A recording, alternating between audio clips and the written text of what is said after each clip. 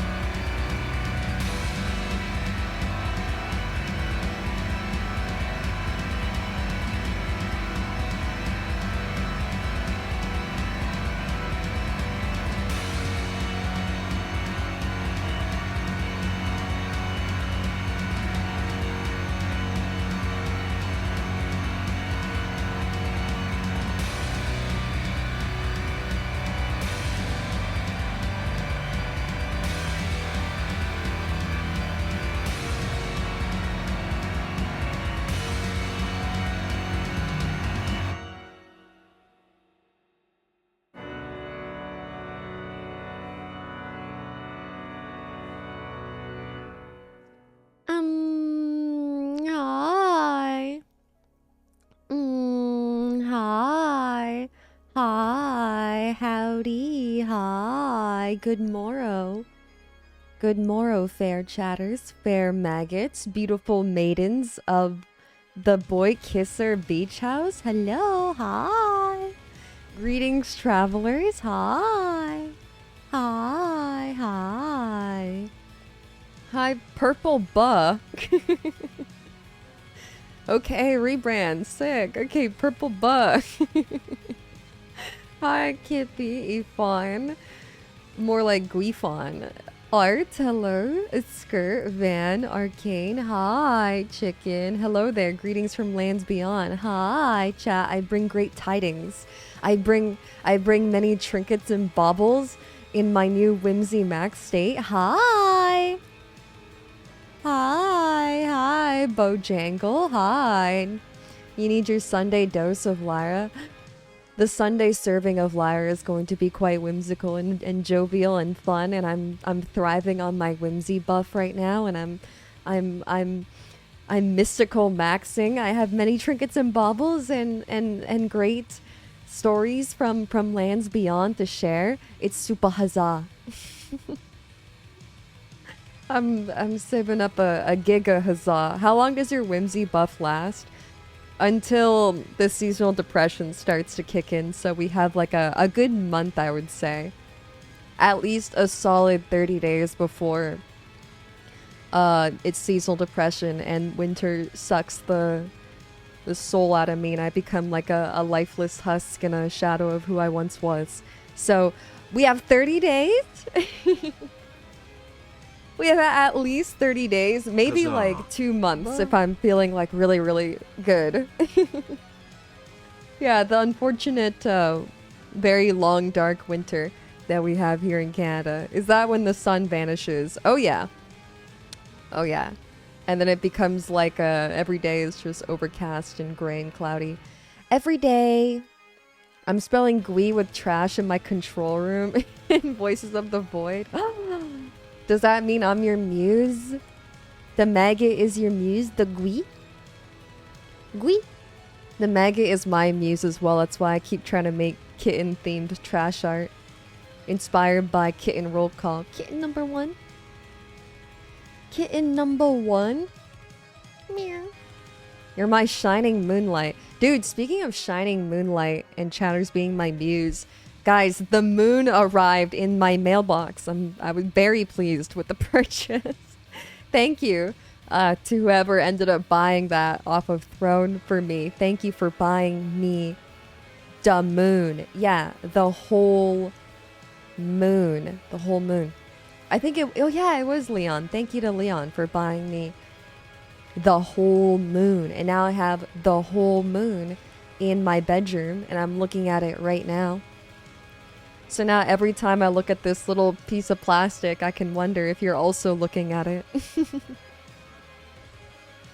Ah, the moon. Yeah, it looks pretty good. It's kind of cute. It actually does remind me of you guys every single time I look at it now. And I go, "Bleh," every time I see it. But also I'm a little bit fond of it, you know? I feel two feelings from it. 50% love, 50% disgust. Ah, dear sweet chatters. Dear sweet chatters, cute little chatters. Lilac called is cute. Yeah, chat is fun. Chat is cute. They're just little guys. They're just little guys. You can't get angry at a little guy. And I'm just a little moff, which means that you can't ever get angry at me either. So I'm just a little guy. Let's sync our moons. Yeah, let's sync our cycles. I think that we need to get better in tune with each other and start really trying to like sync up, you know? You guys are synced. You're just little guys, aren't you? Anyways, chat, where to even begin? Where to even begin, guys? Oh my gosh, I had a lovely day yesterday. Okay, the beginning. I couldn't resist a call to adventure, okay? I could not. And unfortunately, the call to adventure was at 6 a.m., chat. 6 a.m. Bright and early. All right, that's when adventure starts. That's when I was given the quest. I woke up 6 a.m., went to sleep 4 a.m., slept 2 hours. and I was up and ready to go. I got dressed, put on my mystical garb. No snoozing on the adventure, okay? No snoozing. You can't miss anything, alright? And sometimes the journey to the destination is the most fun part. And I feel that way every single time I go to the US because it's so shocking, guys. It's almost like a little culture shock. Whenever I go to the US, I'm always surprised by like how many American flags there are. I almost feel a little patriotic, you know. I'm bleeding red, white, and blue as well. Every single time. As soon as you cross the border, there's like ginormous American flags. Like they're not just like little personal flags that people are like hanging up on like the roof of their house. No, it's like these ginormous tapestries in the sky. Like the literal sun is being blotted out by the pure freedom in the air. It's like a solar eclipse. It's crazy. And it's not just like one or two. It's like they're everywhere. They're everywhere. If I do like take a shot for every American flag you see in the US, okay, I'm gonna be God's drunkest driver. Yeah.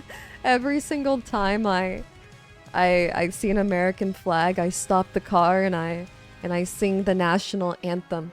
And like I don't even know the national anthem, chat, for the Americas, but something in that moment, it just like comes to me. It's like I just know the words. I got possessed by the true American spirit. Yeah, I think the anthem is inside all of us. Sing it now. Oh, Canada, our hope and native land. Hey, moff. Hey. Hello, Ania. See, I'm back in Canada, so I forgot the words to the American anthem. What the fuck is this shit? Wrong one. I'm not in the US anymore. I'm like a pure-blooded Canadian again. I lost my true self on the road. I love that song. Dude, I don't. I've already forgot like the lyrics. It's been so long since I've had to sing like the entire thing. Yeah, pure blood. So I was on 2 hours of sleep. I was super tired. I was super tired, but I was excited. You know, I was excited. I finally got there. It was a lovely time. I did try to take as many little clips and videos as I could for you guys so that you can live vicariously through me. And then it's like I took you guys along the quest with me, you know? You were just like in my back pocket the whole time. You're in my back pocket. I had you there. You were there. It was so huzzah. Yeah, it's been a long time since I've shown a vlog off on stream, or even my bare, soft, supple flesh on stream. Soft, supple flesh. You'll be there next month. You're going to a rent fair too? Hello, chat and moff. Hello, Jimothy. Hello. Hello. We saw your hands obliterating fossils recently. Oh my gosh, Miss Sweetheart, thank you so much. Big laba. You've come to steal my heart. Big laba, big laba. Well, my heart is engorged. It's huge. It's huge. It's engorged with blood thanks to your raid. I'm filled with lubbers. My heart is rock hard thanks to you. Thank you so much for the raid. I super appreciate it. Thank you to all the sweetheart heads as well in the chat. Thank you. That's not your heart? Sure it is. I can feel my blood traveling somewhere. My heart is growing like 10 sizes right now. Thank you. Big laba. Big laba. Oh, is that the American anthem? Stop, I'm gonna black out again. I'm gonna go into like my freedom coma. Stop it. I'm back in Canada. I need to embrace my Canadianness. You started typing. See, you didn't even copy paste that. You typed that with your own blood, sweat, and tears. That's the American way. Oh, that's true. I'm gonna get freedom sick again.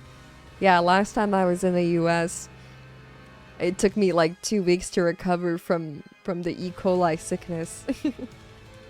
Thank you, Ifan. Thank you, Big Lubba Guifan, for the big subba, Big Lubba. The gifted subba, gifted lubbers. Gifted lubba. Anyways. What was I saying?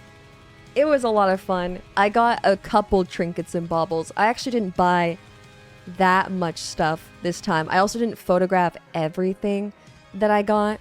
I forgot to. I bought some more D&D dice, you know, my little D20s, so I did not take a picture of that though. It's cool. It has like blood splatter on it. It's nice. I did not enough coin. I did not have enough coin for their wares. But I did buy one thing that I really liked. Should I show you guys now? Meow. I bought this really cool preserved snake. I really, really like wet specimens, guys. I love wet specimens, okay? Chat, something about a wet specimen. It's just, oh my gosh, chat. Oh my gosh. This is what the ladies want, okay? This is what girls want in their life. They want a wet specimen. I want to take your body and I want to preserve it in a jar full of liquid, and I want to keep you on my desk and make sure that you stay clean and pristine and wipe the dust off of you, and I want to keep you there. I love a wet specimen. I love a wet specimen. You have a wet specimen eel that needs a top off on liquid. I have a rat specimen. Oh, it's like super cool too. My rat one. I have a couple of octopus, like these little mini guys. Those are really cute. Yeah, preserved maggots. So when I was at the Rennie Fair and I was browsing the stalls, because it's basically just like a giant marketplace. That's what like most conventions are to me. It's an excuse to go buy my artisanal goods, right? Whether it's like my animes conventions or whatever. I'm mostly just there for the artist alley. I don't really care for much of the other stuff. Same thing with the Rennie Fair. I'm just there for the equivalent of like an artist alley, right? Just like a big old market. Big old market to browse the wares. What about the witch hats? Dude, they sell so many witch hats and like wizard hats. I bought a fucking wand. I found this person selling really cool wands. So that's gonna be huge in my LARPing, okay? Because I bought that wizard robe like last year, right? So I needed to complete the outfit, right? I need like my wizard Mickey fit. So I have the robe. I do not have a wizard hat, but now I have the wand. So I almost have my mage garb already. I know, I need like the Disney like Mickey, wizard Mickey hat thing. Yeah, I'm working my way up to being a full wizard. I'm just a novice, you know, a mild apprentice. Cast fireball. Chat, I just got the wand, okay? I'm not ready to cast fireball yet. All I can do is cast chain lightning and accidentally electrocute myself. That's all I got, man. I can cast testicular torsion. Can't even cast puddle. Man. Oh yeah, okay, so this is my snake. This is the snake I got. Isn't it cool? Isn't it cool, chat? Isn't it cool? It's a snake. I love a wet specimen. I love it. I love them. I love them. Yeah, so it's like a little snake preserved in this liquid, and it has like a cool wax and cork top, and it has that little, it's kind of like a little label. You can't see it, but it's tied around the top. Yeah, I really like the little sprigs in there with the, I don't know, just like the whole setup of it is very, very, very cool, right? I'm not sure if it's rosemary or what exactly it is. Just a spriggin of something, right?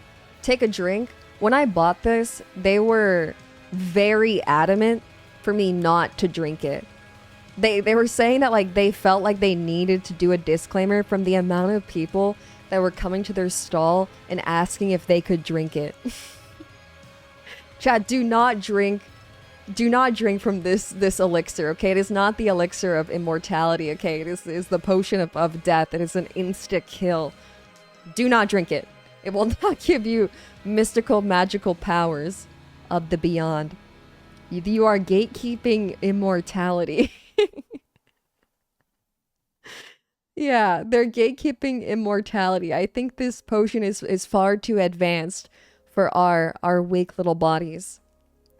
I mean, you could probably handle, like, a sip, though, right? You could probably handle a little sip. If you want sweet release, then yeah, take a big old glug. A little glug, glug, glug from this bottle and... Yeah, you cannot handle the strongest of potions. Chat, the potion seller was adamant. Adamant. The amount of times the potion seller said that I could not handle their strongest potions and I will die if I drink this. I will get horribly, violently sick, and I will cast projectile vomit all over my bedroom and bathroom, and I'll probably spew from every single angle. So, they said, if you do not want that, then do not do it. Also, hello, first time Chada. First time Chada. Yeah, it will send you to the beyond. I need to gather a little bit more experience before I drink such a potion such as this. But it's cool, alright? I have it on my desk right now. Chad, dare me. Dare me to do it. Dare me. Take a little sipper. You hear it? That's the potion. It's really cool. It's gonna go on my desk with the rest of my trinkets and my baubles. I'm very, very pleased with this purchase. Drink if you don't love gnomes. Dude, there were like, I don't know, chat. These people were gnome racist. I was shocked. There was a lot of anti-gnome propaganda. And it wasn't even made by me. I was surprised that I finally found somebody with a larger prejudice against gnomes. You know? I've never met such like-minded individuals. Yeah, gnomes were fucking banned. They said no entering my stall if you're this height and you wear a pointy green hat and a green shirt and you listen to gnome music. Yeah, do not show your face around here. Or else you're gonna be paraded and humiliated in the pillory. And you don't want that, do you, chat? Do you? Yeah, I found my people. Kind of base. They were doing that thing again, where you could pay a cute little $5 to be paraded in the pillory, and all the people around you go, shame! Shame! Shame! Shame! And they have like a little dink-donk bell. Shame! Shame! You did that, didn't you? No. Of course not, chat. Of course not. I'm the one who shames you guys, okay? I don't get shamed. I don't want that. You would have loved that. No, of course not. No, no. No, no. Lies. Chat, no lies. No lies in this adventure party, okay? We do not lie to each other. Oh, also, I have a mad fucking sunburn. I just remembered that because I touched my shoulders and it hurt. I'm very sunburned on my shoulders, okay? My pale, pasty, porcelain white skin could not handle the unfortunate strength of the big lamp in the sky. Look at you finally getting sun. I know my body isn't used to it though, okay? It burns up to a little crisp and I'm gonna be a little deep fried moff. I know, good on me for getting some vitamin D though. Can I have the burned skin while you peel lol JK? You know, it's not a joke. You think I'm joking, chatter? You think I'm not gonna give you my skin sheddings? You're not gonna give you my little moff jerky? Of course I will. Okay, you don't have to ask. I would love to give you my well-seasoned moff skin jerky. I would, chat. I'll make sure to collect every single little morsel and crumb that peels off of my skin when that time comes. But I did remember to wear sunscreen. I did, because I don't want to get the cancer, you know? I did, but I was using that like spray sunscreen and it was really windy, so I'm pretty sure it just like wafted in the other direction. I didn't actually get like covered at all. You know what I mean? Like I think I got some because I didn't get burned on my arms or my face. It was literally just my shoulders, so I'm pretty sure the wind just like blew it away when I tried to spray it on me. So unfortunately, I am going to have a little bit of moff jerky later. Didn't even second guess it when you were applying. Dude, I was so excited to get in there. I was too hyped, okay? As soon as I parked the car amongst the other metal dragons, okay? Amongst the metallic dragons, I had to go in. I had to. I got parried by the wind. Unfortunately, nobody died fortunately, nobody died this time. So they did not have to call upon the metallic dragon. No ambulances made their way into the fair this time. So I didn't get to see some very cool +1 LARP. There was no rat man this time. I did not see a rat man, but as per usual, everyone's outfits are super incredible and like people go really above and beyond in wearing their outfits. Tons of furries, chat. Tons of furries. And oh my gosh, guys, one in particular was really cool. Okay. And I'm not a furry. I'm not a furry, right? I don't indulge in just say hot. I fell in love. I'm not a furry, personally. I don't have my fursona and fursuit or anything like that. But there was this like one person wearing a fursuit, right? And you, okay, even if you're not a furry, you gotta have like a little bit of respect for people being like so committed to their fursona that they would wear a fursuit in like 30-degree heat, right? You know they're like, they're filled up to like the brim with their moth broth, okay? Like sweat pouring out, all of it. Crinkling it up in there. It's gotta be sweltering, right? Like you have to have like a little bit respect for them.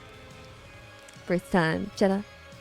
I'm looking at your fursona right now, silly.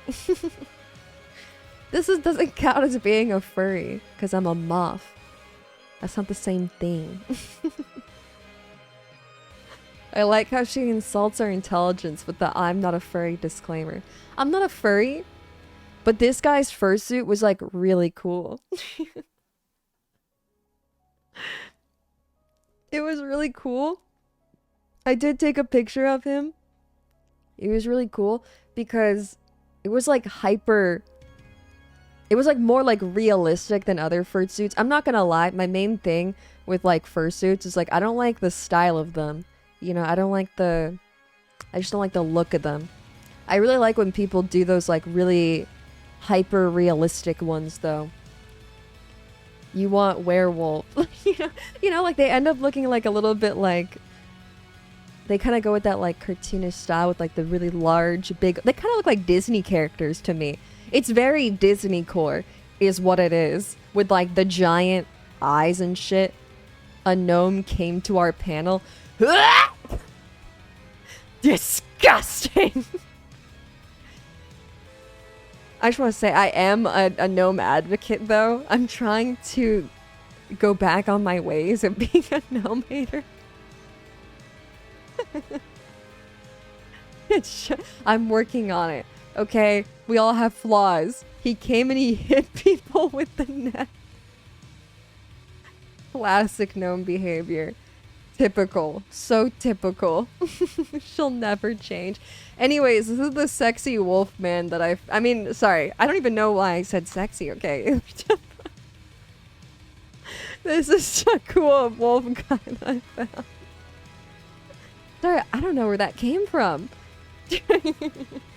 See, it is really good. Okay, even if you don't like the fursuit, okay? It's cool. right? He's cool. He looks so soft and tender. Oh, but you know he's a fucking animal when it counts. You know he would ferociously ravage you and tear you apart with his big meaty claws, okay? Ripping and tearing. Anyways. He was really cool. He was also, really nice. He looks kind of sad. He does look a little bit forlorn, right? Fucking animals is a crime. I'm LARPing. I'm LARPing? Because I am not a furry. Imagine how tired he is, chat. Imagine how forlorn he is. Constantly being sexually harassed by festival goers. He was really cool. Oh, and every time he talked, his snout moved. That's actually pretty cool, right? I'm curious of how that works, like the inner workings of his mask. Like when he talked, like the jaw unhinges and it opens and closes, right? That was pretty cool. Yeah, it had some like jaw rigging. I was very impressed. Everyone kept stopping him to take pictures with him because he had, I don't know, this is some crazy commitment. Like again, like it's like 30 degrees out there, so respect. Yeah, he is like a VTuber, exactly. What else did I see? I don't know. I found this orc. Right, you can enjoy that. There's a random orc I found. I was like, oh shit, one of my own. Yeah, I took a little back shot of this orc man. Oh. Fucking creep shot. A lot of people were taking pictures with him too. It's pretty it's honestly pretty cool. People are so willing to take pictures with everyone, and they're really nice and they're really cool, and people, like everyone like crowds around. Everyone is like, "Oh my god, I love your outfit," taking pictures of each other, and it's cute and it's cool. It's cute, Yeah, it's like a cosplay convention. Like everyone's like so. Everyone's just so nice. Everyone's so like loving too, of like complimenting each other. Like I did dress up, but I don't think like my outfit was like anything, like crazy or anything like that. But people are still like, "Oh my gosh, I love your outfit. Oh my gosh, you're so cute. You're so cute. Cute. Did you dress to impress? I was a sister slay. And I do have a picture. A picture of the sister slay. Ooh, I'm so shy. It's been a long time since I've exposed my sweet supple flesh to the stream. A long time. Ooh, sister slay. Ooh, I'm shy, chat. Ooh, it's been so long. I did try to take some pictures before I left to the fair. Yeah, the last one I showed was my Miku cosplay, which would have been like, I don't know, how long ago was that? Kind of a bit of a while now, right? A little bit of a while, maybe like 6 months or something. Many moons ago. Ooh, the ancient times. Oh, chat, I'm just so shy. Oh my gosh, I don't know. Yeah, that's a classic. I need at least like a half an hour to hype myself up before I show my flesh skin suit, Do the 3-frame flash like always. I'm shy, chat. Yeah, I have to build up the courage. Just do it randomly. Yeah, if you blink, you'll miss it. Ooh, chat, I'm so shy. Ooh.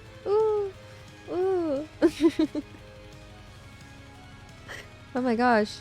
Do it. It feels like a crime. It feels like a crime. Like I shouldn't be doing it. It's controversial. It shouldn't be done. I'm an anime girl. I'm two-dimensional. I have no place. I have no place being three-dimensional. That's criminal. Straight to jail with you. You have to feel a little dirty when you... I do feel a little bit dirty. I feel like I belong in a maximum security prison, put away for good, for committing such a heinous, heinous crime. I did go as a deer. Oh, my little antlers got cut off in the picture. I didn't realize I couldn't get that in the photo, but you can kind of see the rest of the fit. It's also, I don't know, whatever. Okay. They're not giga antlers. They're really itty bitty. They're like 3 inches large, you know? They're like 3 inches. They're really itty bitty and cute and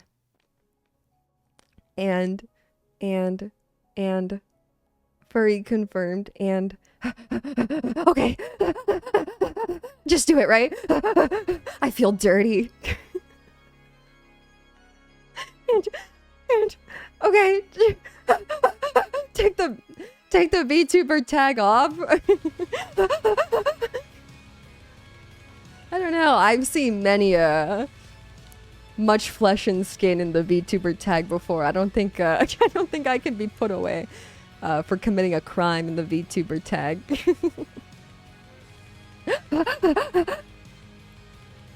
XQC is in the tag. A lot of streamers are. Okay. Okay, this is how it turned out. Boo. Boo. My eyes. The flesh. My eyes. The flesh. The 3 dimensions. Ew. Ew, bring back my anime girl. Ewy, you're 3-dimensional. Ew, skin and flesh and... Yeah, it's cool. I had some fun little potion props. And I had cute little deer antlers and cute little deer ears and she's not even making potions. The bottles are empty. Oh my god. She's a criminal and a fraud. A grifter. A fake herbalist. Fake fraud. I drank them all. I was getting high off my own supply. Yeah, and I did like the deer makeup too, and I had the fun little potions and the cute little stuff and yeah, the classic white dots. Yeah, it looks a bit lighter in the picture. In real life, the cheeks were a bit more brown, you know, a bit darker, a bit more brown. Yeah, the choker was fun too. I also had little like gloves and arm bits like in the same like lace style with like the dangly bits and like the jewels, but I couldn't put them on for the picture with like only one hand, so I had to wait to put those on when I was actually like at the fair. Yeah, kind of like my slut gloves. It's pretty cute, right? It's cute. I was pretty happy with it. I think if I go again to like the Little Rennie Fair, I'd want to, I don't know, go even more above and beyond. Because like when I was there this time, I was blown away by some of the people's outfits. Like people go like really crazy, and like not even just like an outfit, but they have like tons of like props too that they carry around. So maybe I'll try that next time. Not like full fursuit. Not for full fursuit. I am not a furry. I'm not a furry. I don't have a fursona. And I don't wear a fursuit in my free time. Yeah, dude, I think like chainmail would be cool. There's a lot of people like wearing like sexy chainmail there. It's pretty cool. You would if you had the money to dump on it. That is not true.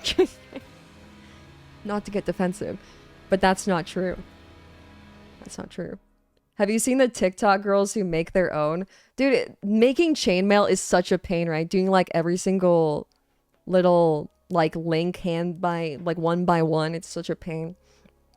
They sell a lot of sexy chainmail there, though. Maybe I'll buy some sexy chainmail next time and then do like an outfit with that. But yeah, that's the deer. That's the deer, chat. That's the deer. I thought it was pretty cute. Here's another bonus picture. Woo! Okay.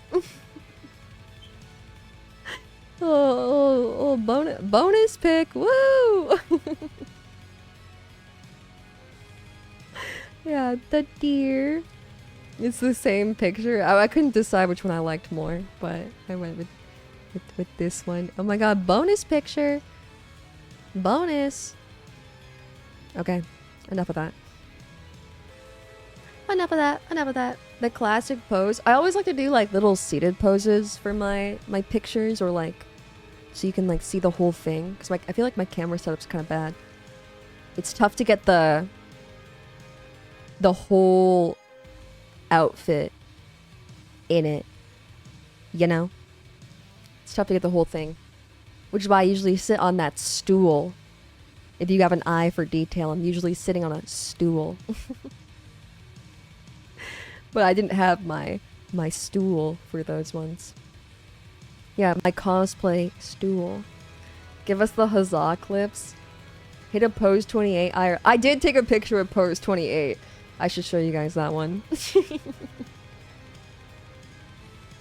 I did do a pose 28er. Anyways.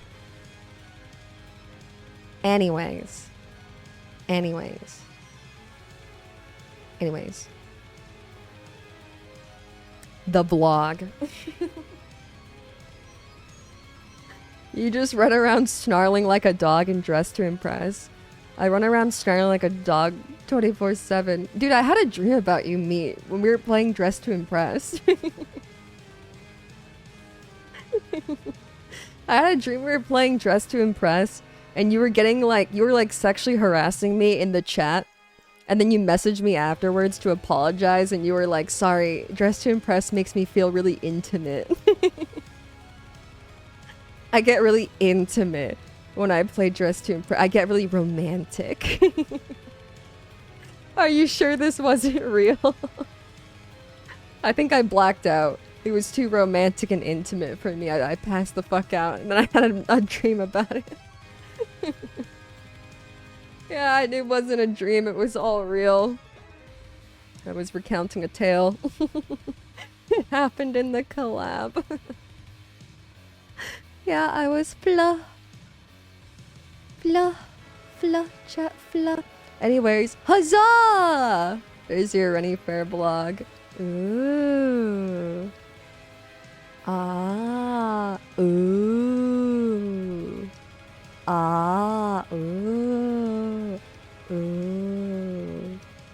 Ooh. Ooh. Oh my god, bust it down. Ooh, that was pretty sick though, right? Ooh, ooh. Ah, ooh. Ooh. Ah. Did you see that? There was that mask from Skyrim at the end. What is it called? The dragon something mask? The priest thing? Yeah, you know the one. Yeah, the dragon priest. Yeah.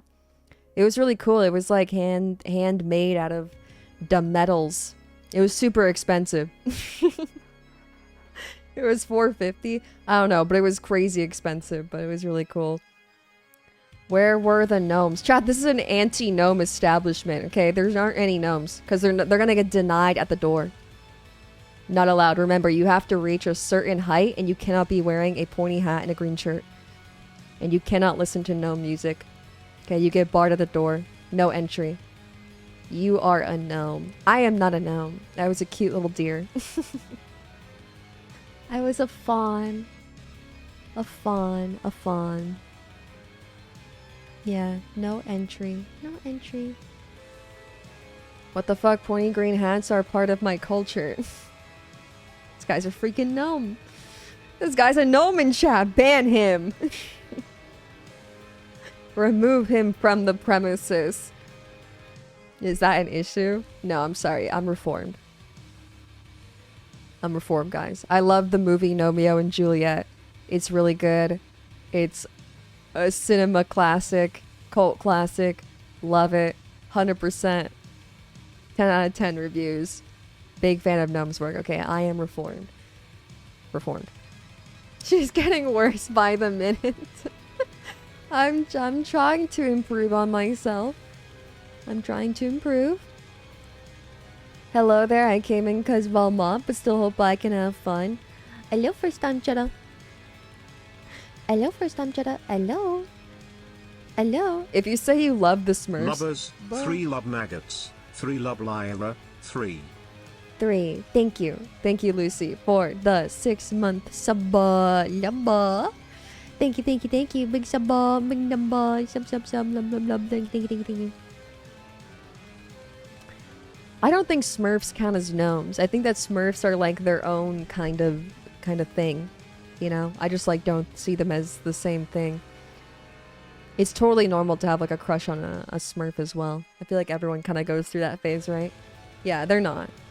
They are Smurfs. They're not the same. Yeah, on Papa Smurf. On, what's his name? Gargamel. Is that his name? The guy in the Smurf? Gilgamesh? You know the one that I'm talking about. Yeah. You've seen so many Papa Smurf thirst traps, it's crazy. Dude, I always get the thirst traps, like those like sexy edits of Smurfette going like the goth girl one, you know? When she gets the black hair. And like the pale skin. Dude, I see so many thirst traps of her. It's crazy. Yeah, people are really, really into her. And Papa Smurf. Anyways, chat, that was my adventures into the Renaissance Fair. Had a lovely weekend. Lovely. And then, wow, another gifty for me. I come home to another present. A prezi from Randall. Randall commissioning. Is that 2 buggies? You were an adorable dear. Thank you, Linux. I really appreciate it. Thank you for the big sabba laba for the 19 whole months. Thank you for the prima. You only get one of those every century, so thank you. Appreciate it. I love this piece. It's so cute. It's so cute. So cute, so cute, so cute. Yeah, Vesper's a real little cutie, and the buggies are... The buggies have strength in numbers, okay? We're always cuter together. Buggies belong together. This is super cute. I really like it. I know, I like the little coy expression, and then Vesper always kind of has that just... That cute Vesper stare, you know? A classic, truly. with her big ol' eyes. It's super cute. I love how she's kind of like hugging me and like holding on to me. That's so cute. It's so cute, so cute, so cute. I like how I'm kind of like in front of her like a little bit too. Like I would defend her. I would protect her. Oh, it's kind of like that one emote where you guys are hiding behind my leg. It's kind of how I see, you know, the one where you're like gripping my thigh. What is that one called? Oh yeah, that one, Lyra hug. Yeah, where she's just like, get behind me. Get behind me, Buggy, I'll protect you. I'll make sure no harm comes your way and the bug zappers don't get you. You don't get hit by the electric tennis racket. I'll make sure you're okay. It's super cute. Super cute, super cute. Her lower hand placement is rather bold. I know. Maybe she's the one being possessive of me, right? Maybe I'm not protecting her. She's protecting me from all the sickening little chatters. The sexual harassers here. She's trying to mark her territory. She's mine. Mine, yeah. Not letting me go, right? About to bend this moff over. Well, I don't know about that, okay? Hi, Koki. Hi, Frog, hi. Hi, hi. It's super cute art piece, right? Super, super, super cute. It's kind of like the picture of the married couple. Dude, you know what the pose is kind of like? It's like the prom pose. You know, where like the guy stands behind the girl and like puts her arms behind her. Like the awkward prom pose. That's what it is. It's like our mom is forcing us to take a picture together and it's like a little bit awkward, but like we're in love at the same time, you know? We took that picture at the mall. Yeah, it's a little bit clingier and cuter. That's what you get for having multiple arms, chat. You have to deal with 4 times the clinginess if you want a bug girl all over you. That's so you know we'll never let you go. We got our sharp pincers in your soft maggot flesh. Soft maggot flesh. But the eyes suggest more. Yeah, it's the coy expression. You know what people do on prom night, chat? Prom night. They dance? Nah, we rent a hotel room. They fuck. Whoa, I never said that. No, we rent a hotel room after prom so that we can praise Jesus together. That's the whole point of getting a hotel room with your lover, is because every single hotel room always has to supply a free Bible. Alright. I gotta get my free Bible so we can do our Bible study. My lover is Jesus. Exactly. Chat, it's literally Sunday today. Okay, bridge. We pray all night together, exactly. We pray the sin away. We pray around the picture of the other picture of me and Vesper. The other one where we pray the sin away. Pray it away. And command God, ask God to smite it down from the heavens and banish it to hell where it belongs, okay? Allow it to burst into flames. Repent. Repent, chat. Yeah, pray the E. coli away. Repent. Repent. It's super cute, though. Yeah, thank you to Randall for always getting lots of really cool art of us lately. Also, I do have these things, chat. These are canon, by the way. These things right here, these little guys, very much canon, chat. Very much canon. My little horns. Yeah, the antenna. I saw there was some confusion. These things. Chat, do you see it? Do you see it? Who said they weren't? Freaking Randall. Yeah, my nubs. It was freaking Randall. Randall was like, what the fuck are those?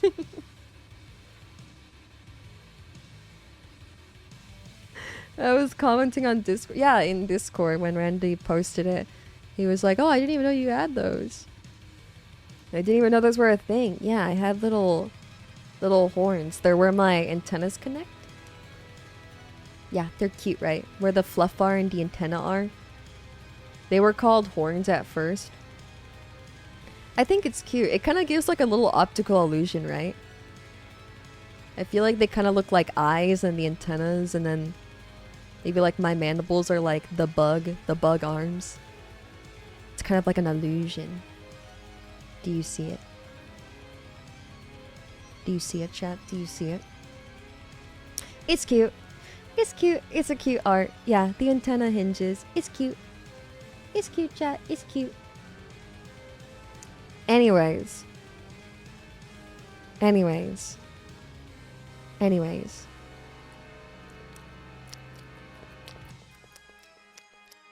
So,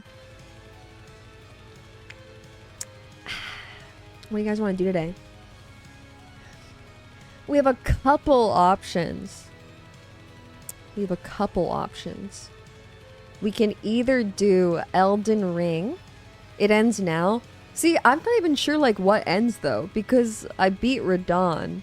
So like if we do play Elden Ring, like what's next, you know? What is ending? What do we do next? Where do we go? What do we do? Do we hit the Bonkai? I don't know.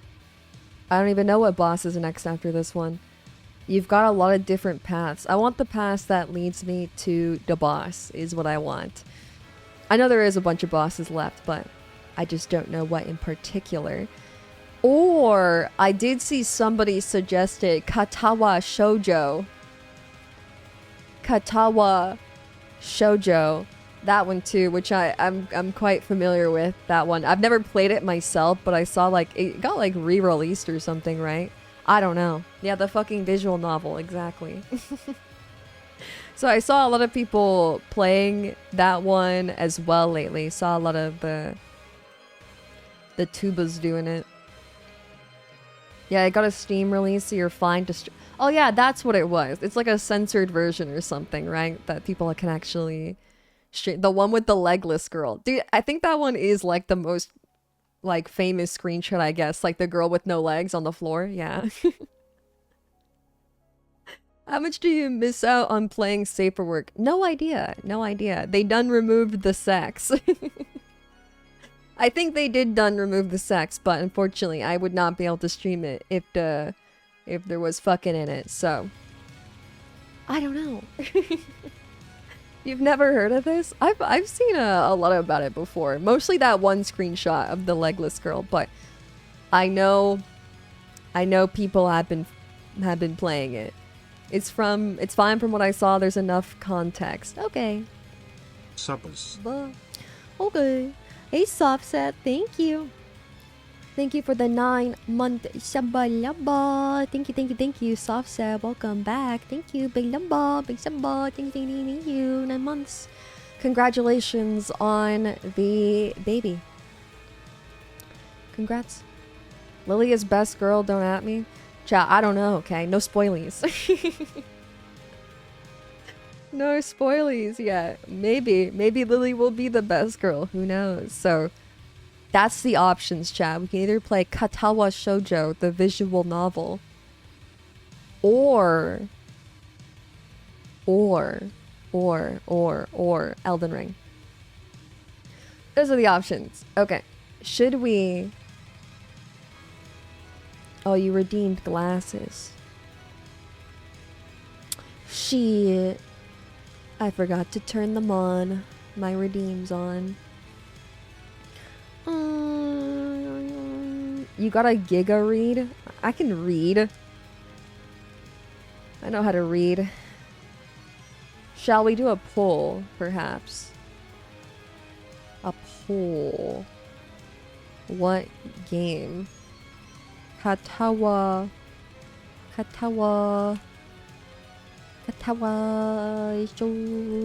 Shoujo or Elden Ring? Okay, you have 2 minutes. Go. Go. I'm begging you to voice act it. I could try. Play Tavern Sim. Oh, dude, I saw people playing like that Tavern Sim 2. That one also looks good. Is it your first time with Katawa? It will be my very first time. Very first time. I have seen like clips of it, like kind of people playing it, but nothing too crazy, so I'm going in raw. Oh my gosh, nobody wants Elden Ring. But chat, it could end now. I don't even know what boss is next. I did look up like a boss, I guess like boss rush guide list thing, you know, thing. I did.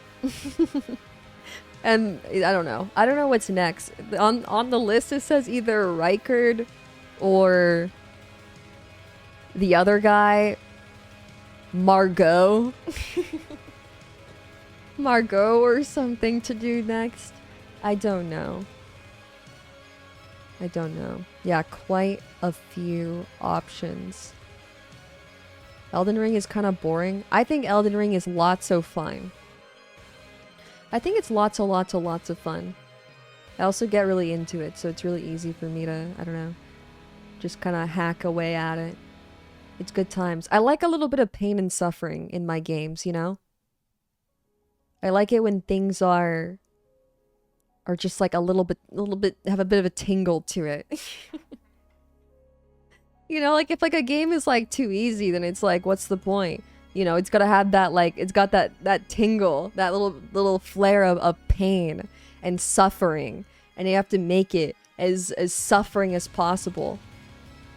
I don't like hours of watching you get called a noob, but it hurts so good, doesn't it? It feels so good. It's like it's riveting.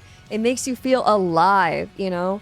You could easily over level, right? And then I've seen people like one-shot bosses. Like one-shot with their crazy, insane, sicko builds, right? And all they do is like they cast their little fireball and then they explode. It's like, what? I don't understand. I need to feel alive. Big Giga buff at the door. Yeah, I need to feel alive, chat.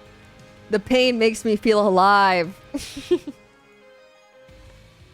It's sick. Join a COD lobby if you want to be called noob in a different way. Yeah, dude, that's just slur.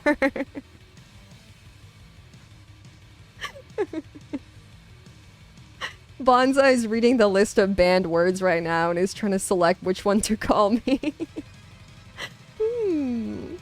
Which one today? I don't know. I don't know. It's always funny to see them go through the 500 buffalo and items at the fog. Yeah, the fog wall. Yeah, I was watching a cool guide on how to like one-shot every single boss. Like just like one singular hit and then they like explode into fire and flames and they die. Which is cool. It's cool. I think it would be fun to do another playthrough where I actually like really try to, I don't know, do one of those like Giga broken builds just to like see how it feels to be overpowered, you know? I think it would be fun. But yeah, this one I'll continue with my pain and suffering run, I think. I will continue doing that with my playing to win. Yeah, next time I'll play to win, but I really wanna finish this playthrough just with my little +1 Uchi katana. With my +1 Gucci katana. I might even, I don't know. I should go naked next time too. Next time I play Elden Ring, I should go naked. Take off my armor. I feel like it's just for cosmetics anyway, right? Is this your first playthrough? Yeah. Yeah, kind of. I played it for like one stream last year. But I don't really feel like that counts, right? Didn't count. Yeah, I've come so far with the katana. I've grown like attached to it. Yeah, it's nice, right? Making the game harder. Yeah, it's like my first time. But like every time I play and I'm like, oh, this is like really tough. And then I end up beating the boss and it actually ends. I think about how I wonder like how it'll actually feel to like level and stuff. It'll be like super easy or something. You know, like when I take the weights off, take off the training wheels and I let loose and I do my full Bankai instead of being stuck in my little Shikai. What happens? What happens then? I'm glad you're having fun with it. Yeah. I think you're good enough to actually shit on every boss, not gonna lie. Imagine if I had a +2. Imagine. Oh my god. A +2? That might be an instant. I might one-shot them, right? Might cut them from snout to anus. Might disembowel them. Try Elden Ring. Yeah, maybe I'll try that game. Maybe I will. Because there's like a lot of other games that I want to play too. Like I wanted to play Bloodborne. And in my opinion, like, even after struggling in Elden Ring and having like really tough moments, I still think Bloodborne is like 1 bajillion times harder than Elden Ring. Like Elden Ring is actually like a baby game for baby simulator. Baby people. It's easy peasy baby mode. Bloodborne's too hard. It's too hard. It's too hard. Sekiro? Chat, I started playing Sekiro off stream, okay? I gotta admit, okay? I just wanted to try it. Okay? I didn't get that far with it. I just wanted to like give it, I only played it one time, okay? It was a one-time thing. How far? I don't know. I don't know. I've never watched anyone play it, actually. I actually don't know, like, how far I got. It was somewhere. I did like it. Was it good? Was it good? No, it didn't mean anything. I need to name the last thing there was a guy with a blade in our bed. You're gonna banish me to the couch. There was a guy with a kuchi katana, and then there were like a lot of guys, and then there was a giant at the door, and then I kill him, and then there was like more guys with katanas, and then he was like back again. There was like a throwback, and then there was like a room with like a bunch of guys, and then after that there was like another guy. Oh, and there was like a pit. I think there was a pit. It looked like a dungeon. I want to say there was a dungeon. There was sand, I think. I want to say there was sand. I don't remember. It was a while ago. I just wanted to give it a go. Give it a try. Give it a try. I swear, it only lasted like 4 hours, okay? That's it. It was only 4 hours long, and I'll never do it again without you. There was a sky. I think. I got nowhere in 4 hours. It might not have been 4 hours. I don't remember. I don't remember. Okay, just kidding. I played an hour. Okay, I lied. I played 1.4 hours. Just kidding. I lied. Playing games without you? I never play games without you guys. I never do. I never play games off stream anymore because I'm always like, ooh, I should save it for stream. You know? Yeah, you do, liar. No. That was my first time playing a game off stream in like maybe like a fucking year. Oh, I played Dress to Impress one time as well. That was it though, chat. I swear. Okay, that's it. That's it. And I haven't even played WoW. I haven't played WoW in probably like 9 months or something. I haven't played in a long time. Oh, I'm actually fully committed to playing MapleStory with you guys. I'm fully committed. Actually, I'm not fully committed. I just thought about how WoW is the new expansion's coming out, and maybe we should do that instead. I'm fully committed to playing WoW with you guys. Okay, MapleStory's dead to me. I'm committed to doing that. Unless you guys would prefer MapleStory. I don't know. I think it would be fun to do like an MMO though, so then like people can like play whenever they want, you know? Instead of having like, I don't know, like dedicated times or something. You know, you can kind of just like hop on whenever. I think that'll be good fun. It'll be good fun and like easier for everybody and their allotted free time. Right? Right? You don't got the hours to spare for Maple? You don't like MMOs? MMOs are cool. MMOs are cool, chat. It's cool. It's cool. Still thinking about a new playthrough? If I play like WoW or something, I'd probably start from scratch with you guys. Completely from scratch. Level 1 gnome. That's it. Nothing. Nothing to my name. No gold. No pouches. No trinkets. No baubles. Fresh. Fresh. I'll join on the Riot MMO when that starts up. Ooh. Word on the street is that's dead. It's dead, chat. It's dead. Yeah, hobo moff. Yeah, I'll have nothing to my name, okay? I'll be panhandling in the streets.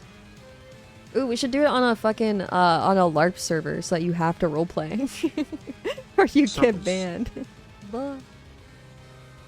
Thank you. I'll meet you guys at Goldshire, and okay? That's how our guild will make money. We should become whores.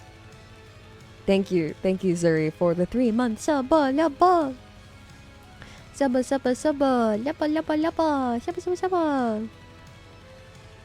You get the guild so much. It's not that hard to type /dance over someone's lap, okay? It's not tough. I can do it too, okay? I'm the best /dancer ever seen, okay? Nobody does it better than me. Okay, Katawa Shoujo.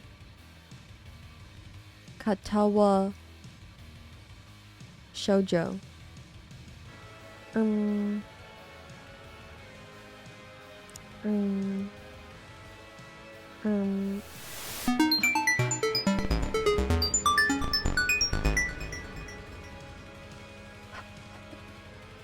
so loud.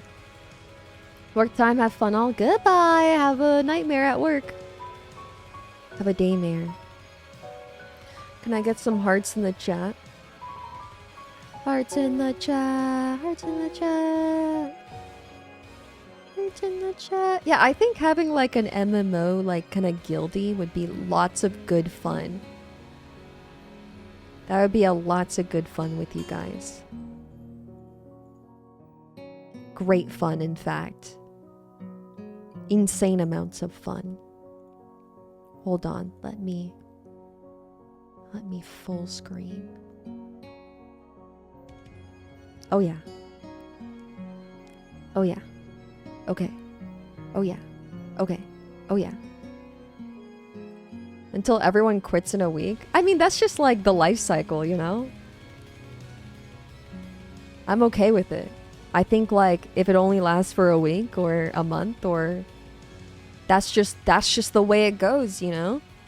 And that 1 month is like euphoric. That's how I feel every single time I play an MMO, where it's like, for it is the most euphoric month of my life, and then I'm like, I'm ready to let it go. Until next year, you know? Until next year. Hey, first time Jeddah. Hello, hey. Hey, first time Jeddah. Jed, do you see it?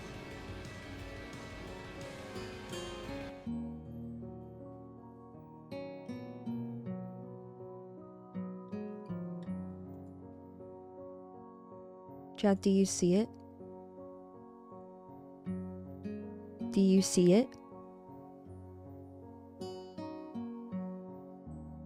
What the fuck? What the fuck? I just see a moth in your luscious antenna. Keep it in your pants, Jimothy. Keep it in your pants. My luscious antenna.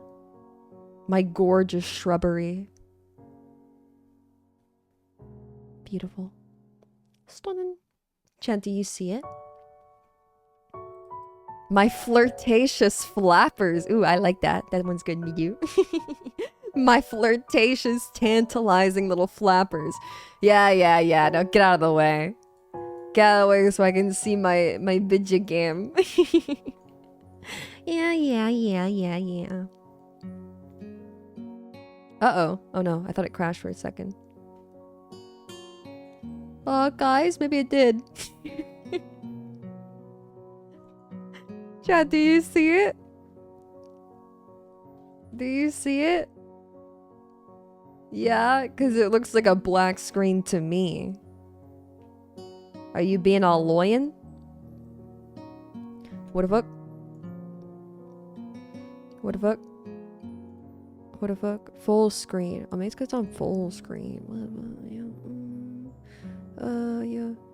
OMG, you're playing Katawa Shoujo? I'm trying to. I'm not succeeding though. Why did you ask if you knew it was a black screen? It's one of those like trap questions. I'm testing you. It's like one of those like loyalty tests, you know? Are you gonna tell the truth? Is it a black screen, chat? Is it? Thank you, Leon. Thank you so much for the gifted subba. Gifted subba, gifted lubba. Yeah, it's like would you love me if I was a worm? A worm. Okay, I'm getting pissed, chat. I'm getting pissed. Why can't you see it? Ooh, I'm about to huff. Ooh, I'm about to puff. I'm about to huff and puff and puff. Okay, let me try reopening it. It might be fucked up because of the full screen mode or something. I can't unpiss. Once you're pissed, you have to live in it. You have to accept it. Okay, now you see it. Now you see it.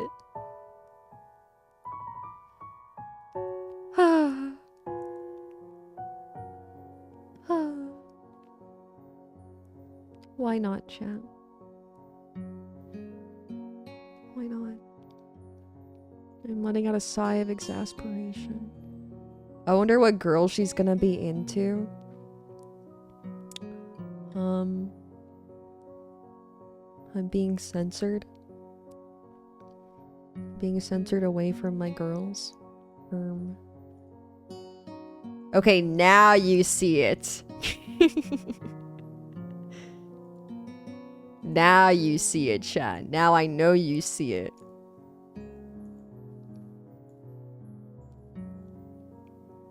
No?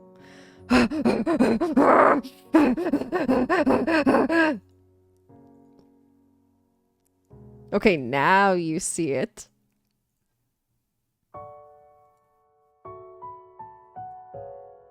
Okay, now you see it. But I'll have to... Man... Oh shit, we're gaming. Okay. Holy, oh my god. Oh my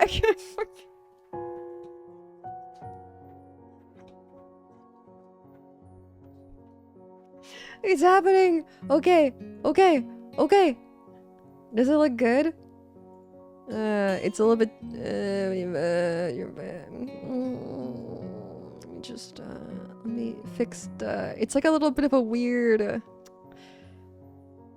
is it supposed to be like this? Like kind of a weird ratio? But it's okay. Alright. I'll just make myself bigger. I wasn't sure. It's from 2012. Okay, well this is a remaster. They couldn't remaster like the resolution and like make it okay. There were simpler times. Alright, chat. Let's begin. Pay attention. Oh my gosh, it's a cold winter day. I think it's gonna be Christmas soon. How about full screen? I'm having trouble capturing it on full screen, so I'm doing like a window capture. But then it's gonna be in the funky resolution. But I think this looks okay, right? I think it looks fine. I'll make myself a little... Oh, it's like a little Christmas song. Here, I can make myself like this, so I cover a bit less. Okay, how's that, little chatters? How is this? A cold winter day. Cold winter day, chat.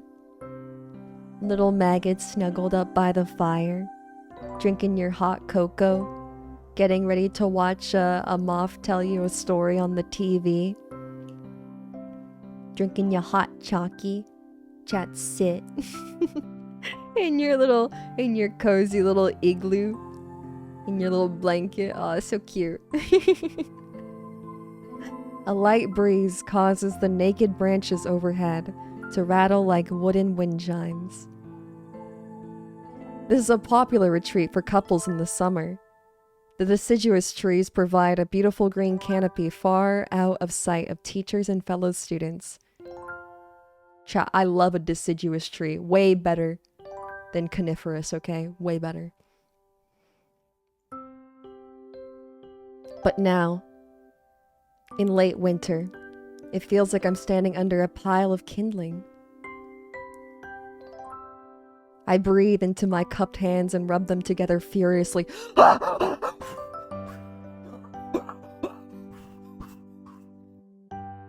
To prevent them from numbing in this cold.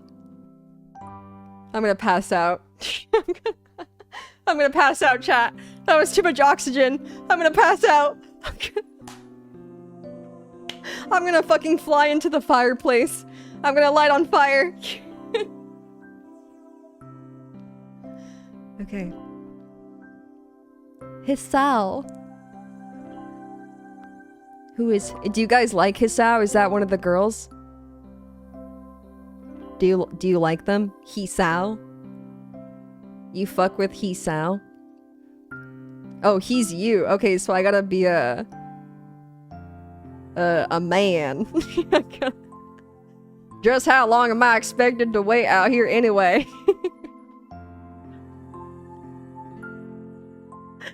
I'm sure he's a man, right? He's like the male protagonist.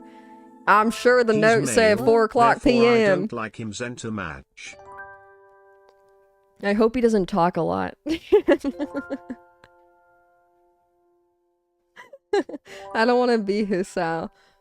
I imagine Hisao is a cold-blooded American, though. Thank you, Glit, for the 27-month subalubba. He's male, therefore I don't like him. Dude, I think my American male voice is too good, right? Male voice on my stream. Ewy! High school hormone boy? Or what do you think? Maybe like a nerd, my nerd voice? Actually, guys, just how long am I... Just how long am I expecting to wait out here anyway? I'm sure it don't said 4 o'clock p.m. Okay, which one do you guys think fits Hisao better? This is like my demo reel, okay? You have to tell me. You have to be the director. Which one do you guys like better? The nerd or the country man? Okay. Ah, yes. The note slipped between the pages of my math book while I wasn't looking. As far as cliches go, I'm more of a fan of the letter in the locker, but at least this way shows a bit of initiative. He's a giga nerd? Okay, perfect. As I ponder the meaning of the note, the snowfall gradually thickens.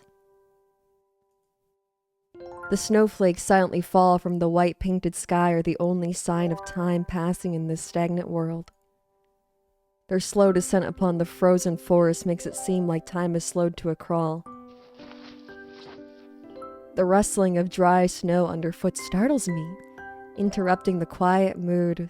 Someone is approaching me from behind.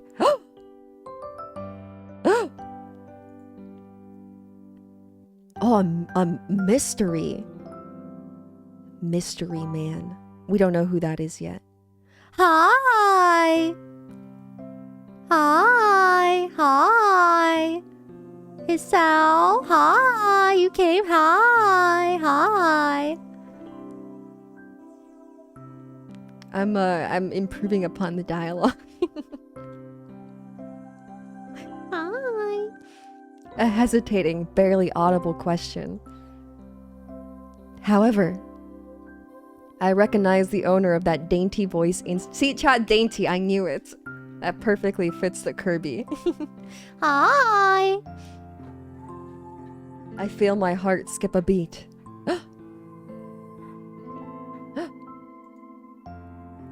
You have to, like, get to know the characters before you find their voice, right? I need to know their personality before I decide if they're a man from the West or they sound like Kirby. Yeah, everyone will be Kirby until proven anime girl. It's a voice I've listened to hundreds of times, but never as more than an eavesdropper to a conversation. I turn to face this voice, the voice of my dreams, and my heart begins to race. I have a heart attack, I die instantly. Everyone is traumatized. Oh! Ew.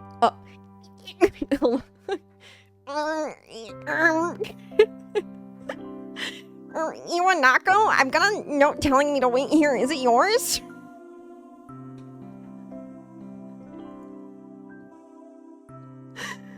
Damn it.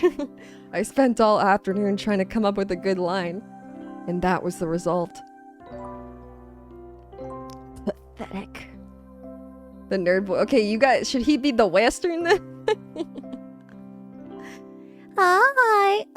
Yes. Hi. Hi. I asked a friend to give me that note. Hi. I'm so glad you got into it. A shy, joyous smile that makes me so tense. I couldn't move a single muscle even if I tried. Jazz, because you guys are making me giggle. Chat giggles, and then I giggle, and then you giggle, and then I giggle. Hi. Dude, I'm like a sleeper agent though, okay? As soon as I see the Kirby emote, I have to go, hi! Hi! And I can't do just one, you know? I can't just have one hi, I need to have multiple. My heart is pounding now, as if it were trying to burst out from my chest and claim this girl for itself. Hi.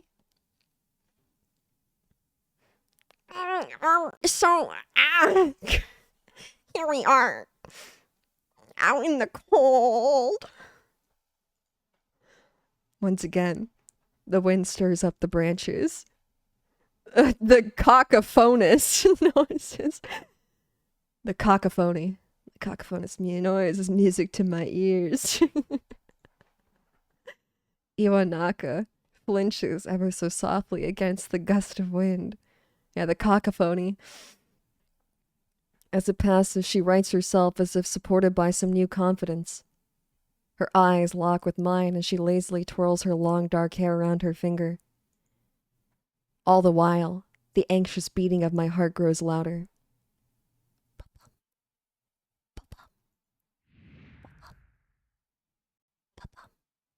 My throat is tight. I'm having an allergic reaction. My throat is tight.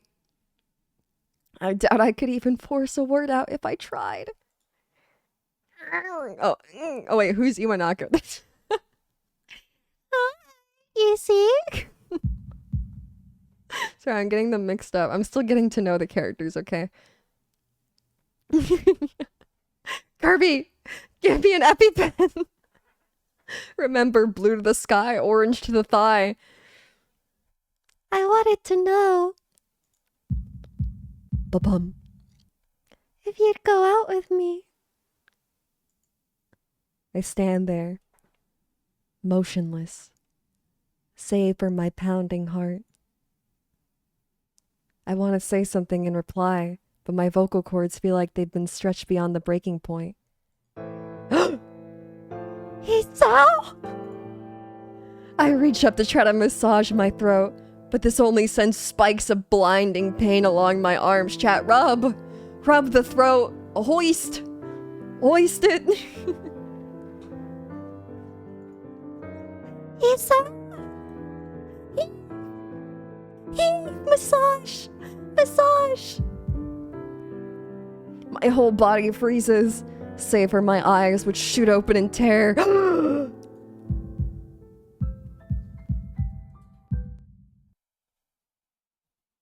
Isao? The beating in my chest suddenly stops, and I go weak at the knees. It can't handle Kirby. What if I turn off my inhibitors? But then there's gonna be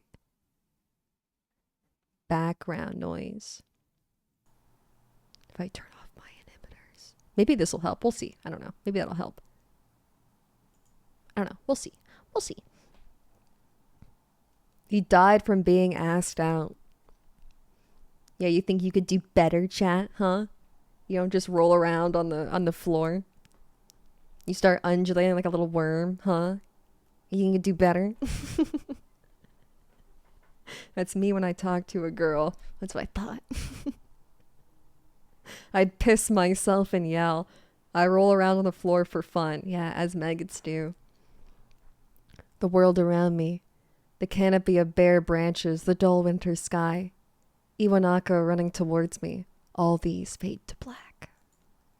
The last thing I remember before slipping away are the sounds of Iwanako screaming for help in the incessant clatter of the branches above. And it fades to black. Simply don't talk to this girl. Chat, there is no time to talk to girls, okay? No time. Help! Help! Help! Oh my gosh, animated.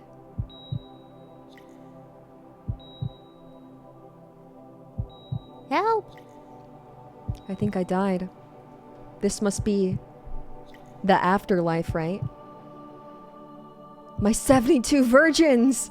This is it! Oh my gosh. This is what it all came to. This is what it all got to.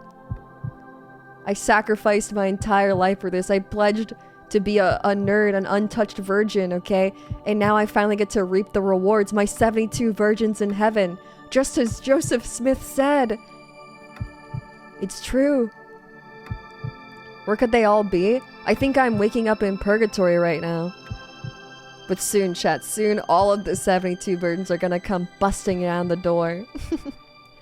Oh, that's true. I think I get 71 virgins because I accidentally talked to a woman before I died.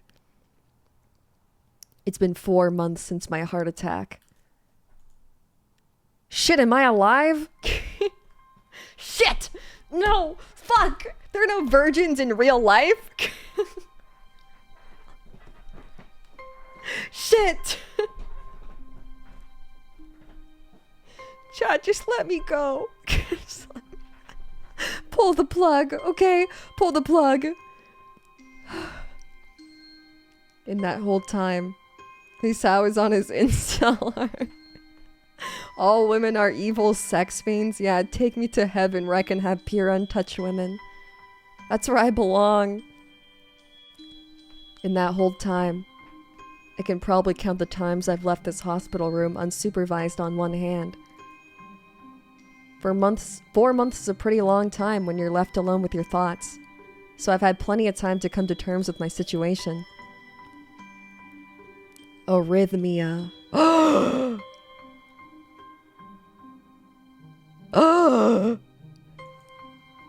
A strange word. A foreign, alien one. One that you don't want to be in the same room with. Chad, they say if you say arrhythmia 3 times, it appears behind you at night. Arrhythmia, arrhythmia, arrhythmia. It manifests. I manifest evil. Quiet now. Someone say glorp. Chad, are you scared? A rare condition. It causes the heart to act erratically and occasionally beat way too fast. It can be fatal. So scary. Apparently, I've had it for a long time. They said it was a miracle that I was able to go on for so long without anything happening. Is that really a miracle? I guess it was supposed to make me feel better, more appreciative of my life.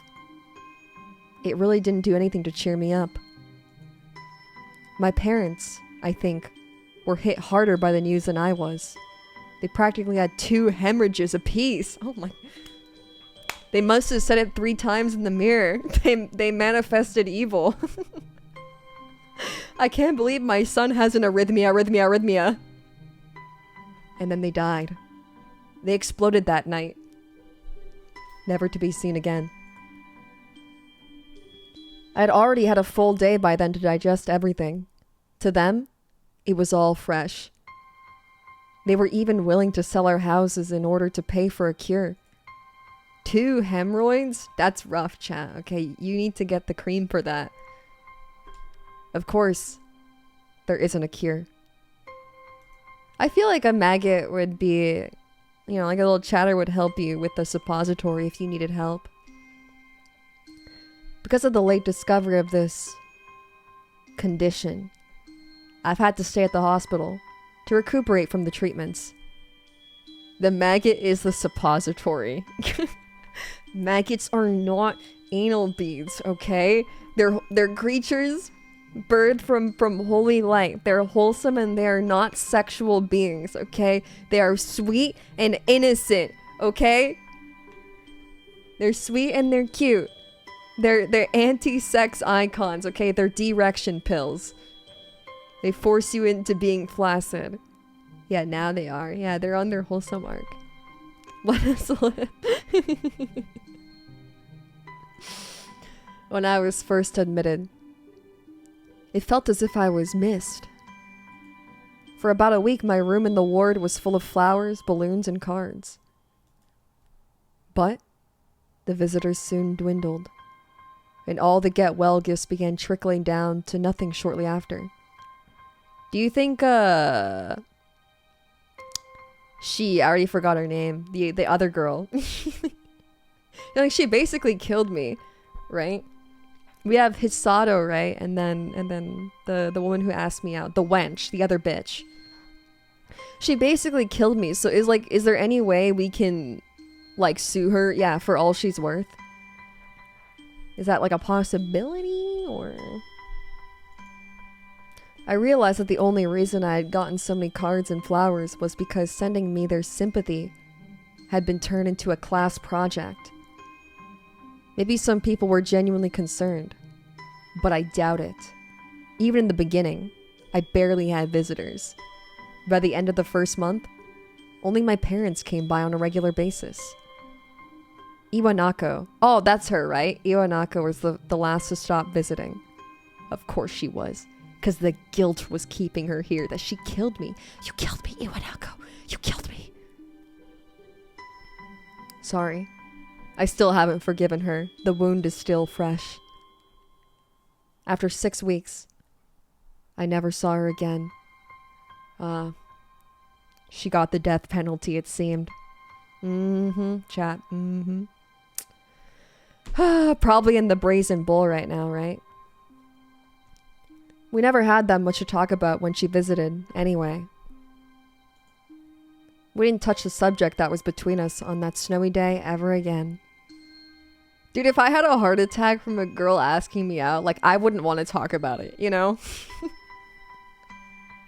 I wouldn't want to discuss it. That's how you relive the trauma and you go back into cardiac arrest.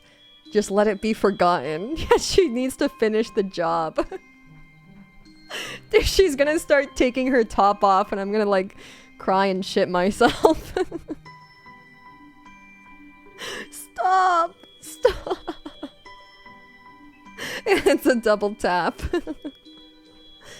The hospital? It's not really a place I'd like to live in. The doctors and nurses feel so impersonal and faceless. I guess it's because they are in a hurry and they have a million other patients waiting for them. But it makes me feel uncomfortable.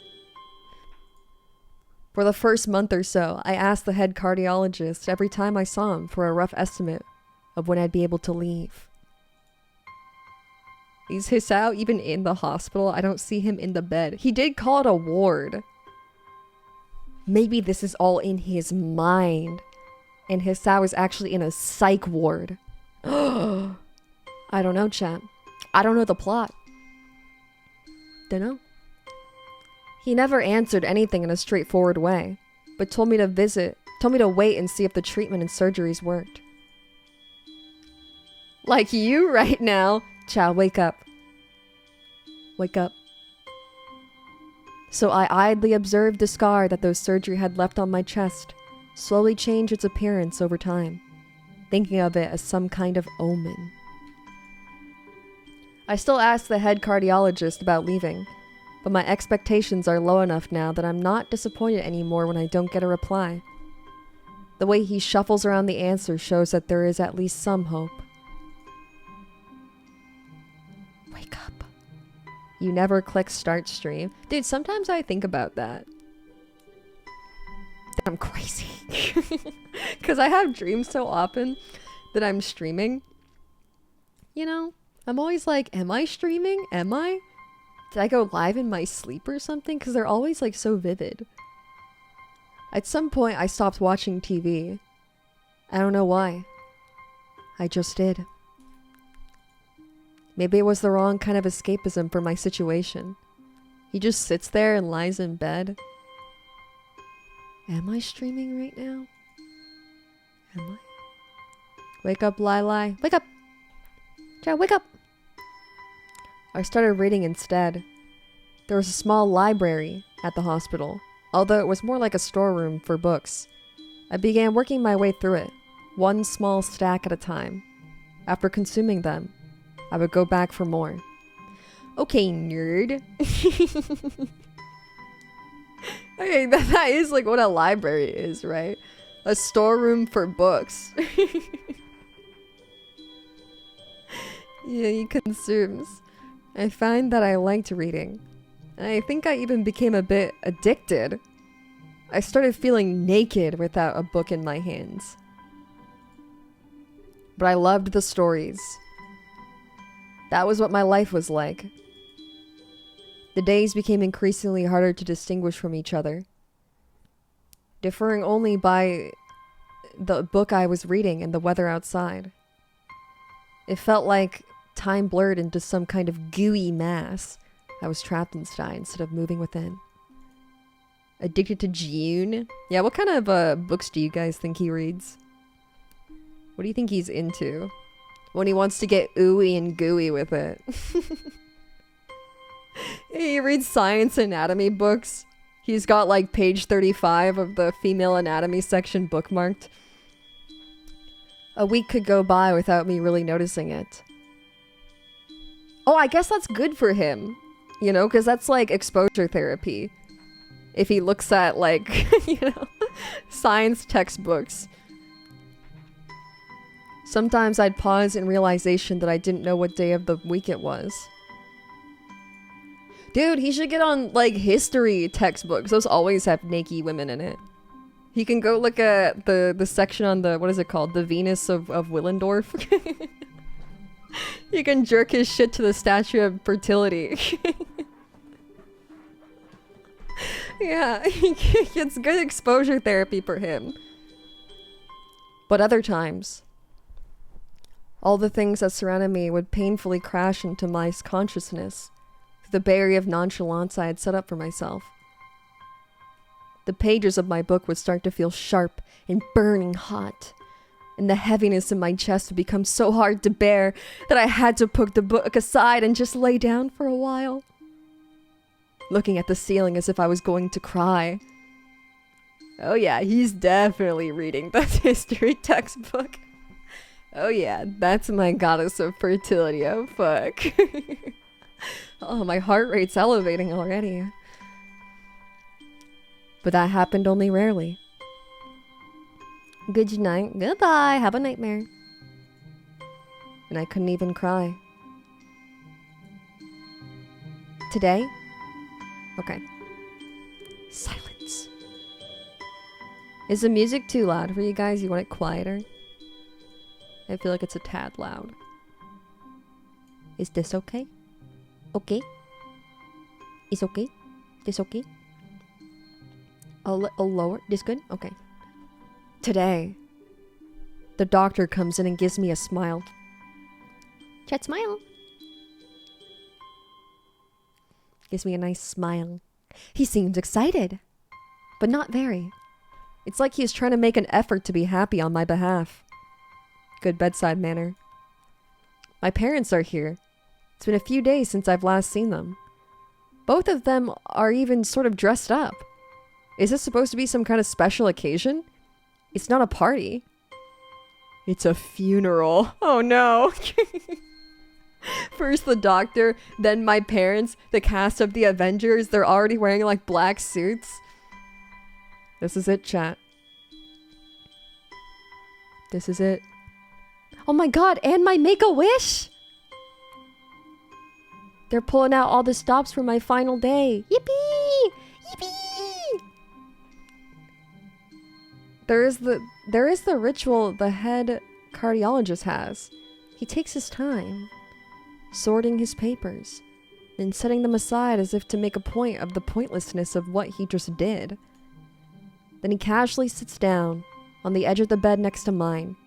He looks me in the eyes for a moment.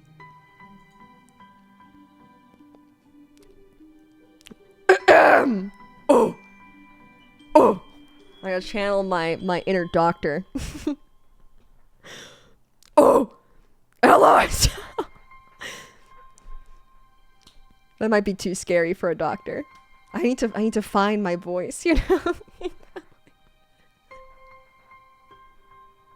It might be, I don't know. Would you guys, like, enjoy having an orcish doctor? Hello, Hisao! How are you today? Do you feel more comforted? Oh yeah, because he's trying to make, like, your final moments, like, good, you know? He's trying to give you, like, a little giggle. Smork. Me fix. Me cure. Oh! Me cure. I don't answer him, but I smile a little. Back at him. I believe that you can go home. Oh, I believe that you can go home! Your heart is stronger now. And with some precautions, you should be fine. Oh, we have your medication sorted out. I'll give your father the prescription. Heart, fine. The doctor hands a sheet of paper to my dad, whose expression turns wooden as he reads it quickly.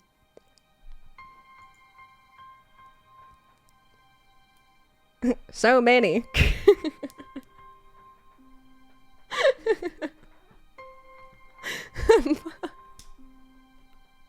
My dad's from the West. Gosh dang it, son. Gosh dang it, why can't you fucking talk to women? God damn it, now we have those fucking hospital bills to pay. I take it from his hand and take a look at myself. Feeling numb. How am I supposed to react to this? The absurdly long list of medication. Cinema. This is cinema. This is pure nightmare. The voices. The voices. The voices. Dude, it's hard to even read the text. The absurdly long list of medications staring back at me from the papers seem insurmountable. They all blend together in a sea of letters. This is insane. Hi, Horace. Hi. Hi. Side effects, adverse effects, contradictions, and dosages are listed line after line with cold precision. I try to read them, but it's so futile. Dude, who reads the side effects chat? The side effects for Tylenol are like a heart attack, death, your limbs will fall off, you'll combust, you know? It's like there's side effects for every medication. It happens. What are the odds? What are the odds? I can't understand any of it, attempting to only make me feel sicker. You're AFK, what I missed so far? I'm dying. I'm dying, Lurk, I'm dying. I was killed by a woman. A harlot. All this for the rest of my life? Every day? Yeah, a woman trying to turn me into an adulterer just like her. A slut! I'm afraid that this is the best... Oh. I'm afraid this is the best we can do at this point! Oh! However, new medications are always developed, so I wouldn't be surprised to see that list fade over the years.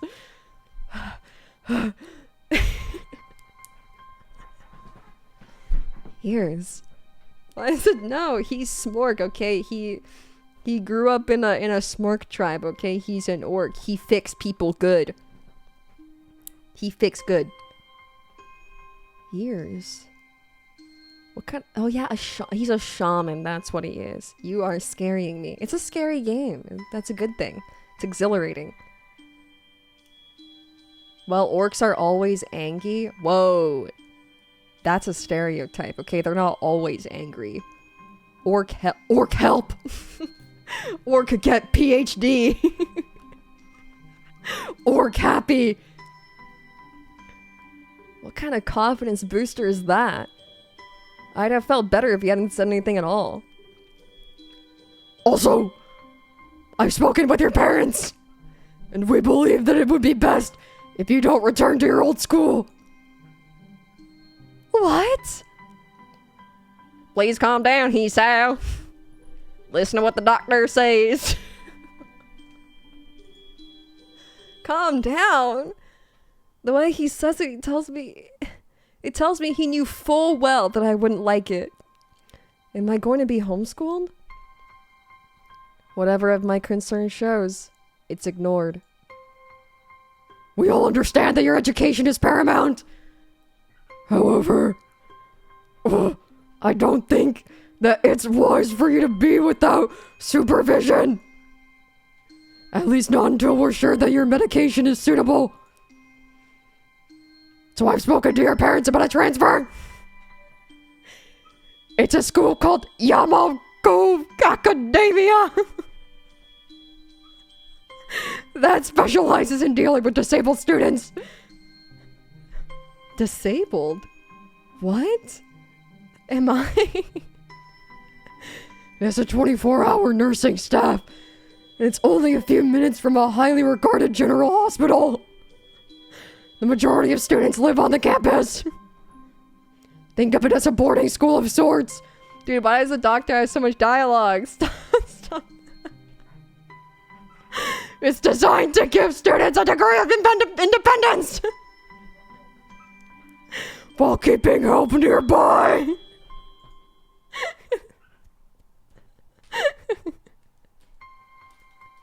Independence? It's a school for disabled kids. Don't try to disguise that fact. If that was really that free, there wouldn't be a 24-hour nursing staff. And you wouldn't make a hospital being nearby a selling point. Of course. That's only if you want to go. But your mother and I... Oh wait, that's just...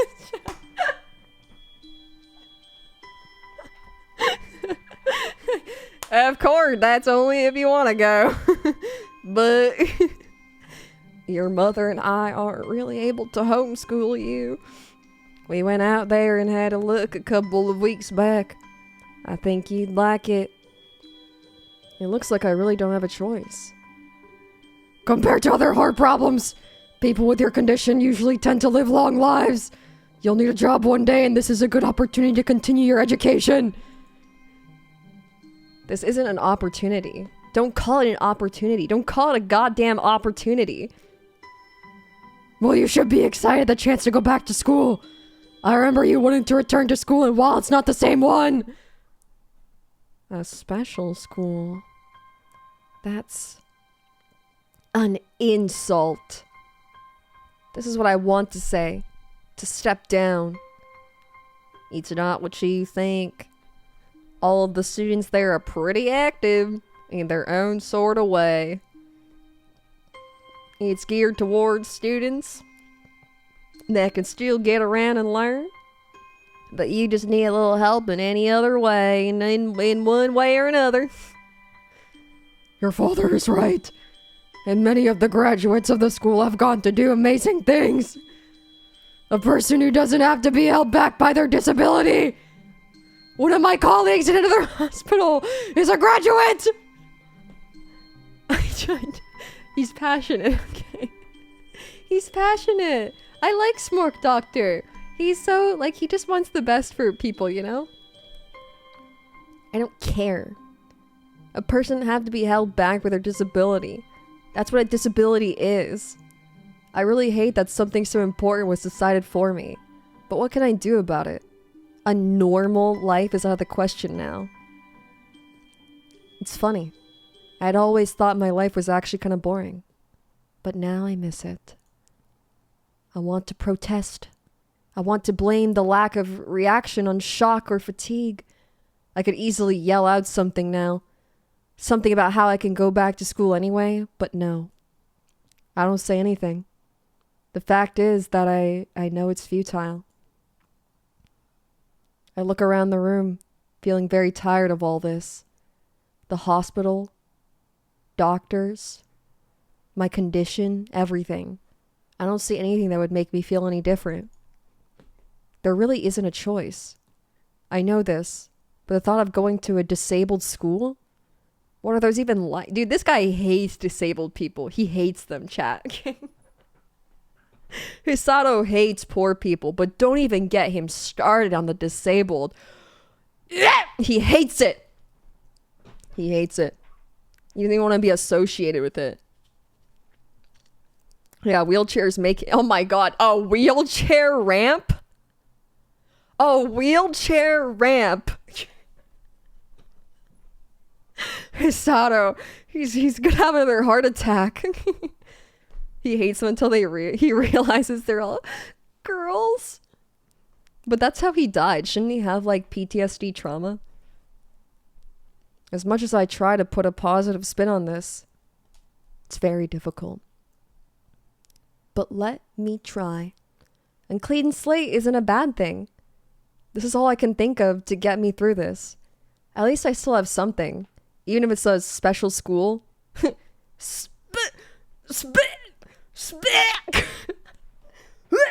Special school. It's something. It's a fresh start and my life isn't over. It would be a mistake to just resign myself to thinking about that. At the very least, I'll try to see what my new life will look like. Oh yeah, the girl did show up, right? She was the last to stop showing up. Maybe this is good for him, you know? He'll grow to love the disabled and he'll stop being, yeah. he'll stop being full of hatred. You know, this is good. I think this will be good for him. Okay, chat. The gate looked far too pompous for what it was. Oh my gosh, I got an achievement. In fact, gates in general seem to do that. But this one especially so. Oh, it's a posh school. Very posh. Also, before we really get in there, I need to pee. Before we get in. And the festivities start. I gotta pee. I gotta pee.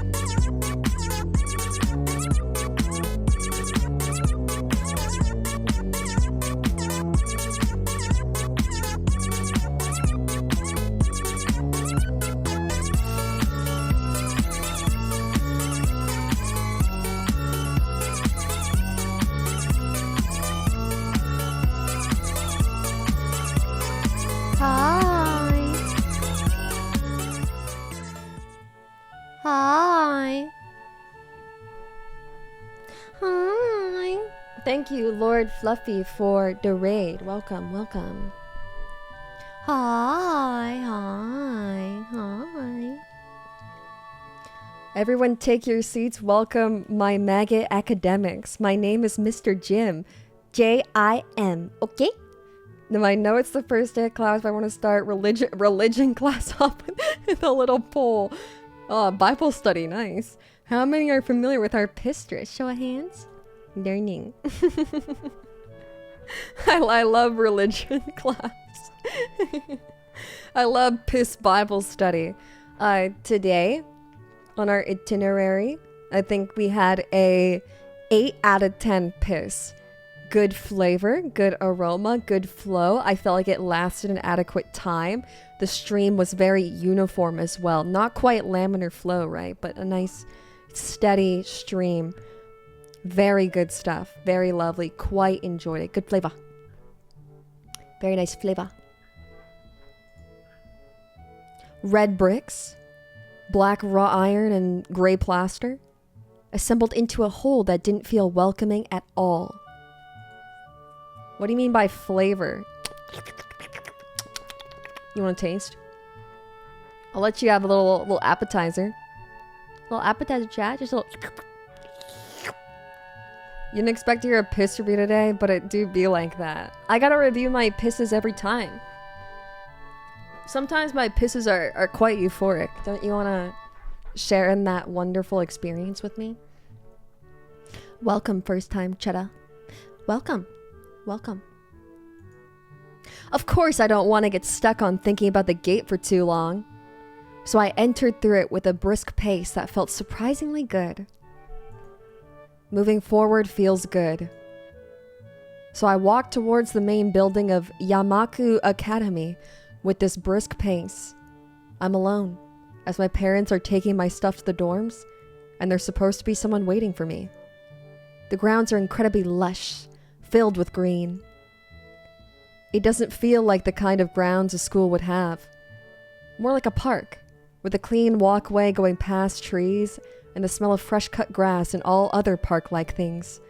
Wow. This place is lovely. Words like clean and hygienic pop into my mind. It makes me shudder. Why?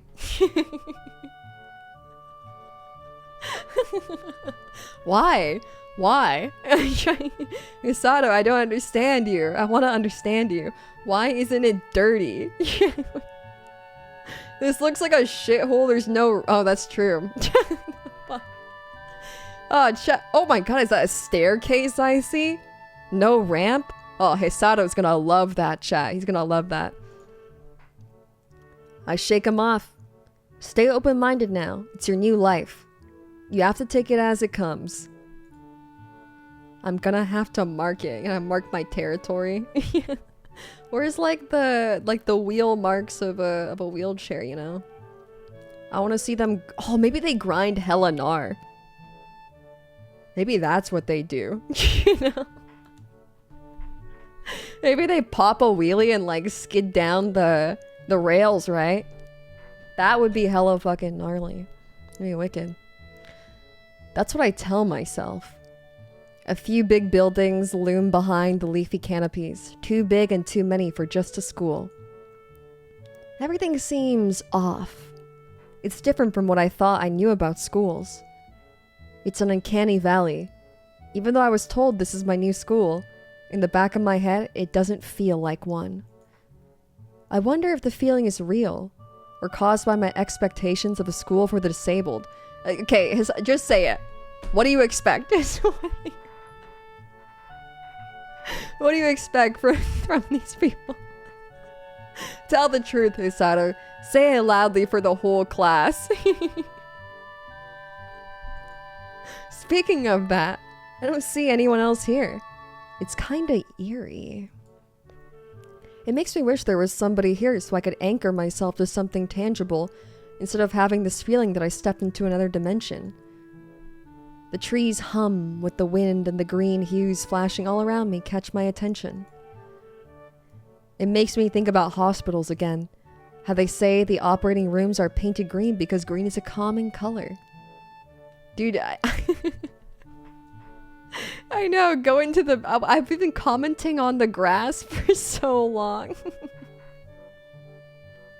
It looks like you misplaced your blood bag. I'm here. Oh, thank goodness you're here. I was about to start sucking on the antennas of the maggot in my arms because I'm getting hangy. You walked by a wheelchair ramp and you became embroiled in rage. Sorry, I gotta calm down. The calming grass, chat. The calming green color. So why am I feeling so anxious despite all this greenery? Only after I stand in front of the haughty main building. I surprised myself by realizing why the gate bothered me. It was the last chance I had to turn back. Even if I had no life I could return to. But still, after entering, there was absolutely no way I could go back anymore. Dude, I'm actually hard stuck. I'm hard stuck outside. Yeah, he needs to suck it up. Get in there. Come on. There's cute disabled girls waiting for you. Come on, man. This is good for you. Feeling nervous, and with this realization set in my head, I opened the front door. Oh, he's in! I'm in. A tall man with bad posture notices me as I enter. We're the only people in the lobby, so it's only logical. Hi, Fred. Hi. Hi. You must be Ninaniki? Nakai? So you are. Excellent. I'm your homeroom and science teacher. My name is Matu. Welcome. We exchange a handshake that is neither firm nor sloppy. And he looks at his watch.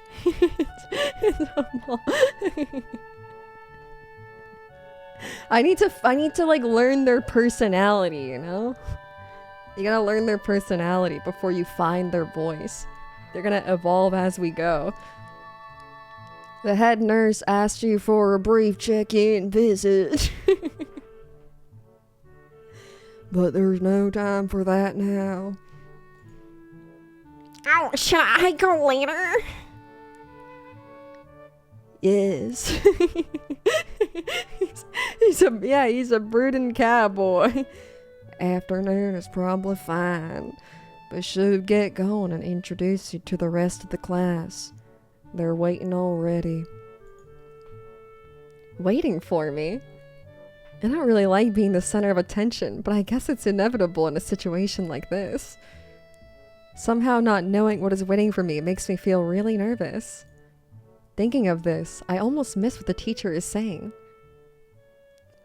Do you want to introduce yourself to the class? Yeah.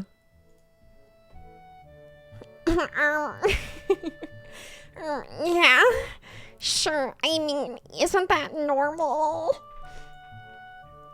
Of course. Not everyone likes to be at the center of attention. I'm probably one of those people, but I guess I should be the one to give the first impression of myself. Right, but it's no problem.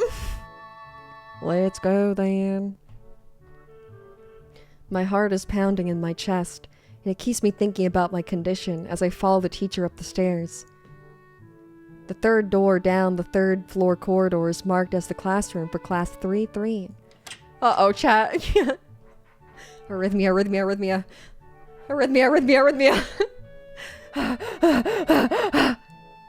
Moot Tao opens the door and enters. Good morning, everyone. Sorry I'm late again. Sorry. I hesitate for a split second at the door, freezing on the spot. Ah, get a grip! This is a big step. I know that, but there isn't any point to worrying so much about it, at least not this soon.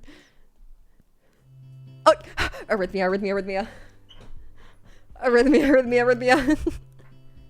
I followed teacher into the classroom and look around partially, so I won't have to meet the curious gazes of my new classmates. I like this girl the most. I like her wide set eyes. She reminds me of Sid, the sloth. I love that. I love a girl with wide set eyes. Yeah, she makes her look like a prey animal, like she has to maintain like a 360 vision. Yeah, it's a Clanad looking ass. I love Ice Age. Girl from the right has a demon sealed in her arm. Oh yeah. I'm observing. Ooh, I like this girl back here. This one is my new favorite. She looks edgy and cool. It's pretty spacious. The ceiling is unusually high and there's lots of space left over around and in between the desks. An entire wall taken up by blackboards and the high old-fashioned windows only make it seem larger. The students' desks are just standard wooden desks with a half shelf underneath for books and wooden chairs with metal frames. Simple and efficient. I stop walking in front of the classroom and face the other students. They all look normal. What? Normal? For the special school?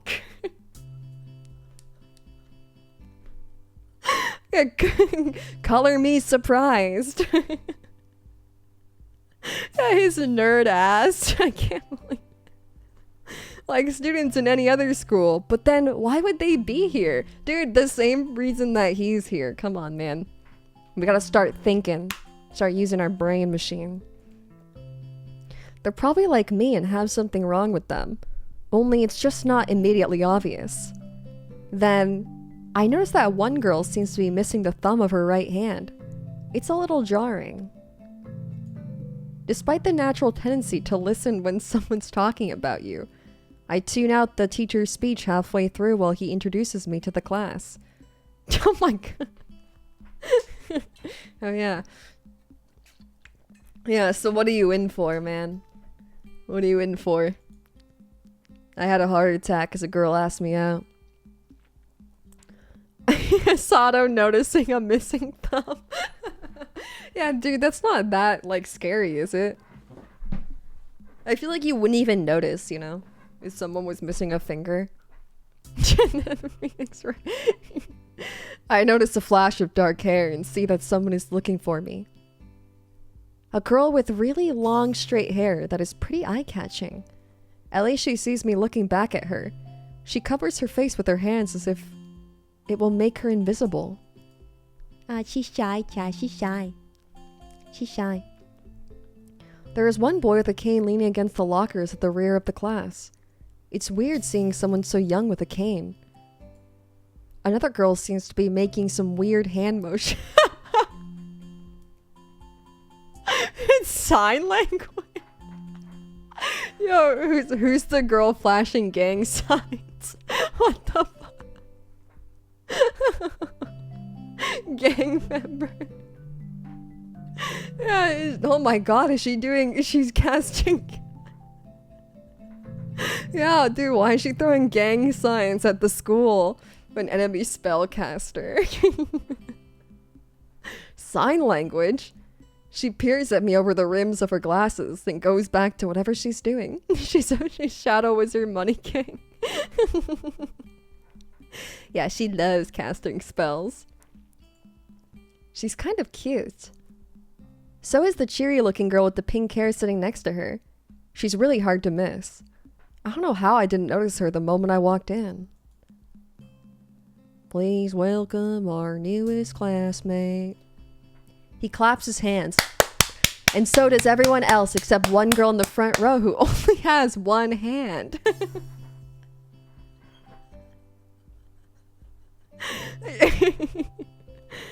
That's why you gotta slap yourself like you're going giddy up. Yeah, yeah. You only need one hand for that. I cringe a little, but hide it by bowing in thanks for this applause I did not deserve.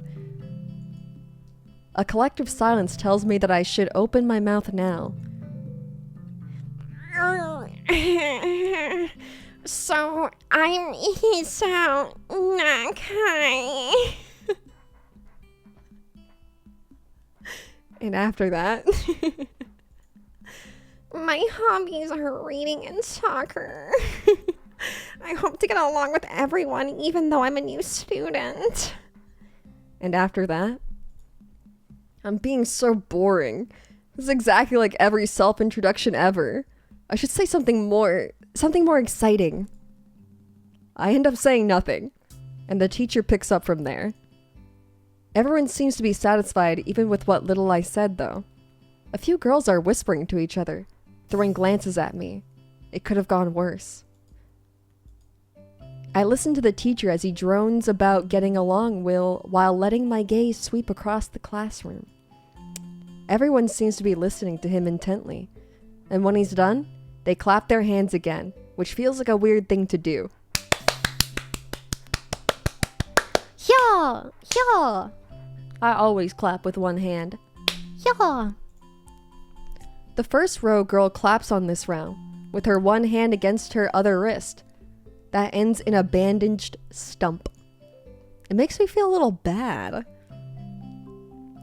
We're going to be doing some group work today, so that'll give you a chance to talk with everyone. Is that okay with you? Yeah, it's fine with me. Zombies just modded. Yeah, that introduction made him depressed, okay? Can't you tell from his eyes? He's tired, man. He's tired of people like him. That's good. You can work with Hakamichi. She is the class representative. She can explain everything you want to know. And who else would be able to do that better? Right? How could I know? The teacher passes out the day's assignments and announces that we will be working in groups of 3. Good night, Alex. Please haunt my dreams. I'll make sure you have a nightmare. It hits me that I don't know who Hakamichi is. Slow. The teacher seems to catch my helpless expression. Oh, right. Hakamichi is right there. Shizune Hakamichi. Oh, the pink-haired girl. Oh, she also has wide set eyes like a prey animal. As he calls out her name, the cute bubbly-looking girl with bright pink hair and gold eyes waves her hand at me. I take a seat next to her by the window. I don't like that one. Do you guys like drills? Drill hair? I don't really like it. I sometimes like it. I don't mind it when they're like the big, like wide drills. You know? And they're like less compact. I like a nice kind of like a ribbon, you know, then they're nice. That's worse. I think that's better when they're bigger. I don't really like it when they're like tight to the face like this.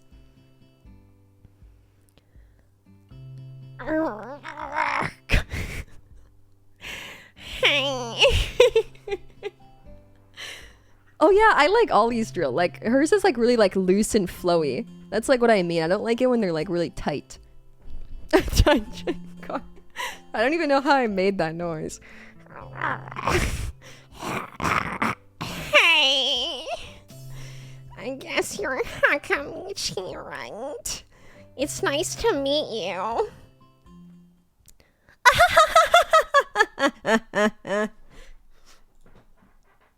She has an air of evil to her.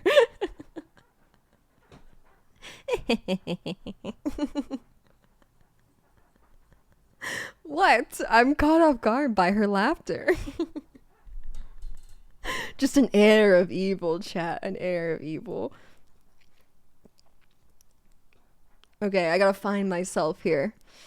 What are we thinking, chat? Turn her into a witch? What are we thinking? Lock in. I don't know much about her. Is she like a soft and supple girl? Is she like exciting? Is she a bit... She's gotta probably sound a bit like Kirby, right? Give her a bitch voice? Like, it's so nice to meet you. It's so nice to meet you too, but... It's nice... Wait, what? Why is it crossed out? Who are you? I know she has a dark and mysterious past. Yeah, a valley girl with a bit of a witch cackle to her. It's nice to meet you too, but I'm not Hakamichi. I'm Misha.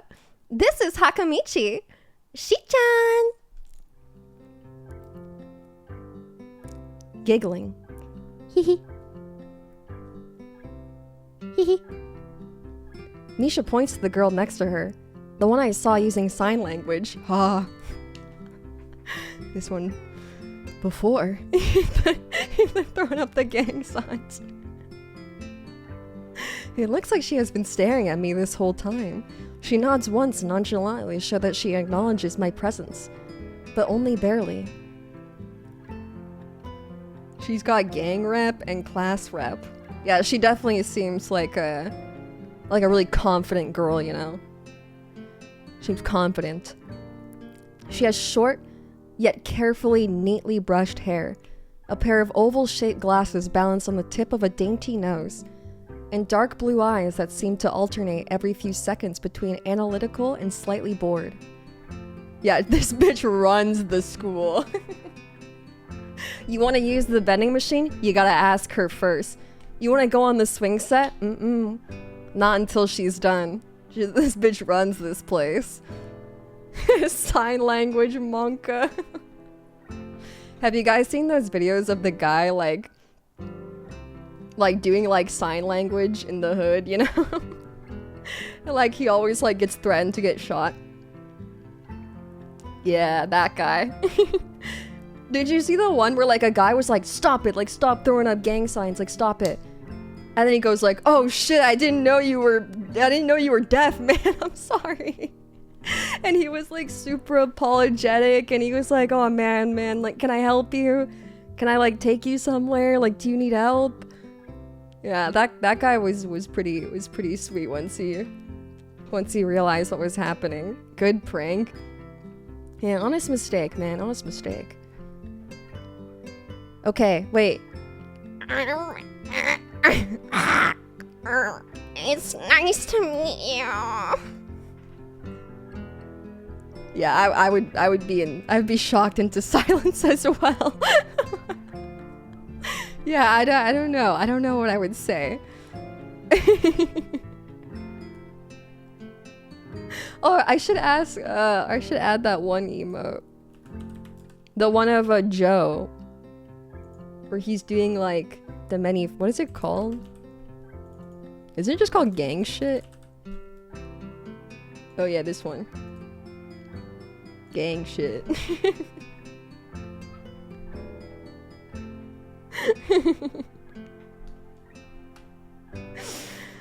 She immediately looks at Misha, who smiles and makes a few quick gestures with her hands. Oh god, she's doing it. Hakamichi nods and makes a few gestures of her own. I start to wonder if the teacher was messing with me, saying things like, you'll be able to talk to people, and who better to explain things to you? I can see you're a little confused, right? Right? But I understand why you would think I was Shi-chan. Shi-chan is deaf, so I'm the person who translates these things back and forth for her. Absolutely great. It's perfect for her. I'm like so totally like an interpreter. She says it's nice to meet you too. Silence. They're extremes. You're like the new student, aren't you? Well, Shi-chan, of course he is. If he wasn't, he would have been standing up there for no reason, right? Right? He seems like a very interesting person, doesn't he? Are you going to give the dude? I hope not. I hope I don't have to. No. No.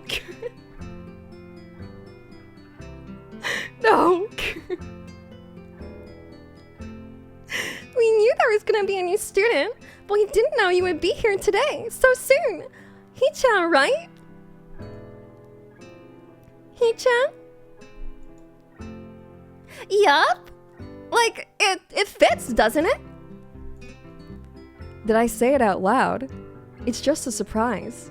I've never liked that nickname. I don't really see how. It fits. You look just like I imagined.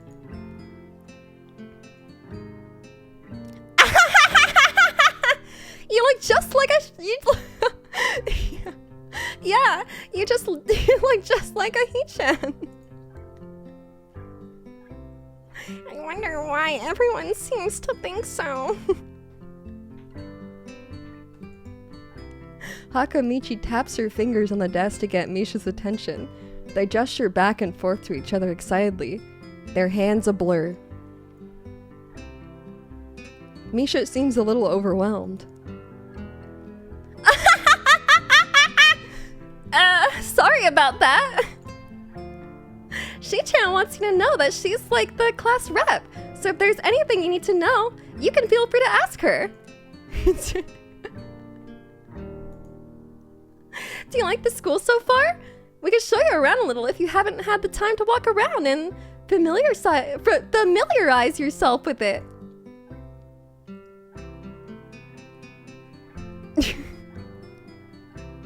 Misha stumbles with the hard word a bit, making it stick out in her otherwise fluid translation. Thanks. That would be pretty helpful. Yeah, I just kind of came straight to class today.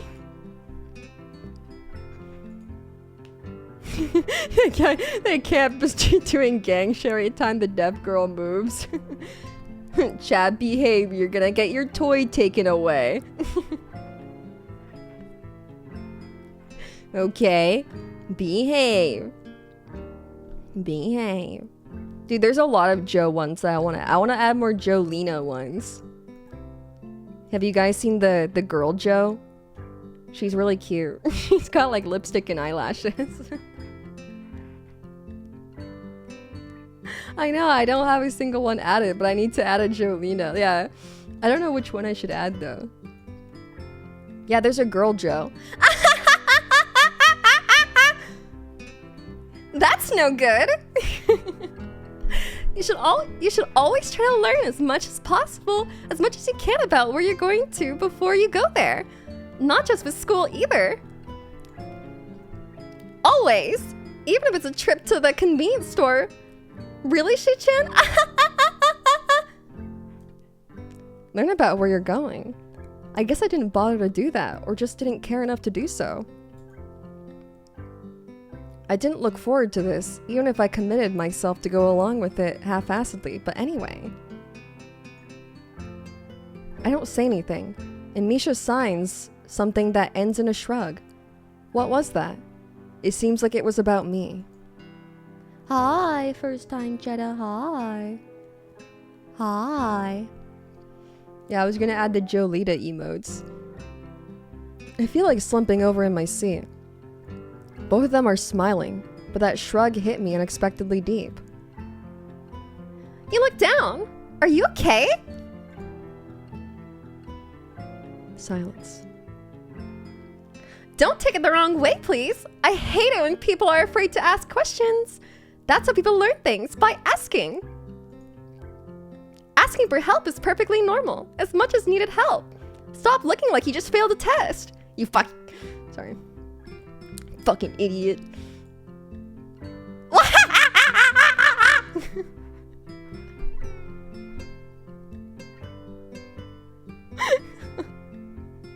Ew.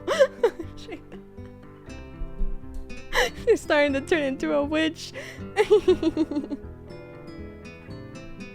Alright. Yeah, dude, soon you won't be able to understand her. She's just gonna be squawking like a seagull. And another thing. You don't have to call Shi-chan something so formal like Hakamichi or class rep all the time. Just call her Shi-chan. Why did the music cut? Hello? I'm scared. hey, maybe that's too casual. Maybe Shizune would be more appropriate. Yup, Shizune is fine. Okay, that would be a lot easier for me. I feel a lot more at ease. Both of them seem so friendly, so I feel like an idiot for being so apprehensive earlier, especially about Shizune, who I assume would be all business. Yeah, it is a free game. Well, she still seems like that, just less so, I guess. Huh? Oh, right. We haven't even touched the assignment. We should start work now, or Shi-chan will get mad. The assignment is also kind of long. So we should start now if you want to finish it before the end of class. That's what she said, Hisao. That's what she said.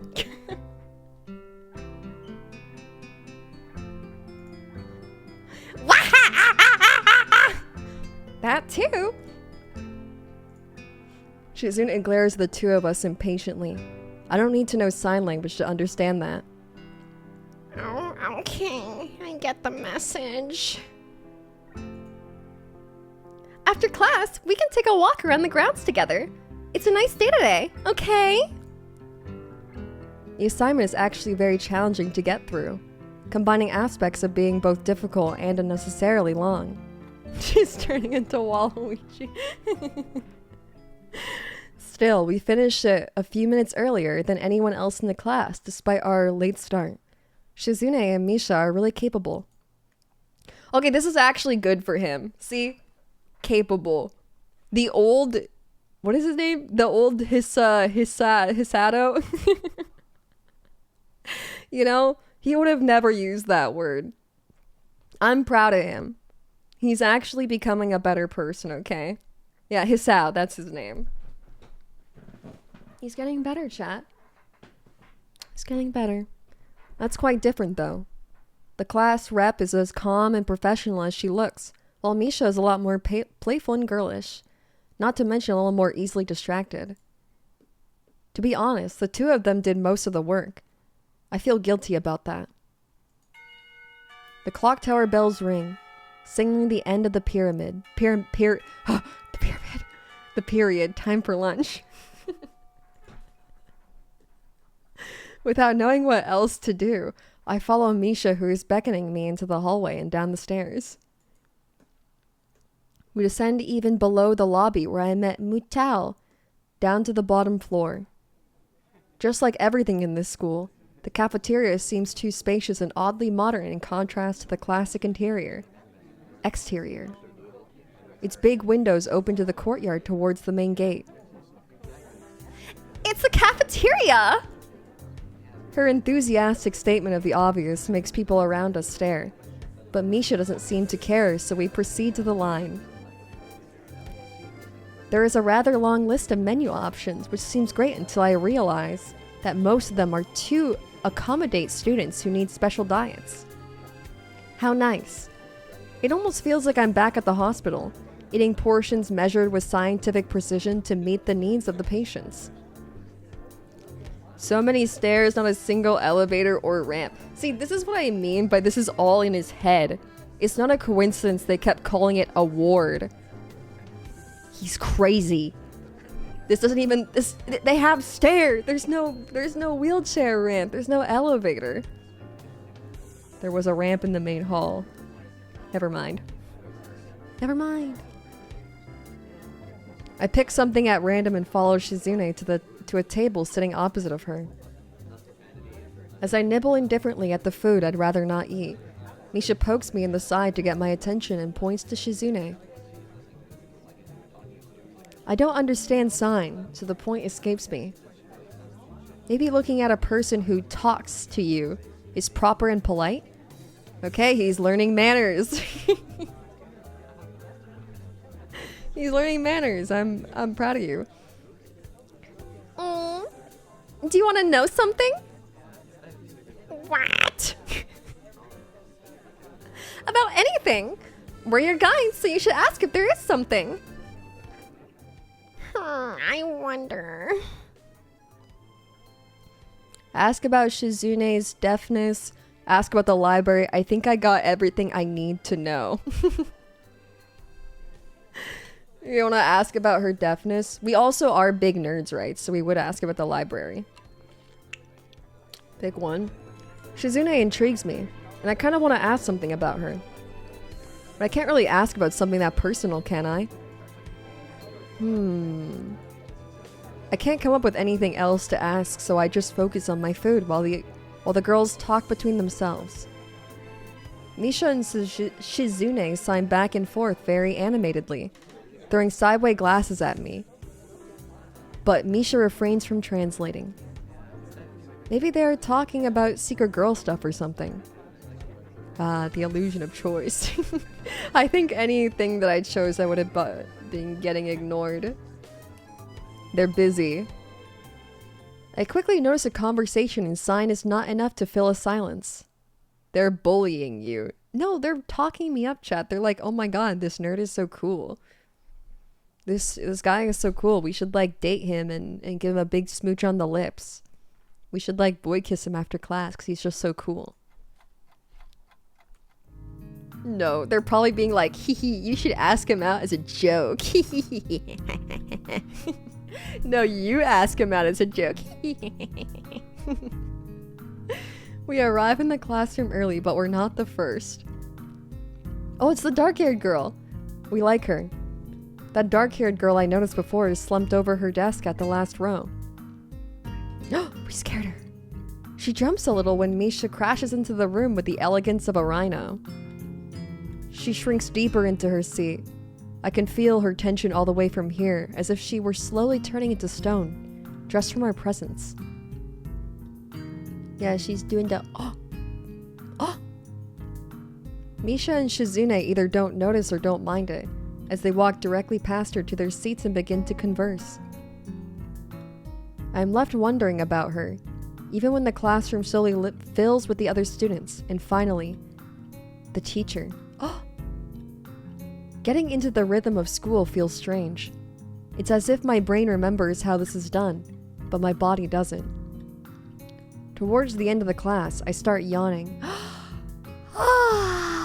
I'm counting the minutes left. I shouldn't be this tired on my first day of school. Maybe it's the long time spent in the hospital that made me like this. I'm even feeling physically weak and lifeless. Before long, the bell finally rings. School is finally over for the day. Beside me, Misha and Shizuna are having a short conversation. After a bit of deliberation, Misha turns to me. Unfortunately we can't stay and show you around today, Hee-chan. We've got to hurry already, since there's a lot of work for us to do. You'll find your way around here, I'm sure of it. Wait. The teacher said I'd have to see the nurse. Where do I have to go? Is that so? We can at least show you that much. Come on. The nurses have their own building, so we have to go outside. It's basically... Did his sound just go?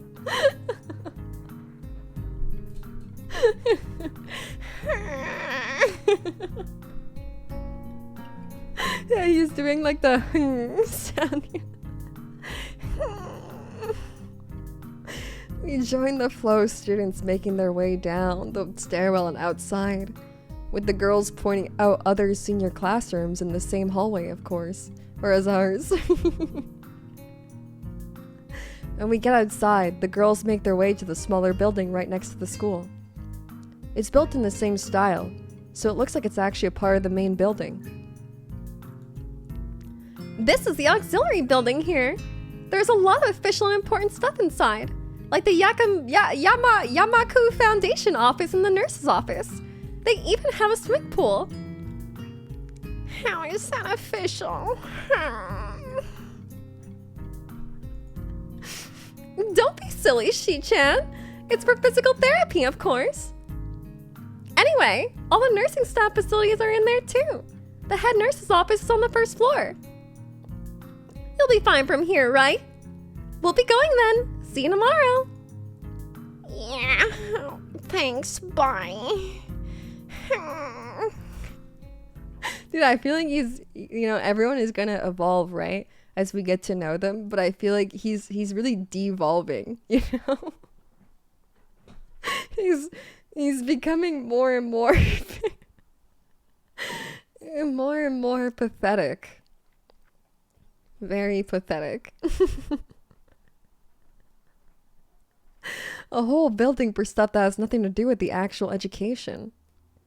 I guess it's necessary for a place like this. Dude, this shit is a prison. Wow, this school is really nice. I walk in hoping that this really will be only a quick visit like the teacher said. On a white door on the left is a green cross with the text, Head Nurse, and a nameplate. A voice from the inside responds to my knock almost immediately, but I can't quite make it out. It sounded a bit like an invitation to open the door, so I invite myself further in. The room is not large and smells strange. A friendly-looking man turns around on his office chair to face me as I enter. His desk is neat and tidy, but the bin under the table is overflowing with used medical utensils. Oh, nice. Used needles. Sick. Yeah, ancient tech. A computer. Is that one of them there fax machines? Is that a phone? And there are at least a dozen coffee cup rings lingering on the desk. Smiling man. Hello there. What can I do for you today? He is young looking and sort of rugged, but the dimples in his cheeks wash that impression away when he smiles. Chet, smile. Smile. Yo kid, wanna shoot up some leftover insulin? Yo kid, let's do a shot of that EpiPen. That's pure fucking adrenaline, chat. Pure adrenaline. Get straight into cardiac arrest. It's gonna feel great. Wait, are you the nurse? He smiles like a person who's heard this very same question hundreds of times. Why, yes I am. It says so on the door, no? You can call me by my name or just the nurse, like everyone else. Dude, this guy's so cool. He's the nurse. A boy nurse. Yeah, I had to boo it to him. Of course I shake off my confusion, realizing I probably should grab his extended hand. His handshake is rather firm and friendly. Right. I'm a new student, and my homeroom teacher told me to come and meet you. My name is Hisao Nakai. His eyes light up with revelation and he snaps his fingers. Oh, you're that. Nakai, I was just reading your file in the morning. Some kind of chronic arrhythmia. I think he's flirting with me. Yeah, I know you. And a related congenital heart muscle deficiency, right? He gestures to me to sit down in a vacant armchair in front of his desk. Yes. Good. Well, you've probably been briefed about the school enough, so I'll just go over this quickly. We've had all kinds of facilities available, mostly physical therapy and such. There's always someone from my staff around, even at night, so never hesitate to call us if there's a problem. The famous 24-year-old nursing staff, the nurse. Wow. This is like a hospital. What do I call? When is the colonoscopy? I heard there was gonna be a colonoscopy here. Should I bend and spread now or later? Well, not exactly. Yeah, I was really hoping to get that done. Well, not exactly. For instance, we don't do brain surgery here. His joke feels sort of placed that I'm left thinking why he even said it. Yeah, Just that it's really weird to have so many medical people at a school. You'll get used to it. I'm not so sure of that myself, but I don't let the nurse know it. Now, let me just find your file again. Yes or no enemas then? But doctor, my prostate! Please, doctor, I could have prostate cancer right now. You have to help me. While he searches for something from his computer and shuffles stacks of papers. Oh yeah, he does have hemis, right? He does have the hemi. I let my gaze wander around the room. Dude, this music is so like sexy sax as well, you know? This guy's just so cool. Just so cool. It's the epitome of generic, I'd like to say. Beige walls and ceiling, dark gray laminate the flooring, and all the equipment you'd expect from a school nurse's office. Yeah, he's so suave. Even the ridiculous educational posters are hanging on all 4 walls, reminding me to eat properly, 3 times a day, and from all the food groups. Smiling. Can't smile. The nurse draws a thick file from a stack of similarly thick files and opens it. So, you already have medication for the arrhythmia. Just remember to take your pills every morning and evening, or it won't be much help. Apart from that, do you do any sports? Rash stuff like, I don't know, boxing? Dude, he's gonna punch my uvula with his tongue. He grins to his own joke, but I don't. Well, I played soccer occasionally with some classmates. Alright. I'm afraid I'm gonna have to recommend you refrain from doing that. At least for the time being. My lack of reaction makes him raise an eyebrow, but really, I'm not too bothered by him forbidding me to kick a ball around. I guess I never did it. Did it out of burning passion for the sport, just to have something to do. Any kind of concussion might be very dangerous to your heart, and risking another attack is not a good idea. Was the previous one caused by a sudden concussion to the chest area? There's no mention of the cause in your papers. Not exactly. Say it. Say it, Hisao. Tell him what happened. Expose yourself. I size up the question acceptably. He glances at me over his papers with a more serious expression on his face. Still, you need to keep your body healthy, so do some exercise. Some exercise would do you some good. We have physical therapy and such available, as I said, but I don't think you really need such heavy measures. Just get some light exercise regularly. Brisk walks or even light jogging. Jumping rope, that sort of thing. Swimming maybe? There's a pool here. So I was told. You were. Very good. At any rate, I'm sure you've been told this stuff before. You just need to take care not to overexert yourself. He wags his finger to emphasize the point. No need, really. I've heard this 1,000 times already. Absolutely no unnecessary risks. Take care of yourself. Okay. He goes over my papers one more time and sets them on the desk, obviously content. Good. That's it then. Come meet me if you ever need something. I'm ushered out before I even realize it. A quick visit indeed. Shit, that guy was way too cool.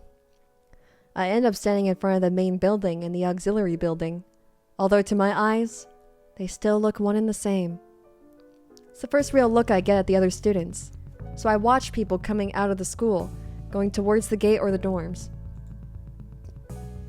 Everyone seems to know where they are going. And I still keep thinking that most of them don't look too special for being students at a special school. Then again, neither do I. Dude, this guy is really hyper-fixated. You know, always so shocked that people are normal, you know, to him. Yeah, dude, this guy loves this spot though. Does that make me one of them? Dude, don't act so disgusted, okay? Hisao. Don't act so shocked. Don't be so disgusted.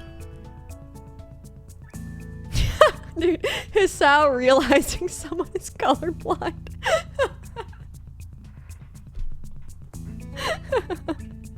Dude, the self-loathing he feels when he can't pass a colorblind test. And he mistakes like orange and blue. Am I a freak? What do you mean red green? What do you mean by that? Silence. I should go somewhere too, to prevent me from getting lost. It's around dinner time, but I feel tired instead of hungry. The weariness in me only grows as I trudge toward the dorms, set a little way apart from the main building complex. Oh, new scenery. You're off to take a nap. Have a good day, everyone. Good night, Ikaru. Have a nightmare about me. There is a garden of sorts between the school and the dorms. Shrubbery, flowers, and that overbearing smell of fresh-cut grass that fills the atmosphere. It dawns on my tired mind that the smell feels novel because I haven't been outside at all for so long. Extreme grass obsession. Genuine, pure love for the color green. The dorm building is big and made of red brick. Like the others, it feels way too pompous for what it is, so I push forward, going inside. It takes more time than necessary to fish out the key I was given from my pocket. Room 1... Room 119. Despite the ornate exterior, the inside of the dorm is fairly new, functional, and boring. Dude, everything looks like a prison. It's that bright white fluorescent lighting that really reminds you that you're stuck here forever. It's Britain. Oh god. Why is this how boiling music? I'm a phlegmy girl. You know I am. That translates into Hisao. Just like in the main building, the halls and doors are wide to accommodate wheelchairs. The same goes for the elevators at the end of the hallways. Okay, that solves that mystery of the staircases. Okay, they are wheelchair accessible.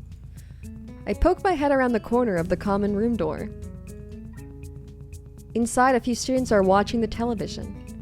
One nods and gives a quick "Hi! Hi!" before turning back to the TV. Seems that only the girls around here are sociable. I suppose that's perfectly fine with me. I climb the stairs to the upper floor. Here, small corridors branch off from the main hallway. Each of these main halls seem to have a toilet and shower, as well as 4 rooms.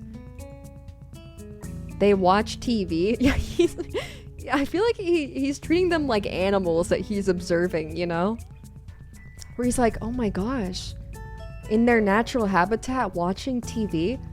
Wait a second, I watch TV. They're just like me. About halfway down the hall, I spy room 119. The nameplates on the rooms adjacent to mine are blank. I guess there are just 2 of us here. No, that can't be true. No, we can't have too much in common. We both like television. No.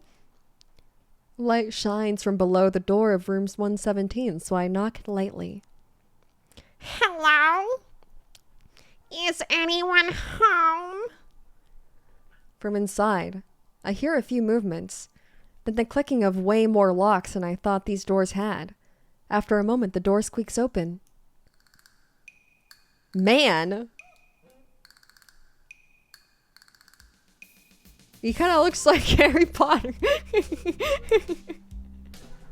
Man! This guy is Harry Potter. A bespectacled boy is standing in the doorway. He is looking at me very intently. through his extremely thick glasses. Who is it? Blind? No, at least not completely. Why would he have eyeglasses if he was? He leans closer to me until our noses are almost touching. His breath stinks of garlic. Hisao Nakai. I'm moving into the room next room. I thought I should introduce my... His face suddenly brightens in realization, and he stands back upright, thrusting his hand out in a smiling greeting, almost straight to my diaphragm. Oh, it's Kenji. Is he the nerd that you guys were talking about earlier? Oh. Sup, dude? Dude.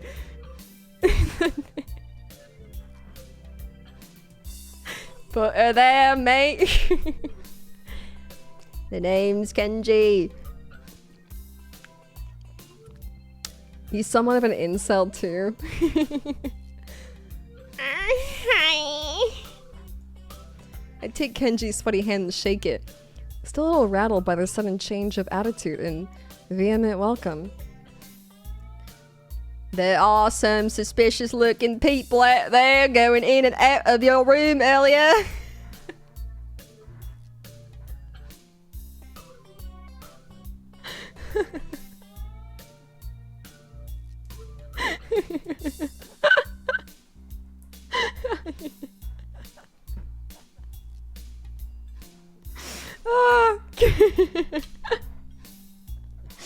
Oh my gosh, that XDD British email makes me laugh every time I see it. It's just so ugly.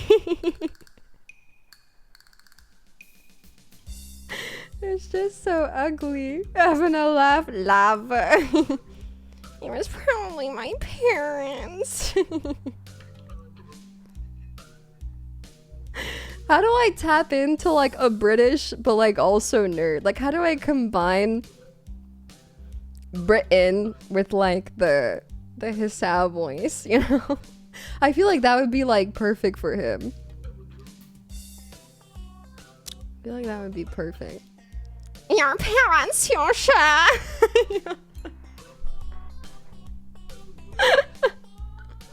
They could have some people too. You can't judge a book by its cover.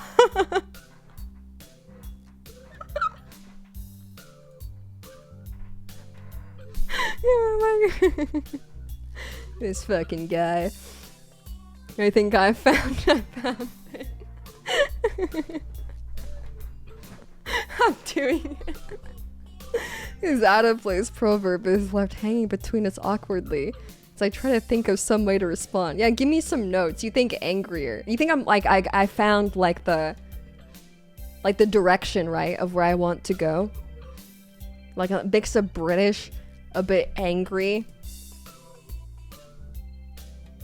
a bit nerd, you know? This is a tough voice to do. It's like hitting so many angles.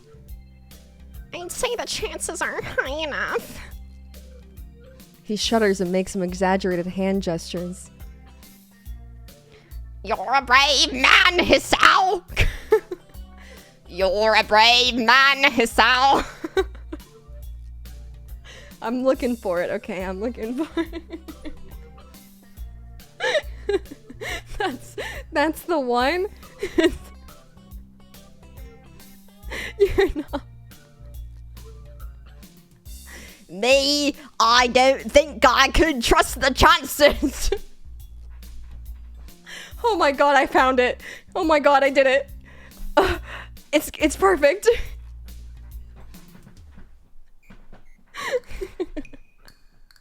Oh yeah, like the shrimp. The only one I trust is myself. Does that mean I shouldn't get to know you either? He thinks about this for a while. A wise decision. Damn. Bullocks. You're smarter than you look. Okay, this one's tough. Okay, it's tough. This This one's, it's hitting too many angles, you know? Like when you try to do it all, I'm the master of none, you know? I'm hitting it from too many angles. Probably! You think more or less, you know? More, I don't even, what do I add? What do I take away? What do you look like? I hope not smart!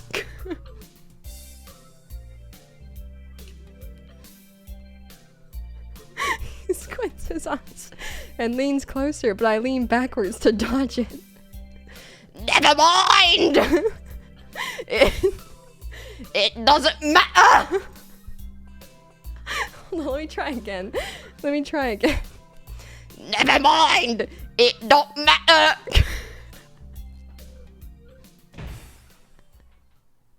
When he turns. With that, he turns. I'm like the town geezer. Okay, we need to practice him. Okay, it'll get better. It'll get better. With that, he turns, fumbles around for a moment in search of the door handle, and shuts the door behind him. I slide the key into the lock of the door marked 119. With bleak beige walls, white linen, a desk made of some type of light wood, ugly curtains. This is my prison. Even my blanket looks like a pile of straw or hay. It's no one's room, impersonal, like my hospital room was. My bags are sitting at the foot of my bed, looking a lot emptier than they did this morning. I hope Kenji comes back. The closet is sitting open, stocked with my clothes. Sorry, I was thinking about Kenji again. Also, it seems that there are a number of school uniforms hanging there as well. A note is pinned to the sleeve of one of the shirts. Hi, Hee-chan. We've unpacked your things and made your bed. They said that if these don't fit, then you should go to the office tomorrow. If you have any problems, you can always call us. Love, Mom and Dad. Well, at least I don't have to worry about unpacking. I kind of hoped I would have. Then there would be something to do. Oh my god, go hang out with Kenji. I want to hang out. I want to practice Kenji's voice. I feel like I'm almost there, right? Like I got the idea. I just need to work on the execution. It's still too early. I put the note down on the desktop and lie down on the bed, feeling drained. Lying there makes me want to read something, but I have nothing with me. I wonder if the hospital conditioned me for wanting to read whenever I have nothing to do. The restless urge just keeps growing until I have to stand up. Maybe it's stress or something. I was pretty nervous about it before coming, and for the entire day today too. I still am, I think. Damn. I have to distract myself somehow, so I won't be this unnatural all the time. Tomorrow, I'll go borrow some books from the library. Yeah, I'll do that. But for now... Oh no, don't do it. Don't do it. The school is cool. The people are nice to you, okay? Just because they're they're just normal. They're just normal people. Don't do it, Hisao. The bottles of medication, neatly arranged on my night table, catch my eye. I picked one up, and then I picked up another, and another. Time to make my new friends disappear. The voices! I pick up one and shake it just to hear the contents rattle inside. And then I read the glued-on pharmacy label. Ignore that.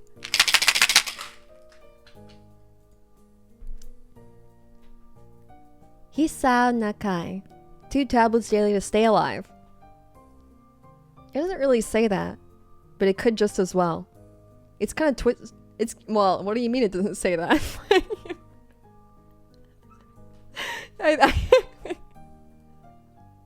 Are you gonna do like 5? Same thing. 5, 10, one pill. It's all the same, right? I'll just do all of it. It's all the same. It's kind of twisted having your life depend on chemicals like this. I resent it a little, but what choice do I have? Dude, he has no idea the absolute glory that is Advil extra strength liquid gels. I'm proud to be dependent on these every time my head hurty. With a sigh, I begin my new daily ritual of taking the right number of pills from each bottle, being careful to check the correct dosages. I lie down again, feeling hollow and uncertain, and after that I keep staring at the blank, unfamiliar ceiling for a long time.